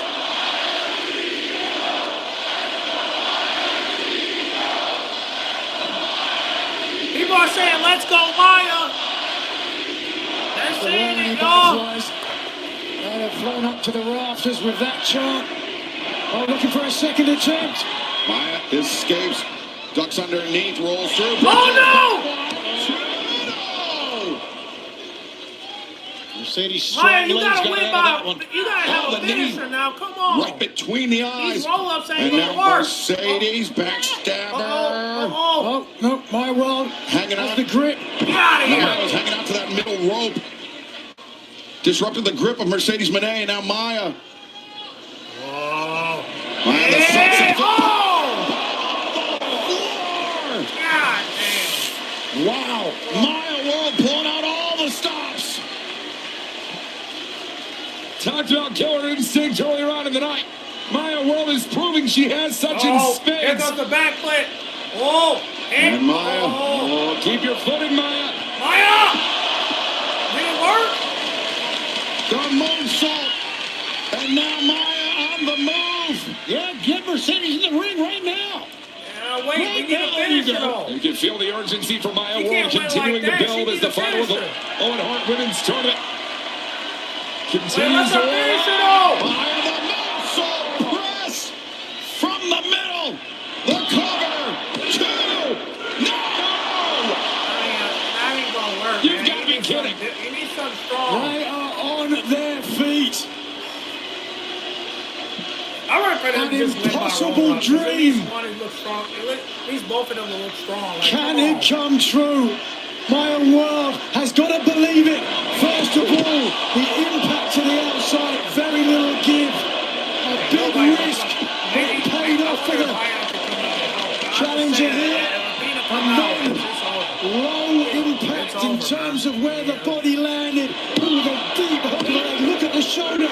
Just off the mat. But she is there. Maya World is moments away. Oh, shit! Second Mercedes. Blocks, rolls through to Maya. Able to telling kick you, out. The cross face! Oh, shit! Wait! Get the hands! Grab the hand! You got both hands out! You gotta grab the other! You gotta grab the other!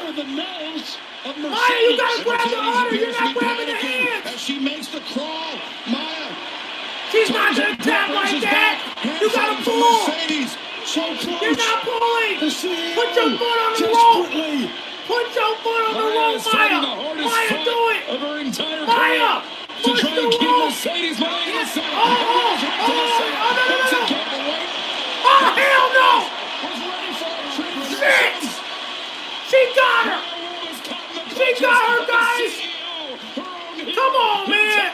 The face of Monet. I told you to grab that damn arm! She desperately wants this match Don't to tap! end. She does Don't not tap! want to lose a match she could Come on, you've been through dream enough! of a month ago.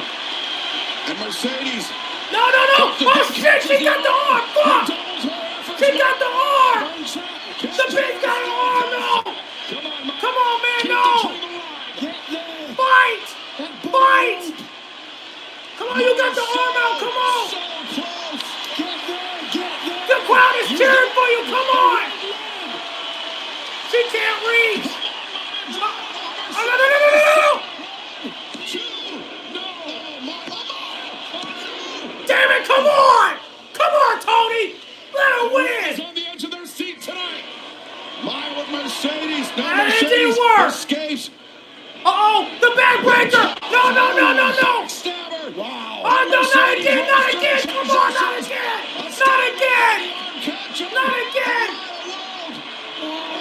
Oh, you bitch ass! Damn it!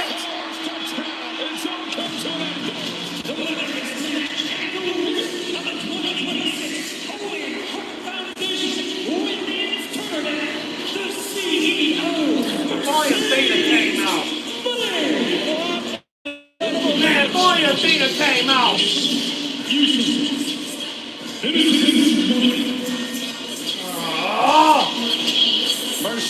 Monet becomes the first athlete to win 2 Owen Hart Foundation tournaments, and she has done so in back-to-back years. Nigel, a feat I cannot believe we will see soon replicated.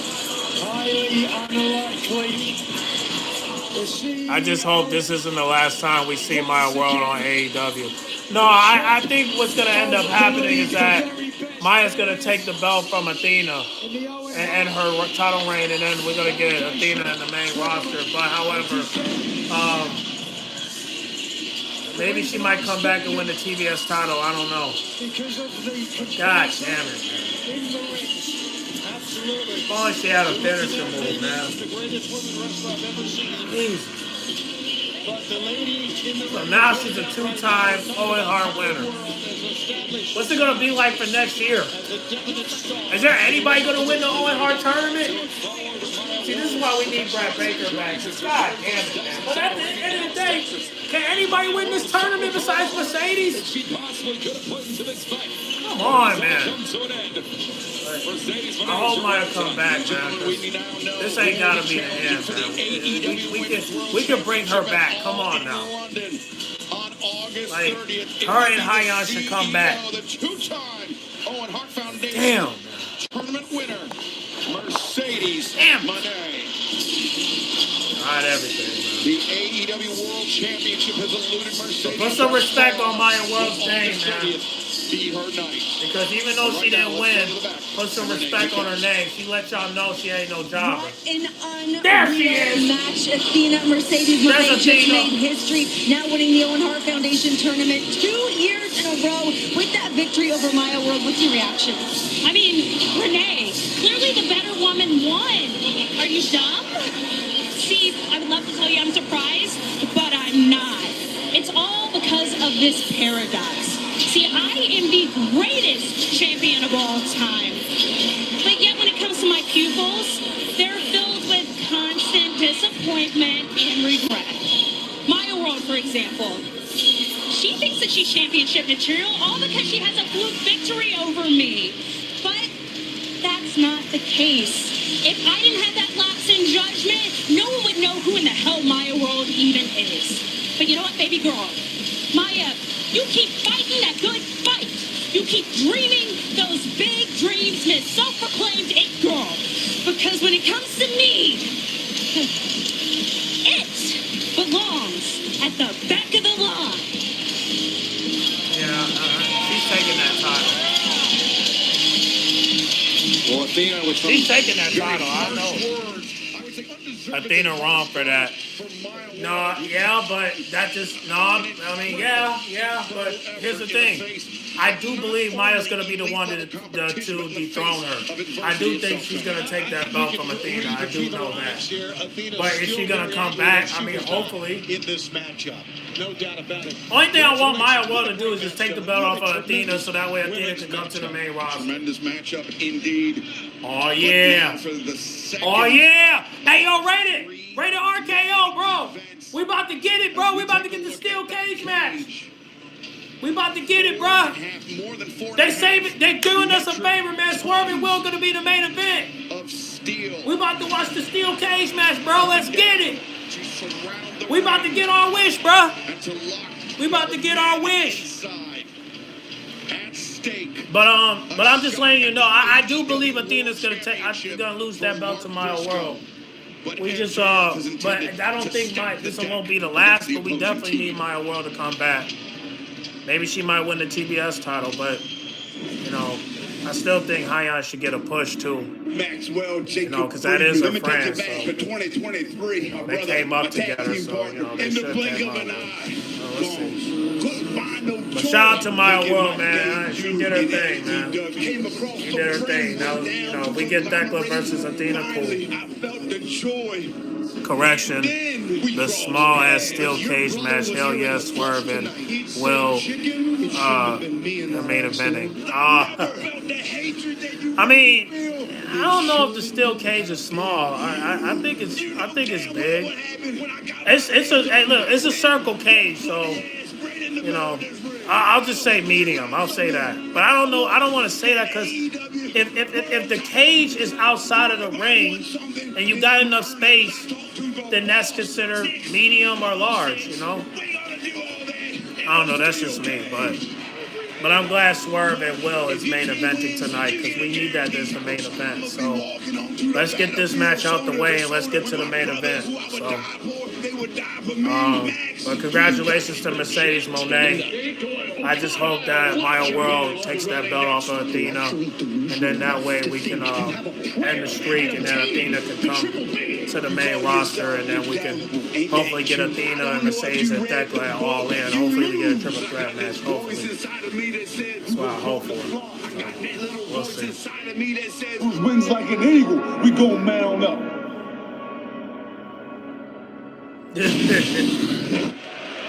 All right, here Ladies we and go. gentlemen, Let's in get a it. steel cage match set for one fall, there will be no countout, no disqualification, no escape. 12 men No escape. are about to enter Death's Door. Death Door? Really? Oh shit. We're about to go crazy. Do your dance, folks. Hey. There he comes, y'all. Yeah, buddy. Ain't scary. Yeah. Where's Don Cass family?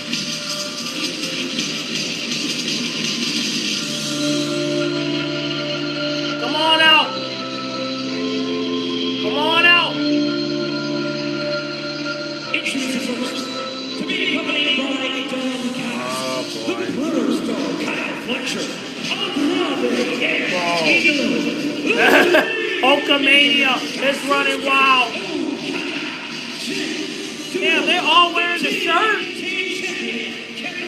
Come on, man. In fact, they gotta wear that dumbass shirt. Hell no, Don. Hey, the fact they gotta wear that shirt. Gentlemen, the question going through my head right now. Why they gotta wear that shirt? Looking at this all-star team. Yo, you got Kevin Knight wearing it? Is Come on, this the man. best team? I mean, he looks fly, don't get me wrong, but wearing that shirt, bro, come on, man. I think it's the only team that money can buy. I don't know. Kevin Knight looks cool. I like Kevin Knight here. Had nowhere else to I ain't go, gonna lie. knowing that Don Callis loves money. God damn it. I think it's I see Kyle got a tattoo on his leg. caliber of teammates that MJ has. your three-time All-Universal World Champion, Maxwell Jacob Friedman, MJF. Oh, there it is. God damn. Spent a lot of money assembling this team. Oh, hey, oh! Callis has bought a house in Italy with the money he's bought it. In the damn ring? Yo, Kyle, why you had to get a tattoo on your thigh, man? Come on, bro. I mean, Jack Doyle got one. So Kevin Knight, the TNT champion. Jake Doyle. I suppose the bigger question is how did Don Callis get everyone to wear those t-shirts? Here he comes.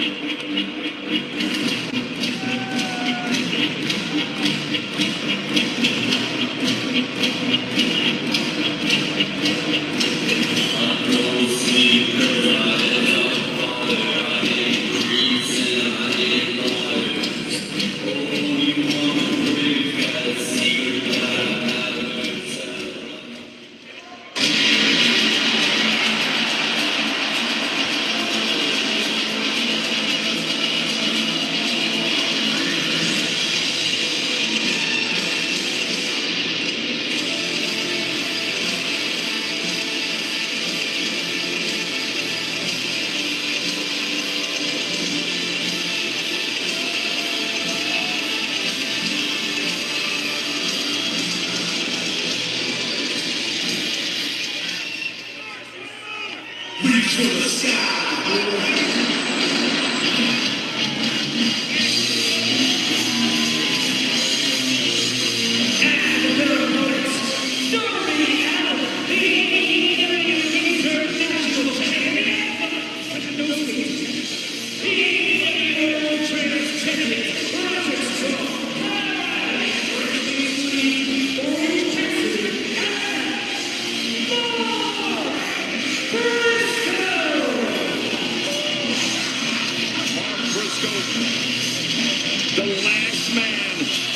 MJF wants to see earn a shot at the AEW World Championship, and Briscoe could do so with his team's victory here tonight. It's not elimination.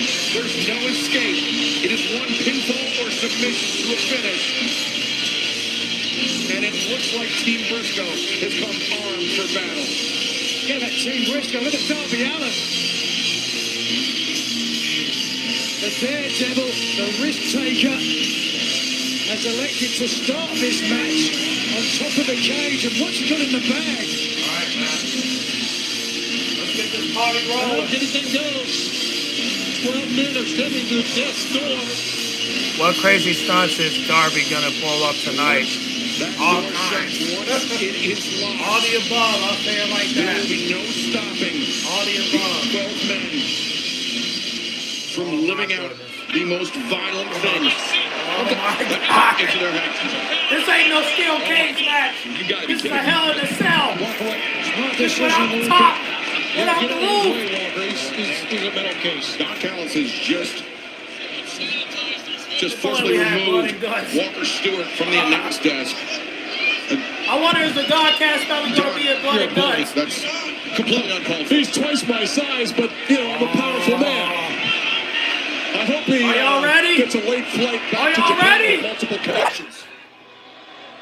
Oh shit! To the races. Death's door. Oh! Everybody got to get bloody. This should have been blood and guts. I know, right? This should have been blood and guts. I know. Tony Nigel, I don't know about But it's you, about to when be. I saw that cage come down, Everybody's just about to bleed feet in front of today. my desk, I got a pit in the bottom of my stomach. Everybody about to bleed today. It's a double-edged sword for me. Seeing the cage there, I feel a little bit safer that everybody's on the inside. But that makes it even more dangerous for those of them I who see are. Mark Briscoe had a haircut. Kyle O'Reilly has MJF isolated in the corner, holding him there for Mark Briscoe, but MJF escapes. Briscoe, though, on the move. Scissor kick through the ropes. Sends Kevin, don't the bleed. TNT champion crashing into the steel. This is certainly Mark Briscoe's type of match. Wait a second. Oh! MJF cutting Briscoe off.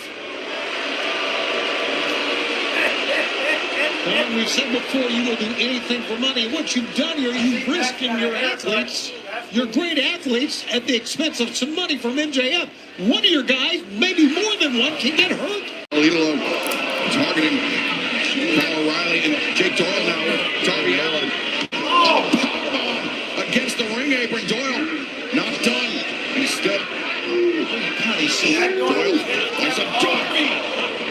And a powerbomb just bouncing him off the unforgiving steel. Simple physics, Nigel. Would you agree? Absolutely, an absolute monster of a man. Look what he's doing. He's picking up Kevin Mark, the TNT champion, to celebrate.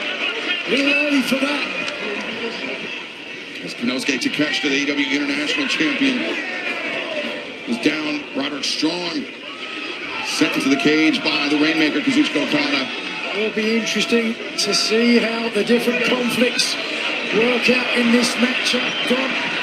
There certainly has been some conflicts between some of the members on your team. Wait a second, the Don Callis family members just taking turns bouncing Mark Briscoe's head off the steel cage. No one in this dressing room likes Mark Briscoe. That's why. That's a complete fabrication, Don. It sure is. MJF, he had to pay for his team. Mark Briscoe, he had guys lined up around the block to be part of his team. Yeah, my guys were worth paying for his work. How about that?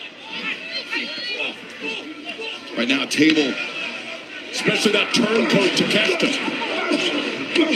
Andrade Alilo just bouncing Briscoe's head off that table that's been set up right in front of our announce desk. But as you mentioned, Nigel, the cage separating us from the carnage unfolding. Back inside, more tables potentially to be used. Yep. Kevin Knight there. Oh, look at that. That's nice. Oh, no! Come on! Paid for it, Don. Don't be like WWE now. Come on! I mean, really impressive, right? Don't put no ad on no goddamn table. What are you talking We didn't about? get no ad when we These was t-shirts watching are Pat selling versus since we've all Shada. come out here. I mean, Shada, yeah. This is going to be fantastic. Come on, man. Don't They put said no that Jim logo on no Doyle's been damn effective table. in this one. We Is ain't got time for that. understatement. He's a We ain't beast. trying to get WWE bots. We ain't This trying to brings think to the about Don Callis WWE family. right Doyle's now. return from We're injury trying to watch has he's trying to been, watch he's been a true AEW. difference maker, Don. Okay. There's some playing tables. Okay. So it's just one. All right. You believe in San Jose now? Apparently We can fans of Don tolerate Callis. that. Can't imagine We can why. tolerate one California thing. scumbags. The So cheer we're will gonna go never through get that tired bitch, up though. here. One of the conflicts that I was going to bring up. Andrade Alito. Take off that shirt. No secret. Oh, no. Don't take off the pants. Where's Max doing? Keep your motherfucking pants on. Secrets. Andrade keeps pants on. Pants on, Now fool. Okada attempting to play peacemaker between MJF and Andrade. Keep his pants on, Excalibur. No, hey, whoa. Calm down, bro. Calm down, bro. Hey, yo, calm down. Calm down. Oh! Macaroni. That's a hockey. Macaroni. We're at the SAP Center, home of the San Jose Sharks, and Roderick Strong, whatever's in that bag, he was swinging it, but Okada, a swift boot to the face, takes Roderick Strong out. We might stuff Roderick Strong into that bag, and that might be how he goes home tonight. He's not. Hey, bro, get that. What the hell is in that Mark bag? Briscoe. The redneck kung fu on target on Okada. Well, here we go. Now the conglomeration, they came to the ring with those. He's got a Nintendo. Entertainment system, yes. Original one. What a nerd. Hey, man. Everybody play video games They nowadays. got some controllers. And laughing Okada. Bro, Briscoe we're using going it back to the old fives. to batter Kevin Knight, the TNT champion. Out of Okada. Kyle O'Reilly. It's about the only thing that's good for nowadays. Kyle Fletcher. And moving. Oh, damn. His head hit the back of that piece of garbage I know, Nintendo right? thing there. We're going back to old five, The y'all. cartridge in. What is And it? blew on first of all. Of course. Bring us back to the 80s with Donkey Kong, would you please? Oh, damn. Bouncing the NES I off know the Kyle pad beat it for sure. of Kyle He's Fletcher. definitely This is great. Now Briscoe, He's definitely winning. what does he have? Probably a Sega system or something like that. Oh, no. Something for evil. Oh, Nobody not got those again. for Christmas. Come on, man, not again. Oh, Fletcher's already bloodied up. See? Told you. Fletcher I knew he now was opened gonna up lead.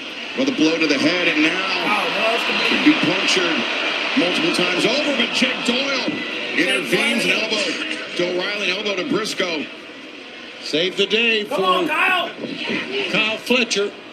Doyle to the outside, Roderick Strong on the move, and steps to a drop kick, sends Doyle crashing into the steel. I'll tell you, Roderick Strong. Looks like Doyle, though, just hoisted up Roderick Strong, Whoa, hey. Whoa, Now, hey. swinging him Whoa, hey. left and right.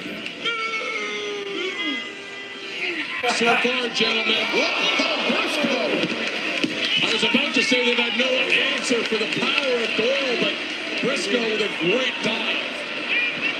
Kyle Fletcher, as you mentioned, opened up, Nigel, and now that controller wrapped around his own. Oh, my God. Oh, hey. O'Reilly face first into the middle turnbuckle pad. One Dart City, but I thought he was going to go into the tax at the first. Mark Briscoe has his focus there, perhaps. Oh, boom. Remember, it was the tables and tax match last year between Mark Briscoe and MJF. Oh, yeah. He took off his shirt. He's grabbing him by the beard. Oh! Look at his shoulders, my God! Oh, my God! Go, Darby! Into the fray of the skateboard. Damn! Oh, that face says That it shit all. hurt. But meanwhile, MJF in from behind. Darby Allin is a disgusting street urchin. Watch the Darby Allin is a former AEW World Champion, Don. Put some respect on his name. Watch out, right above the tax. MJF, he's felt the sting of these tacks before. He's felt the J Driller before. He wants absolutely no part of it. Darby on the move.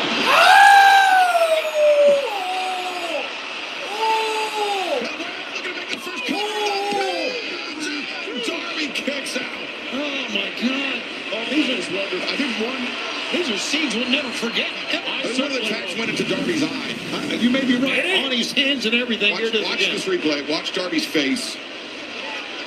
Watch Darby's arms. Oh yeah. Fuck out of here! I know you fucking lied. You're laughing about this.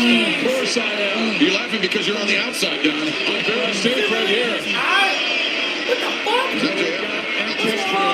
Doing the smart thing. The first time he's done anything remotely resembling manual labor the first time in his life. The responsible thing. Pushing a broom is what Darby will be doing after we get done with him tonight.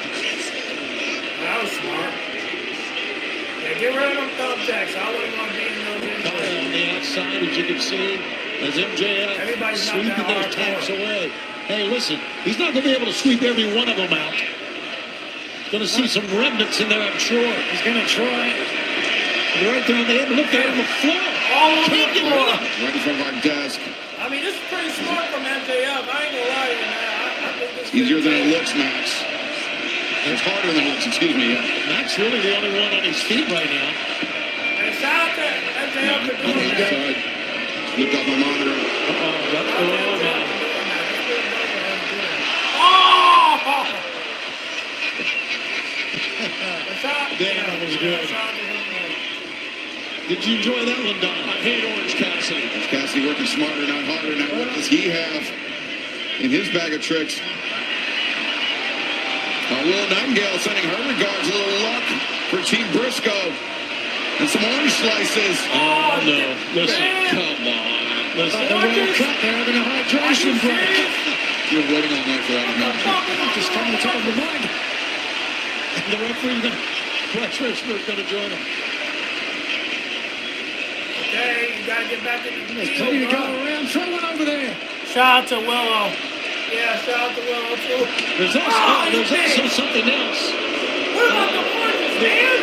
If some of the orange gets in Kyle Fletcher's head. Oh, well, yes. Well, I here's the believe change in the that's what... center. Yeah, it's not going to be nice at all. Oh, the citric acid. Damn, motherfucker! That's it. What was yours?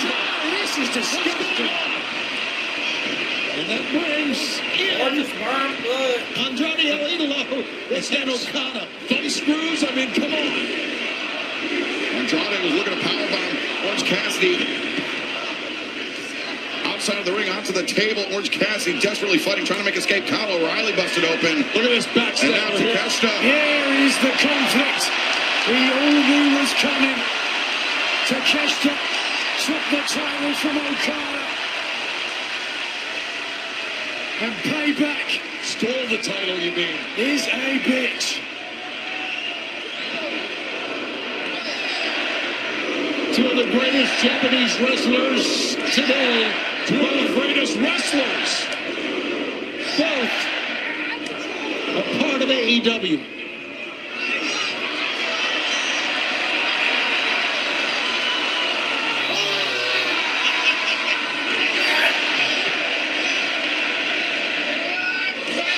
Whoa!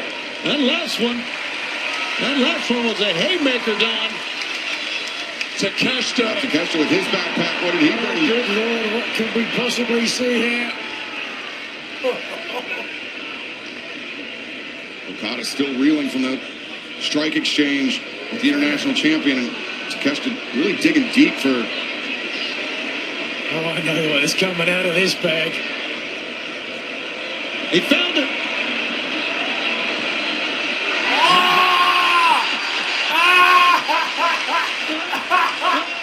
Oh, that was tremendous. What a prick.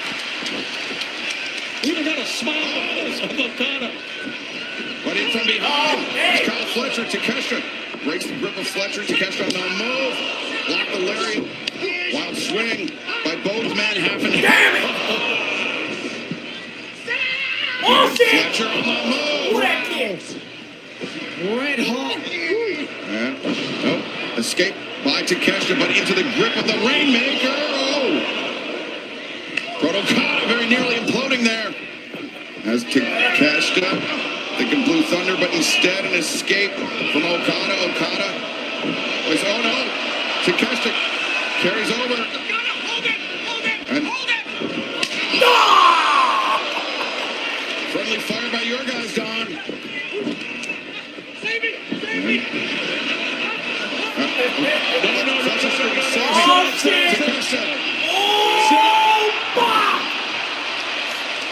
The last man you want to find in the position to deliver a German suplex is the Alpha, Konosuke Takeshita. Takeshita has always been jealous of Kyle Fletcher and Okada, and we're seeing it here tonight. It's disgusting, in my opinion. What we saw was superhuman strength, and now the team. Here it is once again. Look at this. I don't want to look at it. Look at the power. But back to live action. Kevin Knight entered the fray, but so did Darby Allin. Darby, the man that Kevin Knight turned his back on. Left mark the double knockdown. And Darby poured his frustration with the TNT champion Knight. Knight, who followed the advice of Swerve Strickland, who's still to come into tonight's final main event, who told Kevin Knight, if you want to compete with killers, you've got to be a killer. And he did one better. He joined the Don Callis family, Nigel. The family of killers. I was going to say that, and then becomes a part of Don Callis. What a shotgun drop kick. Yeah, Darby is impressive. There's no doubt. Going red.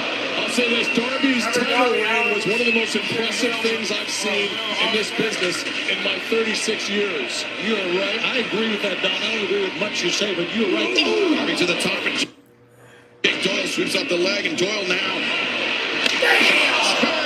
Jake Doyle's having a night, Excalibur. He most certainly is, Don. I would say thus far the MVP of Team DC MJF. And remember the Continental Classic. It was Kevin Knight delivering a coast-to-coast drop kick to Darby Allin that took Darby out of the tournament. It could take Darby out of this. Oh, goodness. Oh, my God, the athleticism. Well, this could be it. This could be everything. 1, 2, no! Briscoe there to save things for his team. Despite all these fun and games, let's not forget what this is all about. The chance for Mark Briscoe to earn a world title opportunity. Whoa! Turn him inside out. On the floor. Oh, gee, he's just suing right as his freaking head. They're not going to make Briscoe any uglier, that's for sure. I would say you can't make him much dumber either, but believe it or not, he's got a near genius IQ. You're killing me over here with that line. MJF, the AEW World Champion, who's assembled the best team that money could buy.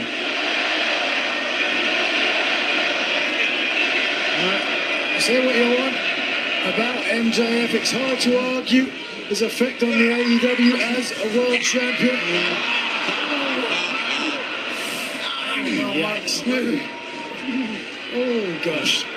Briscoe. Hard to look at, man. Multiple lacerations on his head as MJF now the Dynamite Diamond ring. What's he doing? He changed his direction here a little bit. Calling plays out to the men on the floor. He's DC MJF is a well-oiled machine, Excalibur.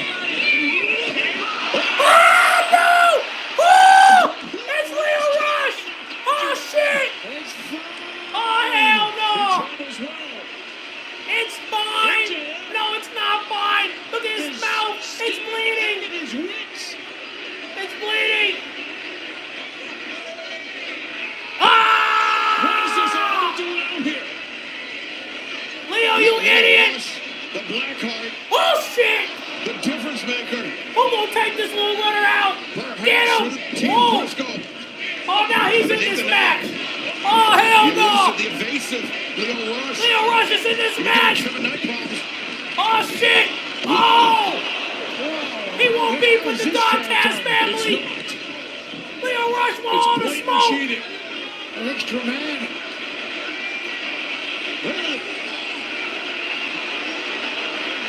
Andrade Alilo does not know what to make of this. Who does? Stop saying that. Leo was saying it's Oh! fine. Johnny was asking how you know. Oh, ah, damn, Stone Cold Stunner! Stone Cold!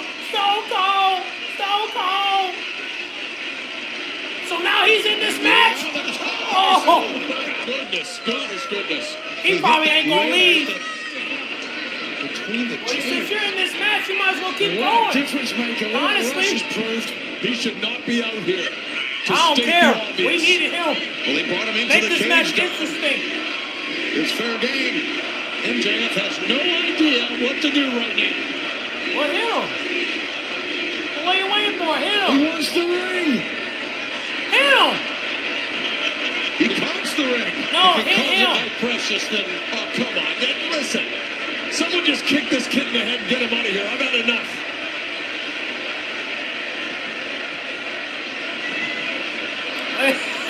What the fuck? This may be the damnedest thing I've ever seen. Whoa! Maker. That was fantastic. Well, he asked for the rain, and he got it. Now Doyle looking to stuff Leo Rush back in the hockey bag. Yeah, that's right. Not in there. This is funny as hell. Inside the ring, MJF Hell no. in You control really of the gonna put him back in proceedings there? as Team Briscoe. And you think you've seen it all. They should take that, throw it down a long flight of stairs Oh, for crying out come loud. on. Look at this.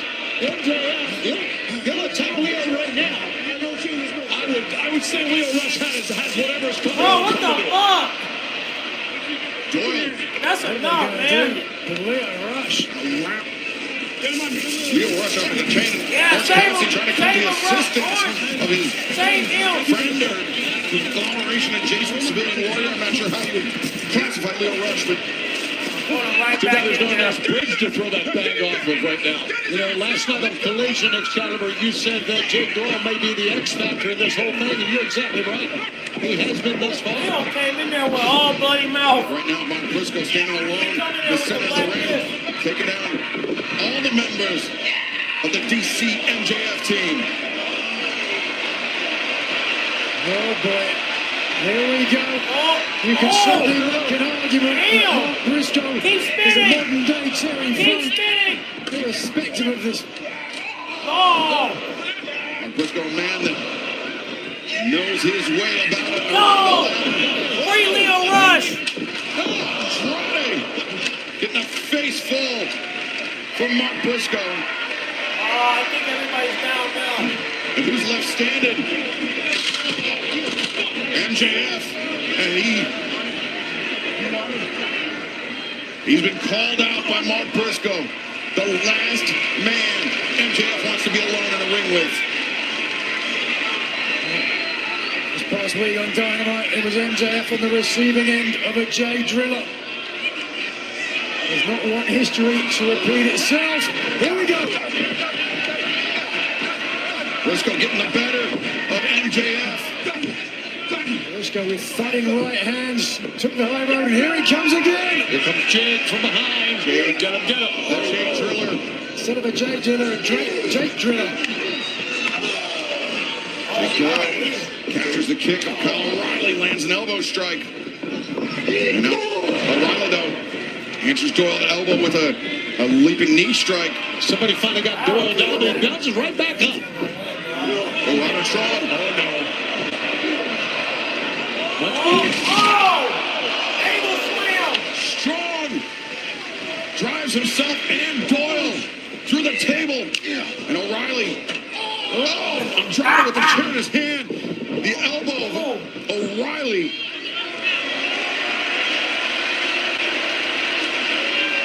He's Andrade out of the load. With O'Reilly down in the corner. Oh no. Wedging that chair in the face of O'Reilly between the ropes. Oh, God. And Roddy Strong might be out on his butt right now. Knees into the bloody face of Kyle O'Reilly. And O'Reilly holds Oh my God, reverse hook on Rana. O'Reilly will hold on his shoulder that time. Takeshita looks Backslide, no. Rainmaker attempted. Drop kick not avoided.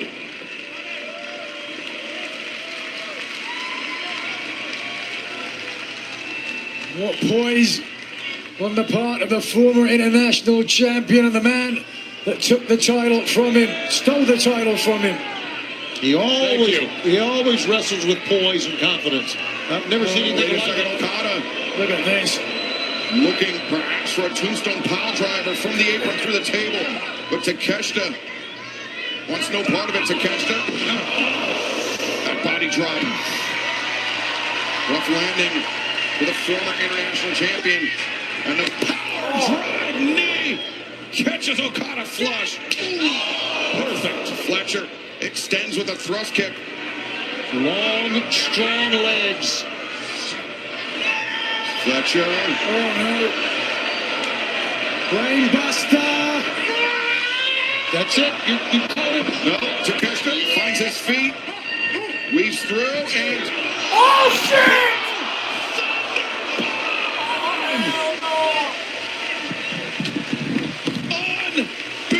unbelievable! And noise irritable. Don Callis dropping the headphones to check on his man, Kyle Fletcher. You preempted this, Tony, when you made the claim, and it's the truth. Any member of the Don Callis family could be seriously hurt. And by the looks of things, that's exactly what's happened. MJF, that Dynamite Diamond Ring, the right hand was loaded up at Mark Briscoe. Looking for a Jay Driller, but oh, the low blow, but it's legal. And it's an effective weapon he's used many times. So is that Dynamite Diamond Ring legal as well. But Orange Cassidy, look at this. Don, this is the power of friendship. Orange Cassidy stepping in the path. Damn! Well, that's what you get for being Was a it Darby? Scorpion death drop. And now Darby. looking to... Fin drop on MJF. Uh-oh. Darby looking to make the cover, but Kevin... The height that he got. Kevin Knight, the splash on his team captain, MJF. And now Darby and Knight. Knight the elbow, backs Darby down. Look at this, Darby just keeps coming back. Yeah, Knight keeps knocking him down. What is Knight thinking? I don't know. It was Darby Allin that started on top of the cage. And now only fingertips keeping Kevin Knight. Knight pulling himself up, Darby. Very nearly connected with that chair, but now Knight. Kevin Knight is a very unique athlete. We're seeing that right now. Don't you realize just by looking at this, how dangerous this is for your athletes to be involved in this thing? This is why we're here. This is what it takes, Shivani. Fletcher's already been put through a table. Oh, but look, Darby, there's the back. there's the back, the back. Oh, my God! Shit! Well, who could have expected that? What is that? Darby Allin! Booby trap in the bag. Kevin Knight went for it. Booby not knowing what was in it. And it literally blew off. Damn! Kevin got smoked. Oh, look at the bodies, my I got the God. little feet. Look at him. He ate both tables did not break. Only two. I'm concerned about Kevin Knight, to say the least. Good reason. Look at this. The booby trap explodes from Knight through the table, and then Darby Allin. Kevin drop to the pile. The bodies have hit the floor. And again, the two men that this is all about, Mark Briscoe and MJF, are center stage. Briscoe Going for it again. got one, he's got two. Cover. 1, 2. Jake Doyle, ladies and gentlemen, once again. Undoubtedly the MVP of MJF's team, tearing, ripping at the flesh of Mark Briscoe. And now Doyle. I got it! Turn on him, Hit MJF! him with the legs of that table, that chair, I think. Do it again. Come on, kid. Doyle urging on MJF. Great teammate for MJF, no doubt. That Jay Driller, though, if it weren't for the intervention of Doyle, Mark Briscoe would have earned a shot at the AEW World Championship then and there. You are exactly right. No doubt about it. Wait a minute. MJF still, what's he doing? He wants Andrade to hold him. Well, remember the last time Andrade held somebody for MJF, Don? It very nearly blew up in his face, pun intended. These two are very competitive, both high-end athletes, guys.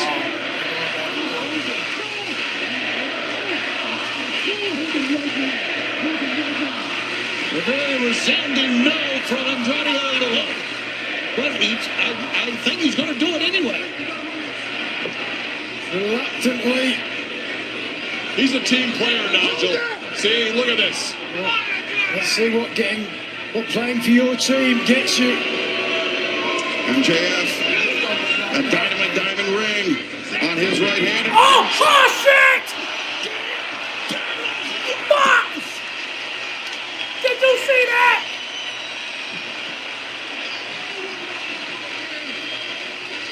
Team player no more. He's been the Hey, yo, Jake, what you gonna do, bruh? What is going on?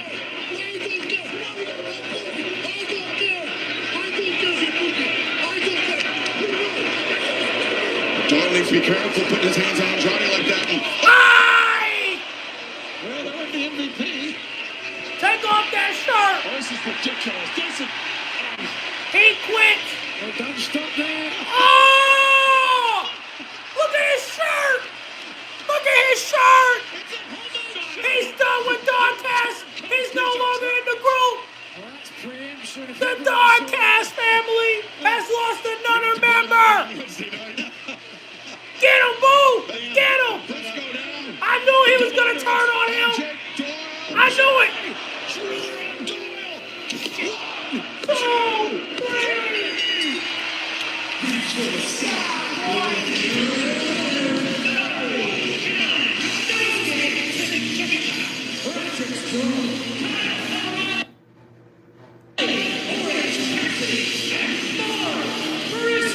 And Andrade! Don't forget Andrade! I knew he was gonna turn on his ass! In addition to being a spectacle. Let him know he ain't no hoe! He wants to go! Crucially, Nigel, Mark Briscoe has now earned a shot at MJF. And Leo Rush, yeah! We gotta get him back out here! And we are perhaps one Yeah! from a Shout out to Leo Rush! Shout out to Andrade! in the AEW world. We about to go crazy! But the real story here tonight, Andrade El Idolo. That's what I'm talking about. I guess you could say, Nigel, that he has submitted his letter of resignation to the Don Callis family. The world has turned.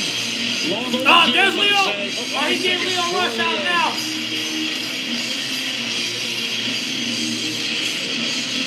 Get him out of that bag!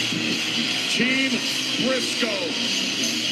If he's in there, I don't know. Your winners here tonight, this first ever Death's Door Steel Oh, they Cage carrying his ass! That's Leo Rush. How you gonna carry him? You gonna carry his ass? He's not claustrophobic. He's still in the bag? They're so scared of him. They want to keep him in there. Oh, there's your champion. And there's Jake Doyle who wrestled a hell of a fought. A hell of a Hey, yo.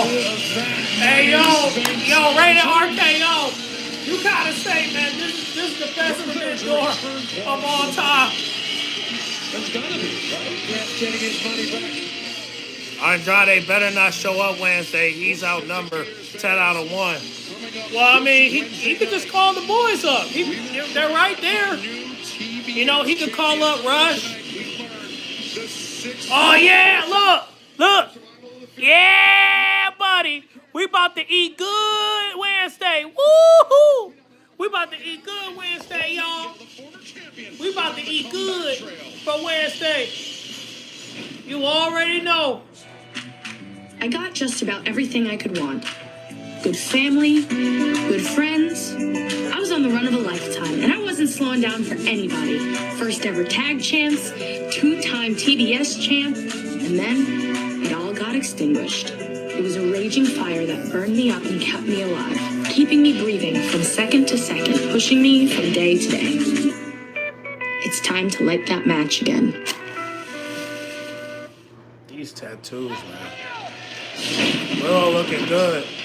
The comeback journey for Willow Nightingale is coming on in full swing. She would love to be back in contention for that TBS championship. She had to vacate due to the injury. We look forward to her return to the ring, and we look forward to you joining us this coming Wednesday night as AEW Dynamite returns to San Diego, California. I mean, if she comes back in the ring, I want her to go after the world title, not the TBS championship. But right now, I understand. Have her go after the Lexi world Nair title. standing by in the back for an update. Come on Lexi, now. take it away.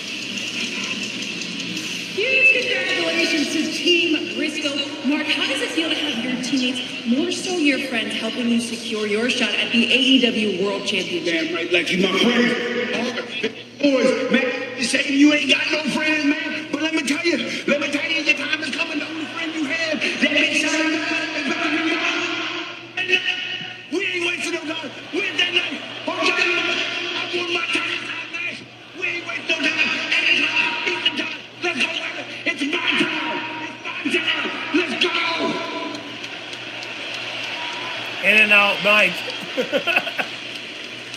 Yo, Lexi, next time get a better mic. Obviously, some audio issues there, interrupting what Mark Briscoe had to say. But I understand. I believe he was throwing out a challenge for this Wednesday, Tony. This Wednesday for MJF AEW World Championship. So he wants a quick turnaround. He wants his title. Well, he shot want it Wednesday. now? How about that? That's On a smart Dynamite. What? move, definitely with What the about champion. redemption? Gotta be ready. A massive Oh, I get it. We're gonna get MJF from versus Kenny Briscoe. Omega We'll again, update you right? when we can Come about on, that match dog. potentially for this Wednesday. But fans, our third That don't make no triple sense. main event here tonight. Swerve Strickland, Will Ospreay, who will challenge Oh, that's for the not AEW true. World Championship on August 30th. What in about Wembley redemption, Stadium. bro? Will it be the former We're not gonna champion? get MJF versus Mark Briscoe and His redemption. destiny to win the AEW World Championship. Oh, you know on what? British soil. Wait a minute. Will Ospreay Wait a minute. Kenny better not win at Redemption. That win is for Will. No, well, no, dude. I think this is gonna. No, I don't think Kenny's gonna go after the belt. I think it's gonna end up being. I think I know why they're doing it. I think the reason why we're gonna get MJF versus Mark Briscoe this Wednesday is because they're gonna set up MJF versus Andrade at Redemption. So that's the reason. Okay, I got it now. I got it. All right, I got it. So we're gonna get MJF versus Andrade at Redemption, and then we're gonna get Mark Briscoe and MJF this Wednesday. Okay, I bet. I'm fucking with that. We know the lengths of Swerve Strickland I'm fucking goes with that. to I got get it. what he wants. I got you already. Okay, I got it. Standing in the way of my But this Forbidden Door is a 10 out of 10. Let's be honest, okay? It's a 10 out of 10. man standing in the way of my country street. No. 10 out of 10, you feel me? Stepping aside for other people to get opportunities that I deserve. I have a chance to live my dream at the biggest stadium that my country has. A stadium that every kid wanted to be in. You have not been able to beat me in 10 years, and we're going to do it again at Forbidden Door. You ain't going to hesitate to end my dream. I ain't going to hesitate to end you, brother.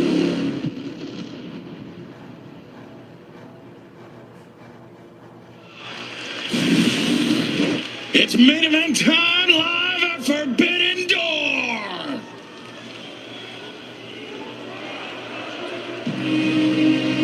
Everyone talks about reaching the top. It's not about how high you can climb. It's about how far down you're willing to dig. All the way to the bottom, into the dark, the place where excuses die. I brought you down there, not broken, unfinished. You had everything. Talent, world looked at you and saw greatness. But that wasn't enough. Not when the light your body betrays you, not when doubt finds its way into your head, you must lose everything. You'll never be able to walk in the light unless you know who you are. In the dark, no shortcuts. Surviving isn't spectacular, isn't beautiful. Sacrifice. Every scar every failure becomes another step. What did you find down there? That's what most men spend their whole lives running from. Not anymore. Only the man who walks out of the darkness finds his destiny. Upon the reckoning. Bring him out.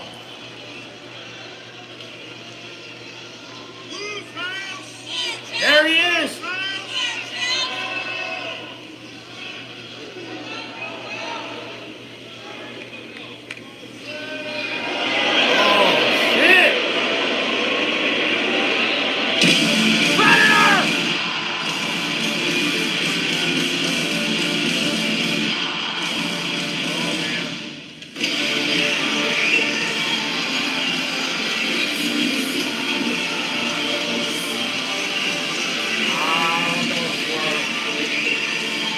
This might not be a good look for you, Swerve. Well, not himself tonight.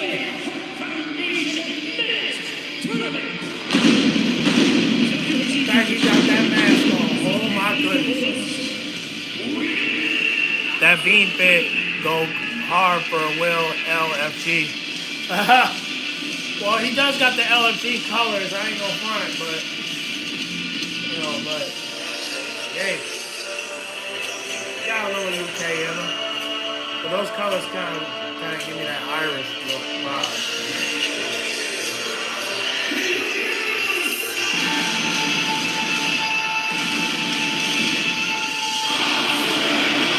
Ooh, them like some white.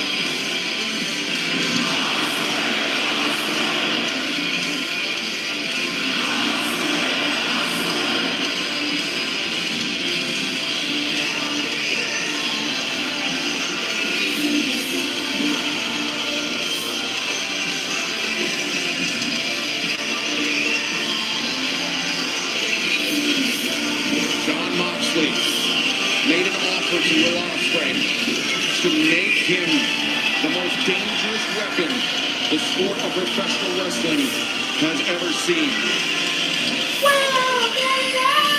Will those months of effort, uncertainty, pay off for Will Ospreay in this moment? Or is it still not his time? As he goes up against the most dangerous man in AEW.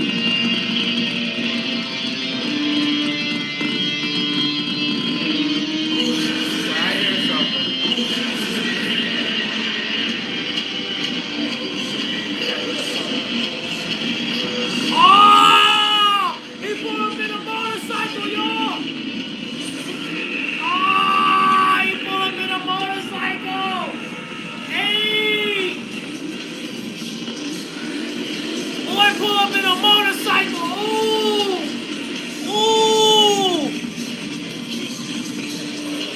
Swerve as Lobo. Oh my God!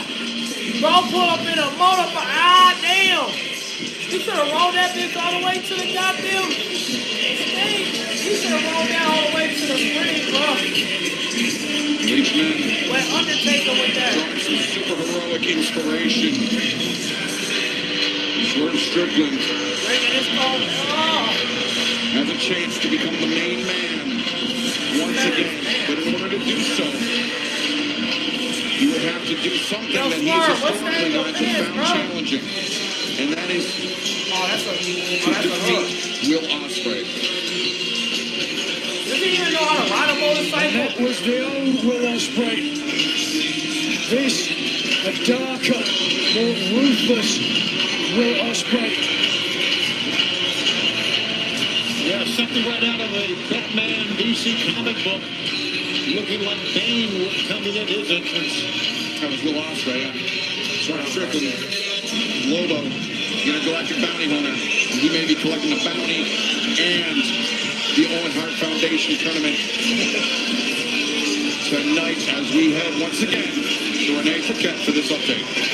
Damn, where the Nana dance at? He a heel. He ain't gonna do no dance for nobody. These two former heel, bro. landed a shot at that world title on the line. Sean Strickland said in an interview, everyone thinks that this is Will Ospreay's destiny. Well, I've made a career out of ruining people's plans.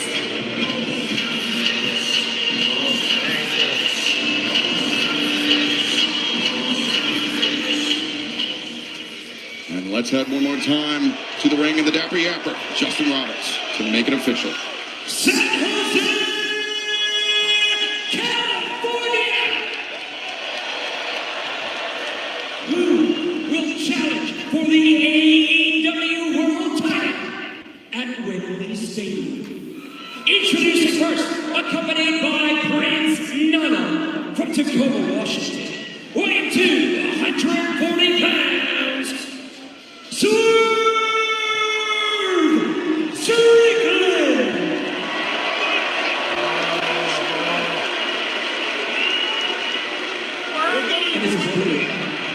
From Essex, England, weighing 225 pounds, the aerial assassin, Will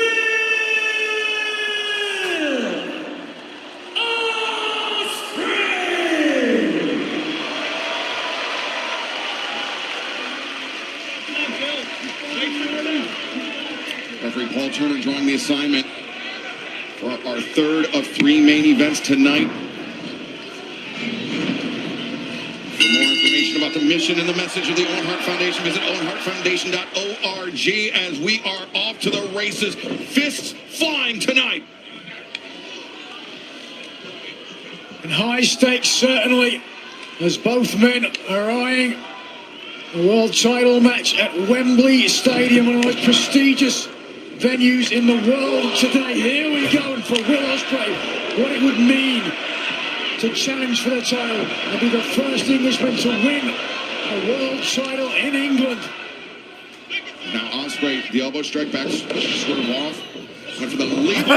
Oh, shit. Attempted a hidden blade. I couldn't do. Wait, what's this? Know each other very well. I couldn't be one of Swerve's friends. He's bipolar as fuck. He hates you 1 minute, then he shows love the next. You saw what he did to Bobby Masood, though. You saw what he did to Bobby Masood, so I guess you get the memo. Yeah, don't trust him. Nigel, that's Swerve's face in putting away Will Ospreay. He has historically an advantage, 3-1-1 He had over to tie Will his hair Ospreay. up, too. But the man it had to is tie his hair not up. easy for Swerve Strickland to defeat the aerial assassin. It won't come easy if he is able to do that here tonight. What the? You cannot Bro, get back in the ring. The dark influence of He's just taking John his time. Moxley Oh, and the shit. Death Riders. Watch out, coming this way. Ospreay. It's a great move by Will. Yeah, Swerve, he's definitely, Strickland back into the he's ring, but definitely a Strickland heel. was ready for him. I don't think Swerve was depleted enough Doing this for little- Will getting to this press an little advantage walk there. on. Swing and a miss. Oh, Ospreay. shit. Step up work and Rana takes down Strickland. Swerve had told the New York Post, you still haven't seen Y'all, the hey, best of bro, Swerve, I wouldn't be and we may surprised see if it this tonight. match past 30 Will minutes, have to bro. see if he wants to win You're it. gonna have to. This match is too Nigel damn was good for you Forbidden to Door not last pass 40 year. minutes. Oh! Damn. Ospreay sweeps at the leg of Strickland. And now the hammer throw into the ropes. Ospreay drop kick on target. It's Forbidden Door last year with John Moxley and the Death Riders executed their plan. They wrapped the chair around the neck of Will Ospreay rather than let his emissary of violence, Claudio Castagnoli, do it. John Moxley took it upon himself to do something that could very well end the career of Will Ospreay. Lasted like 5 or 6. You might wonder then why Ospreay would take the advice and the guidance and the mentorship, if you will, of the man that nearly ended his career. And I think on some level it's because Ospreay realized that Moxley was willing to do things to human beings that Will Ospreay perhaps was not. He needed to learn that ruthlessness, that Death Rider's ethos. We've also been privy to some of the talk that Moxley's had to Will Ospreay. Moxley's a hell of a motivator, guys. You got to admit that from what we've heard from him. Will Ospreay delivering the kicks to the face. I just got an update.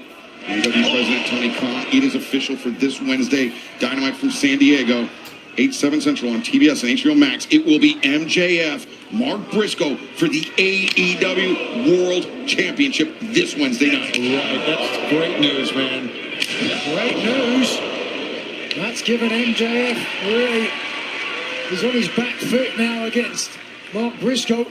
For the first time ever, survival of the fittest match. 6 women compete to be the next TBS champion. All of that and so much more this Wednesday night. Turning our attention back to this match. Swerve caught Ospreay charging in.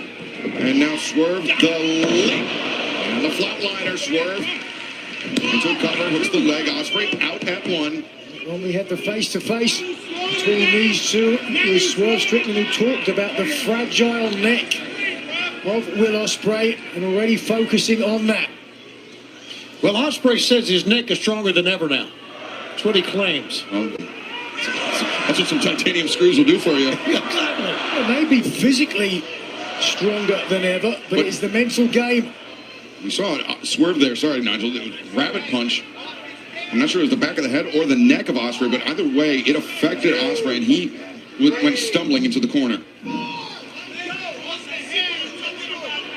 And it really has been a slow and methodical attack from the former AEW World Champion Swerve Strickland 2 years ago at Wembley Stadium. Still has to remember the loss of the world title. Wants to expunge that loss and regain it this year. What a 2-year span that would be for Swerve Strickland. From the lowest of lows to potentially the highest of highs in one of the most famous stadiums in the world, just in the world of sport, in the world of anything, of entertainment. It is Wembley Stadium, the cathedral of football. It is something that British child, European child, South American, North American, everybody aspires to one day compete on that stage. I was there 34 years ago when I first dreamt of being a professional wrestler. Watch a second.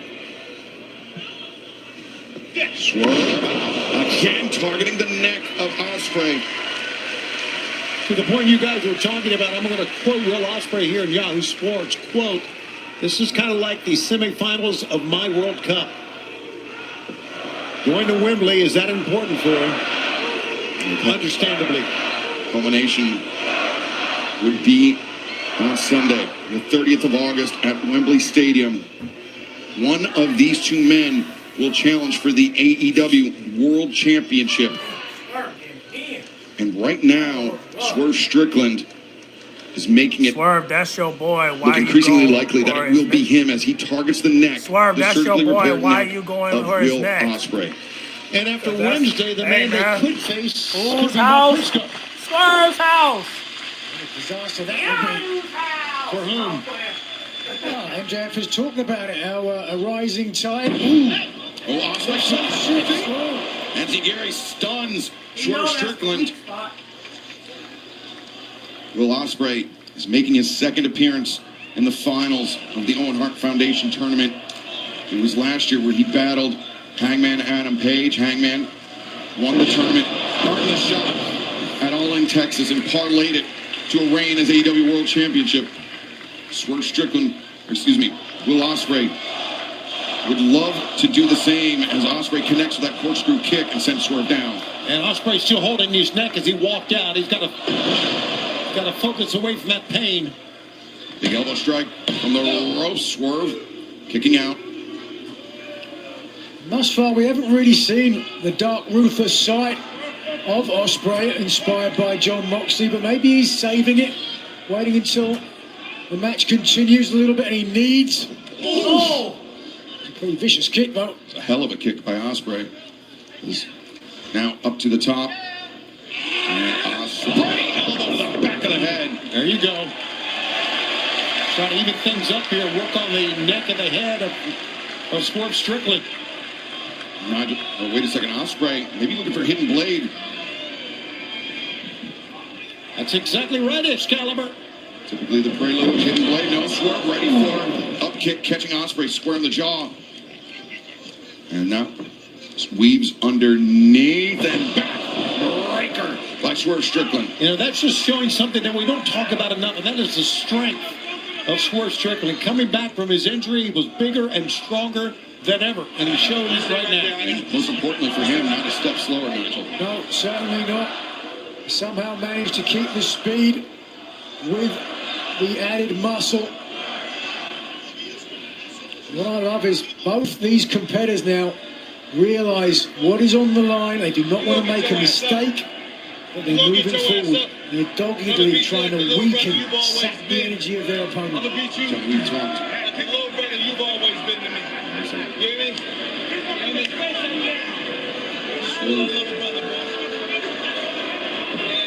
Referencing the long history between these two men. Just like it was 10 years ago. Just like where we are 10 years ago, boys. So Ospreay's always going to step behind Swerve Strickland.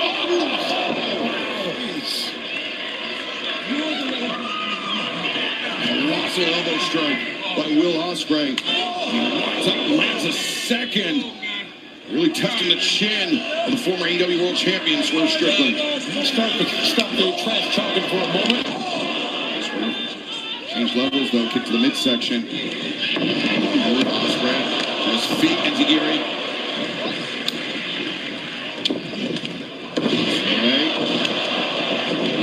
Back rolls through.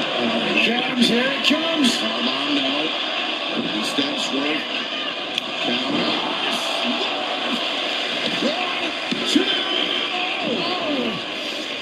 That was a lot closer than I expected. That was a magnificent exchange by two phenomenal wrestlers. Clear evidence of the experience the men have facing each other. Ospreay a bit beleaguered after that exchange. Swerve boot sends Ospreay down.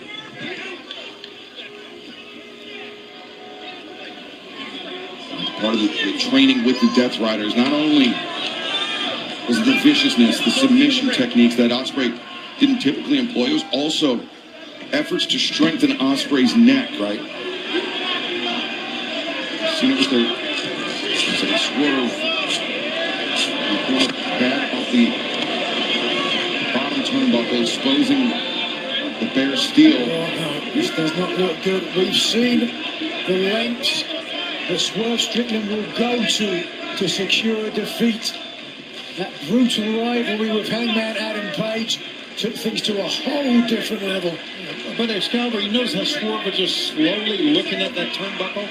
Almost as if he was trying to talk himself into it. But Swerve goes shoulder first into the steel ring post, and now Ospreay targeting the arm of Strickland. Ospreay is biding his time, capitalizing on the opening, and now the double stomp. We talked about the submission training, that death ground, the cross arm breaker that Ospreay's been employing recently. Here we are. Full extension. He's tapping. Swerve is tapping on the outside. It's on the outside. Importantly, Nigel, Ospreay cannot win this match. He cannot win the tournament on the outside. Well, the official has to break that hold and break it quickly because there's so much damage can be done. Yeah, Ospreay holding on as long as he could. Not just throwing that coffee into the eyes of Ospreay. Now Ospreay.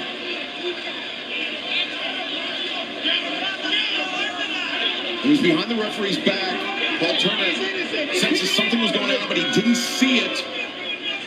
So he's powerless to do anything for Nana, but Swerve. Oh, no. It looked like Ospreay was attempting to counter with a Hurricane Rana, and in doing so put himself in an even worse position, Nigel. Yeah, that's exactly what it looked like. Ospreay came with a lot of momentum. Just watch this. Here, looking for the Hurricane Rana, but yet Strickland saw it, scouted it, and stuffed. Oh, no. The exposed. There you go. Swerve with Ospreay underneath and the catapult. Oh, Ospreay. I'm not sure. They may have caught the jaw. The jaw, the eye, I'm not sure, but either way, disastrous for Will Ospreay. Referee Paul Turner, understandably so, lenient with his count. Nobody wants to see this tournament end on account of we want to see a definitive winner between Ospreay and Swerve. Yeah, no doubt. Now, Strickland taking a lot of time here, giving Ospreay some respite on the outside, and I'm not sure this is a smart strategy. Ospreay, especially because now, oh, jeez. He's been opened up. He's coming out his mouth. Leaking like a faucet. No, that's blood is flowing freely from the head of Will Ospreay. I believe it's over the eyebrow, Tony. Yeah, you're right. I told him to his face. I told that man to his face. This isn't Certainly Strickland taking one step closer to Wembley Stadium, and the dream of Will Ospreay starting to slip from his grasp. Ospreay feels like it's his destiny, something he's dreamed of since he's been a little boy, to win a championship.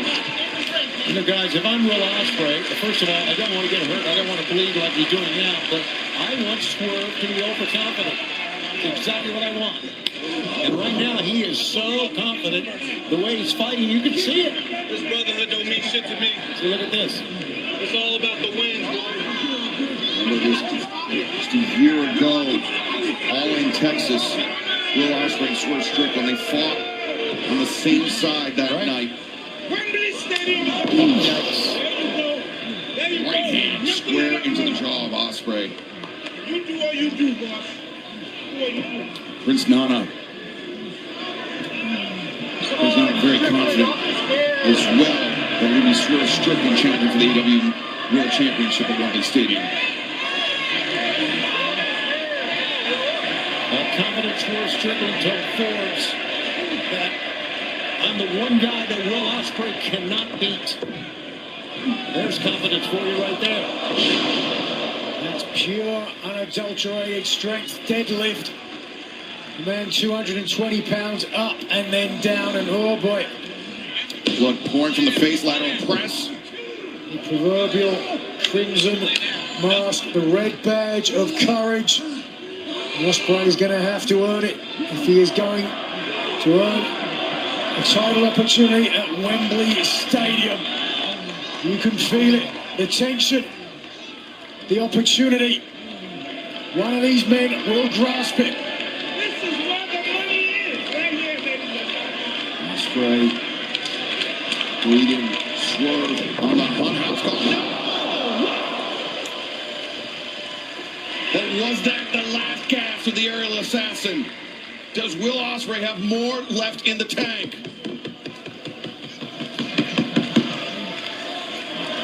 Ospreay slow to follow up here, lying in wait, getting a perfect Spanish fly, but immediately after the impact, unable to follow up, but now back to live action. Well, I mean, Will Ospreay is hauling off from the UK.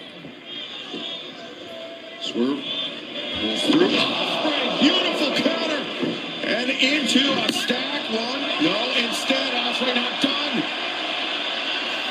Classic Styles Clash, center of the ring.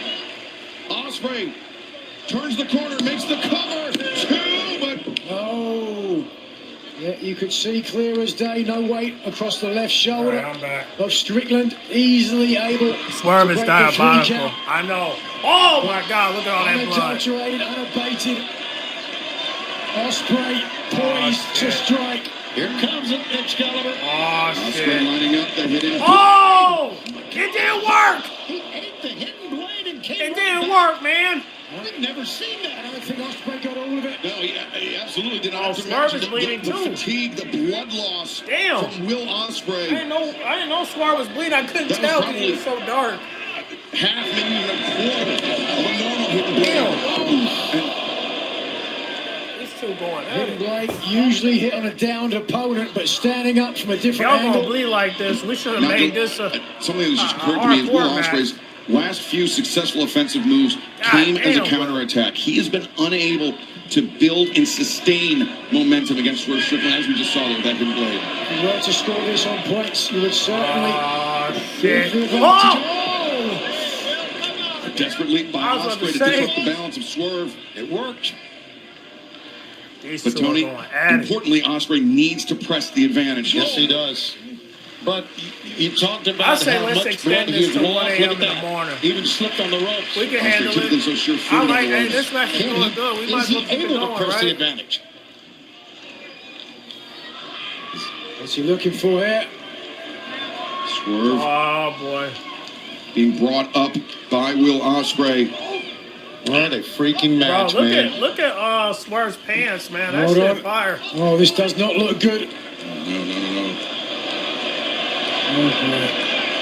Don't do this! Don't! Oh! Damn! Once again, he's lined up. Damn! Stuck it! Drop the guillotine. 2. Oh! A hair's breadth away was the referee's hand. A hair's breadth away was Will Ospreay from going to Wembley on August 30th. That was an absolute breathtaking move off the ropes. He did that maneuver in mid-freaking air, did Ospreay. Looking for it. Oscutter, no. The die from Swerve, the cover. 2. No! Oh, he barely got that arm up. Well done, Ospreay, typically from that position, Nigel comes back with the Oscutter. Instead, I believe he was looking for a destroyer, and that may have been his undoing. Whatever he was looking for, Swerve Strickland had the better eyes, the better focus. The dead eye of Adam Page stuck Strickland, who now is being hung out to dry. Watch out. You know how dangerous the Swerve Stomp can be. And Ospreay avoided it. Could have blown out a knee there. Oh no! It didn't work. It didn't work. Ospreay instead. But this is gonna work. Oh! Hey yo, come on! Oh damn! First into the unforgiving steel of the steps. This match is crazy. That boy won't start This coming. match has built and built and built. Referee Paul Turner just checked in on Will Ospreay. He waved off our ringside physician. If you take another look at this, Nigel. Look at the momentum and the whiplash. Now Strickland's body. And it wasn't the That foot just Swerve was of the facing side of the somebody steps. I bigger. believe it was the corner of the steps. I don't know who got that was tall enough to take down. Yeah, Will looked at us here. Now Swerve bleeding. Oh shit! He was bleeding before, but this time he's bleeding a lot. This is getting ugly. Damn it, man! First Will and now Swerve.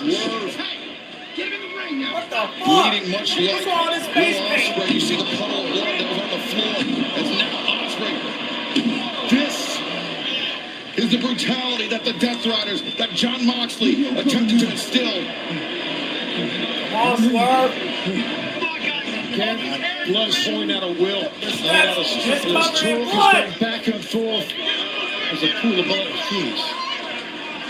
Sorry, I'll do my best to continue. I'm getting out of the way here, guys. I'm telling you that. This is pretty hard for me to... Understand this on your career, but Will Ospreay is. Oh no, come on! No.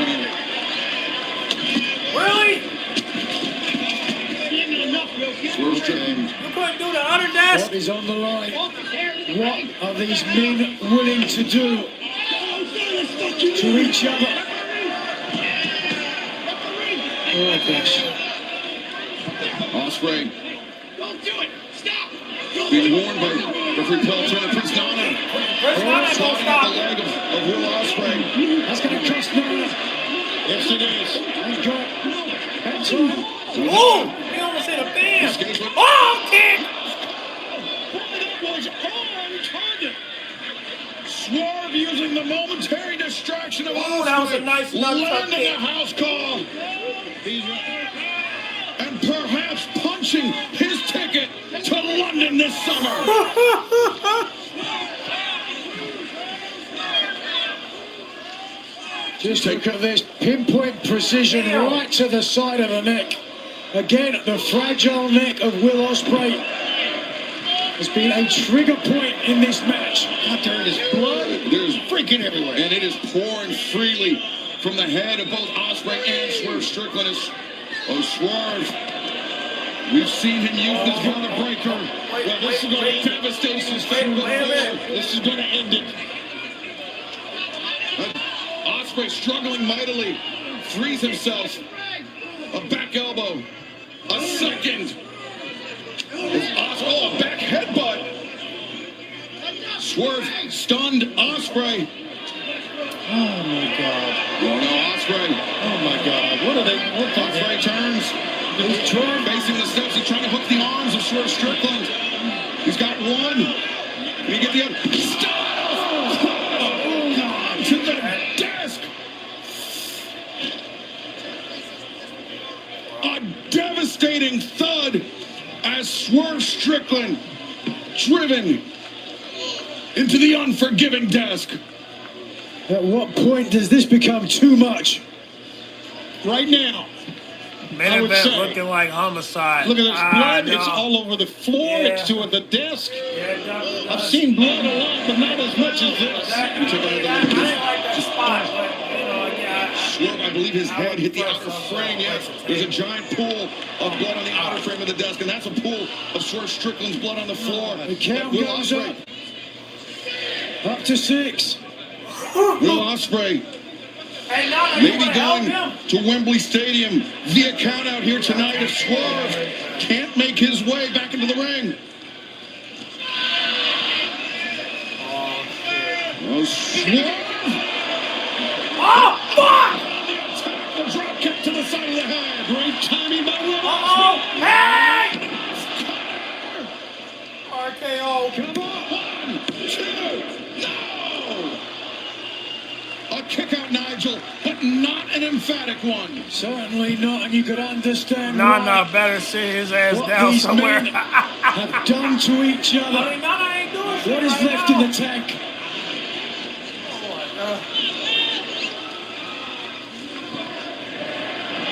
Ospreay now beckoning Swerve up. Oh! The kick coming around the corner. Oh, The second one. Yo! Let's look at these kicks. Ospreay has his sights set on Wembley Stadium.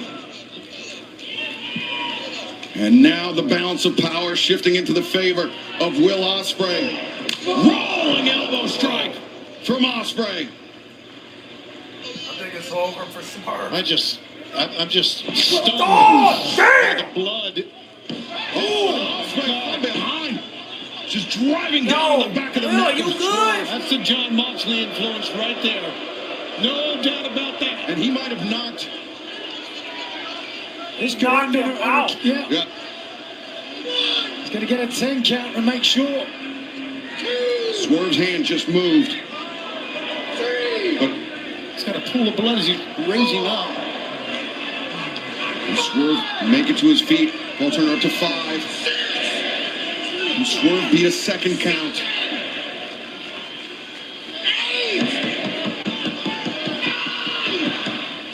He wants it. Damn! Oh, hell no! Will, oh, I thought that was it right there. Strickland refusing to stay I thought down. that was it right there. He's amazing. I was about to say. He wants his destiny I mean, it don't feel like an ending, to be the but world I champion really in thought that Wembley was it. Stadium. So does Will Ospreay. Both I of think- these I men think people decided unyielding. was Swerve, man. Ospreay with the advantage, with Swerve showing his resilience. A My right God, hand Swerve. into the jaw You getting as your ass Ospreay beat. now. It's just nothing but amazing, stunning competition. Oh, hell. Ospreay They've been thinking Avalanche Death Valley driver, but instead Swerve hammers down with those elbow strikes and now hammers the back of the neck, the surgically repaired neck. Rabbit punches on the back of the neck. A shocking display of fortitude. He's trying to stop Ospreay's trying to pull himself Ospreay down in a heap. You could see that one coming.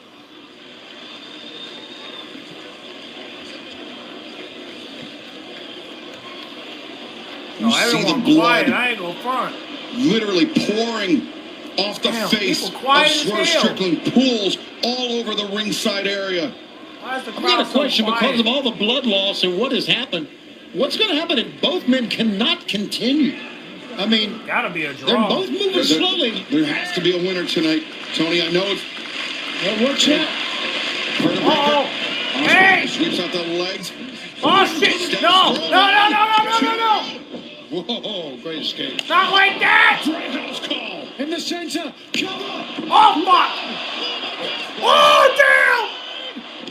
What the fuck? Come on, man! Oh no! Come on! Bloody mess! Bloody mess! Here in San Jose, applauding both men for a hell of an effort. It's amazing. They want the world title, yo. Why can't this be a draw? And need I say, this is what we're all about, guys. You're watching right here. Giving the 10 count. The first man to reach his feet. I was going to say would have an advantage now, but the first man to reach his feet may be the one that very well wins this match. That could be at this point all it takes. Up to 6. Don't win by pinfall. Just wait for that. 7. Somehow, by the will, no pun intended, of God. Two barbarians, two fighters, two men with a dream of Wembley Stadium. Or an Iron Man match. Refusing to let that dream go. Because they're willing to go all out. And I'm okay with this being long. This is the night of the century. I told you. So this much should have respect been. for Yo, both men. I'm just glad this is the main event, bro. Every man They and going woman who in. competed tonight. They saying, look, Swerve one of us Strickland. got to get it. One of us got to He get it. wants to reclaim the AEW World Championship. Taking off It was his gloves, once his, but no longer. Ospreay feels it's his destiny to Who do it. wants it bad? Not You or just for him? the first time, but to do it in his homeland, in the biggest stage of them all at Wembley What do you Stadium. want, Swerve? We're seeing the What's it gonna be? in real How time. bad do you want it, The Swerve? gloves are coming. How bad do you want it, Will? How bad do you want it? Come on! Goes to Wembley. Come on, man! Here we Damn! Oh shit! Oh shit! Not this! Oh! Swerve like fuck that! He said fuck that! Not tonight. This is Shawn Michaels versus Triple H! That is how much Wembley Stadium, that is This how is- much hell, the this film messed AEW up World again. Championship means to these Oh men. no! Oh! Oh! Ducks again. Oh! Ref! Turner Oh! didn't see it. Turner didn't see it. He didn't see it, but he ain't executed it. That low blow and He hit a low blow and you're not As even Paul Turner you're had not even standing up. gotten out of the way and turned around. Strickland's going to capitalize now. Strickland takes him Oh! Oh! That's it. It's over! Surely not. 1, 2, 3. No! Neither man will stay down. Holy hell. A moment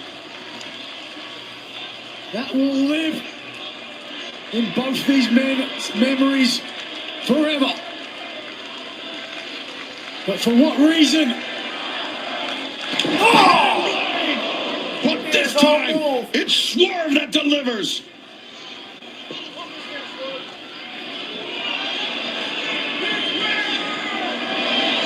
Damn! Swerve!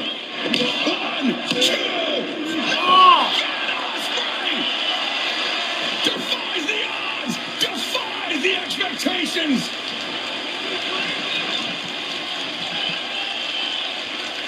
Oh my God, Will. Oh, wait a second. John Moxley, the Death Riders have just come. Oh, hell no! What the fuck y'all out here for? For what reason? Well, what they're doing, they're kind of talked about how Moxley was a motivator. The entire Death Riders out to try to motivate Will Ospreay to win. But will it motivate Swerve Strickland? All of them are out there? Question. Oh my God, bro. No! The Death Riders, they have Ospreay's back. Don't Does he lose! have Don't what lose! it takes to reach out and grasp his destiny? It didn't work! It didn't work! It fucking worked! Swerve! He's a beast!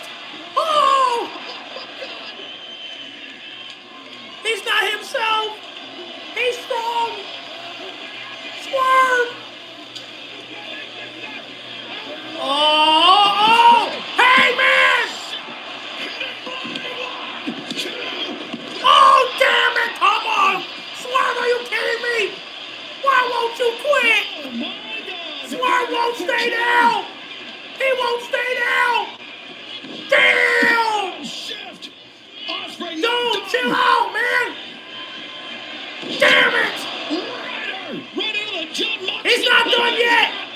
He's not done yet! He's not done yet! What you about to do, bro? Oh, hell no.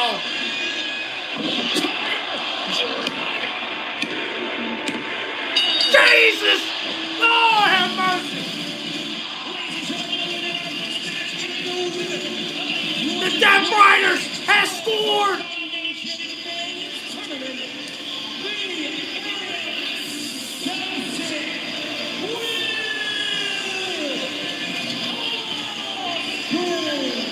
Good job, Will.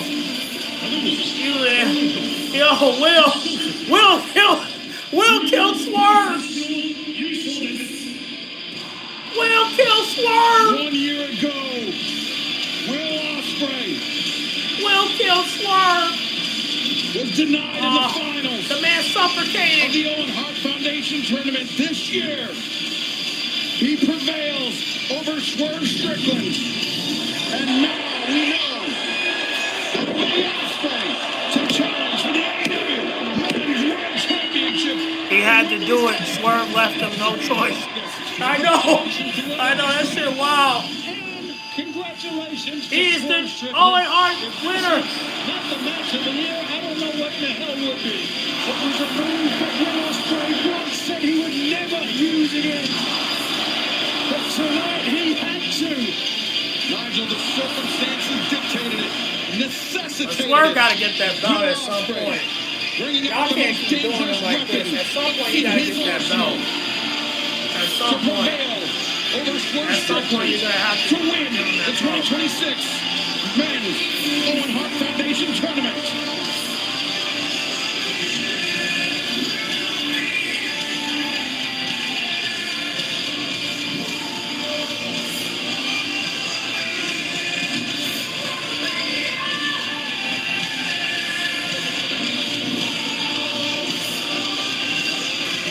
At some point, you're going to have to give him that belt, Tony. At some point. Oh, yeah, I forgot. Will vowed to never use the Dragon Driver again. Great storytelling. Right. Oh, well, I didn't know that. Oh, yeah, Tony, at some point, you're going to have to give him the belt, man. I mean, I understand Will's going to get his goal and all that, but at some point, you're going to have to give him the belt. At some point, you're going to have to give him the belt. Him and Kenny, you're going to have to do it. where Swerve gonna go from here. Heads to Wembley Stadium on the 30th of August. I wonder what Swerve gonna do now. Will needs to win that belt at All In, no questions asked. No, I want him to win, absolutely. I'm just saying, after he wins, I just hope that Swerve and Kenny get what they want. Because they deserve to get that belt. I'm amazed Pat came out. I thought Pat was gonna. Well, I guess he's gonna wait till All In. In AEW, by far. Shout out to Will, man. Will Ospreay undoubtedly will take a moment to catch his breath, to relish this victory. But now, the road to All In London, the hard work, the real work begins for Will Ospreay. Yeah, will it be MJF? Will it be Mark Briscoe? Could it be someone else? He's still got over a month. Yeah, 1 or 2 months. Shout out to Will, man.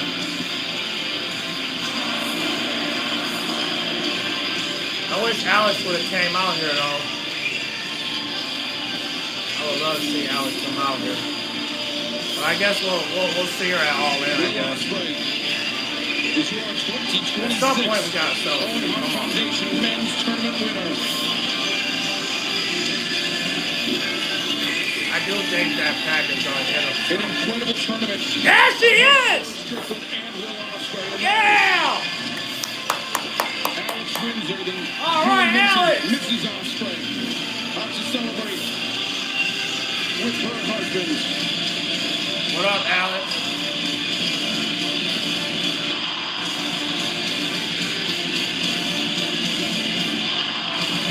A hard-earned victory. I hope she ain't losing no weight. You need that business, baby. Victory. Yeah, the ass still there. To Wembley Stadium. Just want to make sure. Don't lose no weight now, Alex. We need that thickness now. Come on now. Thank you for joining us. Keep that ass. We need that. This pay-per-view event, All Elite Wrestling, Glad she came out. is the home of professional wrestling. Right there.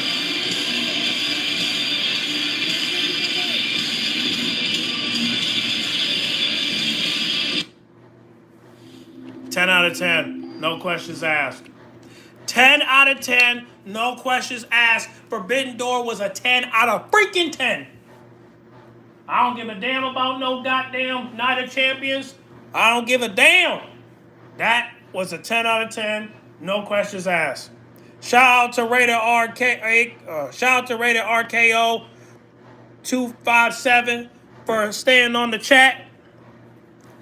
Will about to go bang, bang, bang, bang tonight. Yeah, because of Alex, yeah. Well, I'm just glad she still got her thickness, because at first I thought she lost some weight. I was like, don't lose that thickness now. Come on now. I don't want you walking around here like Rhea Rebbe. No, keep eating that steak, baby. Keep eating that chicken. Protein. Nothing but that. You know? So, 10 out of 10. No questions asked. Now, shout out to Rated RKO 257 for staying on the chat. Yo, man, I appreciate you, man. I appreciate you so much for being on the chat, man.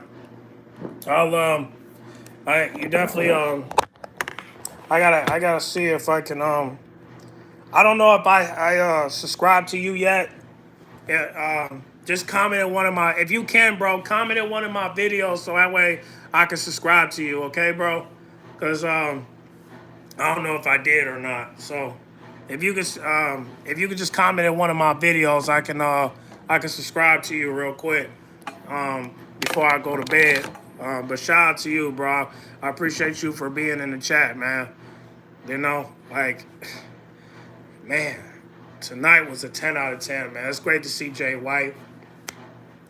You know, and shout out to My World for putting in that work. Hope she take the belt from Athena. And, yeah, man. Shout out to everyone tonight. They did a hell of a good job. Still waiting for Pac to betray the Death Riders, but I guess we're gonna have to wait till All In. But other than that, man, great storytelling, man. Great, and shout out to Tony Khan, man. We just gotta.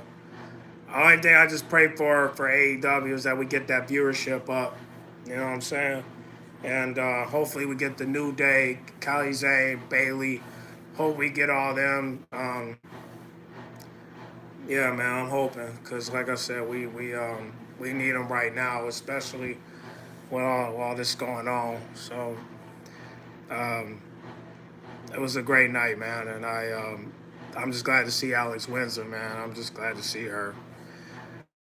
I ain't gonna lie, it feels like we just watched All In, man. Like, seriously, like, it just felt like we just watched it, bro. Like, don't it feel like that? Like, it just feel like we just watched All In, dog. Like, it's just, oh my goodness, man. I don't know how Thecla's gonna beat Mercedes, man. Shit. I just hope Thecla become a babyface, because I honestly want Thecla to be a babyface in this situation, because the crowd was behind her. I don't think Mercedes is going to be a babyface unless she hook up with Harley and Mina. I'm just saying. I still think we should get a triple threat match with Athena and Mercedes and Thecla, but you know, we'll get to all that. We got 2 months, but shout out to everybody, man. Great pay-per-view. I can't wait to do a review. Now. What is it? Now, unfortunately, I'm not gonna be able to make any short clips tomorrow because I gotta go to work. But I will drop a review for all 3 pay-per-views. So you know, for TNA, NXT, and AEW. TNA, I'm just gonna do one match, and then NXT, I'm gonna do all 5 and 6, and then AEW, I'm gonna do all of them. So. Be prepared for a review tomorrow. But anyway, of course I gotta wait for my clothes to get done. But I gotta get some sleep, man. I knew that this match was gonna end at 1 a.m. But I'm gonna go check out Bobby Masu's live stream, and then when I'm done with my clothes, I'm gonna go ahead and get some sleep in. You know. Yep. So. Thank you guys for watching. Shout out to Rated RKO 257. I hope to see you in the comment section. But make sure you guys Make sure you guys like, comment, subscribe, share if you do. And I'll see you on the next live stream, all right? Hopefully I'll see y'all Wednesday for Dynamite, all right? Thank you guys for watching. Congratulations to Will. And we'll go from there, all right? Y'all have a good night.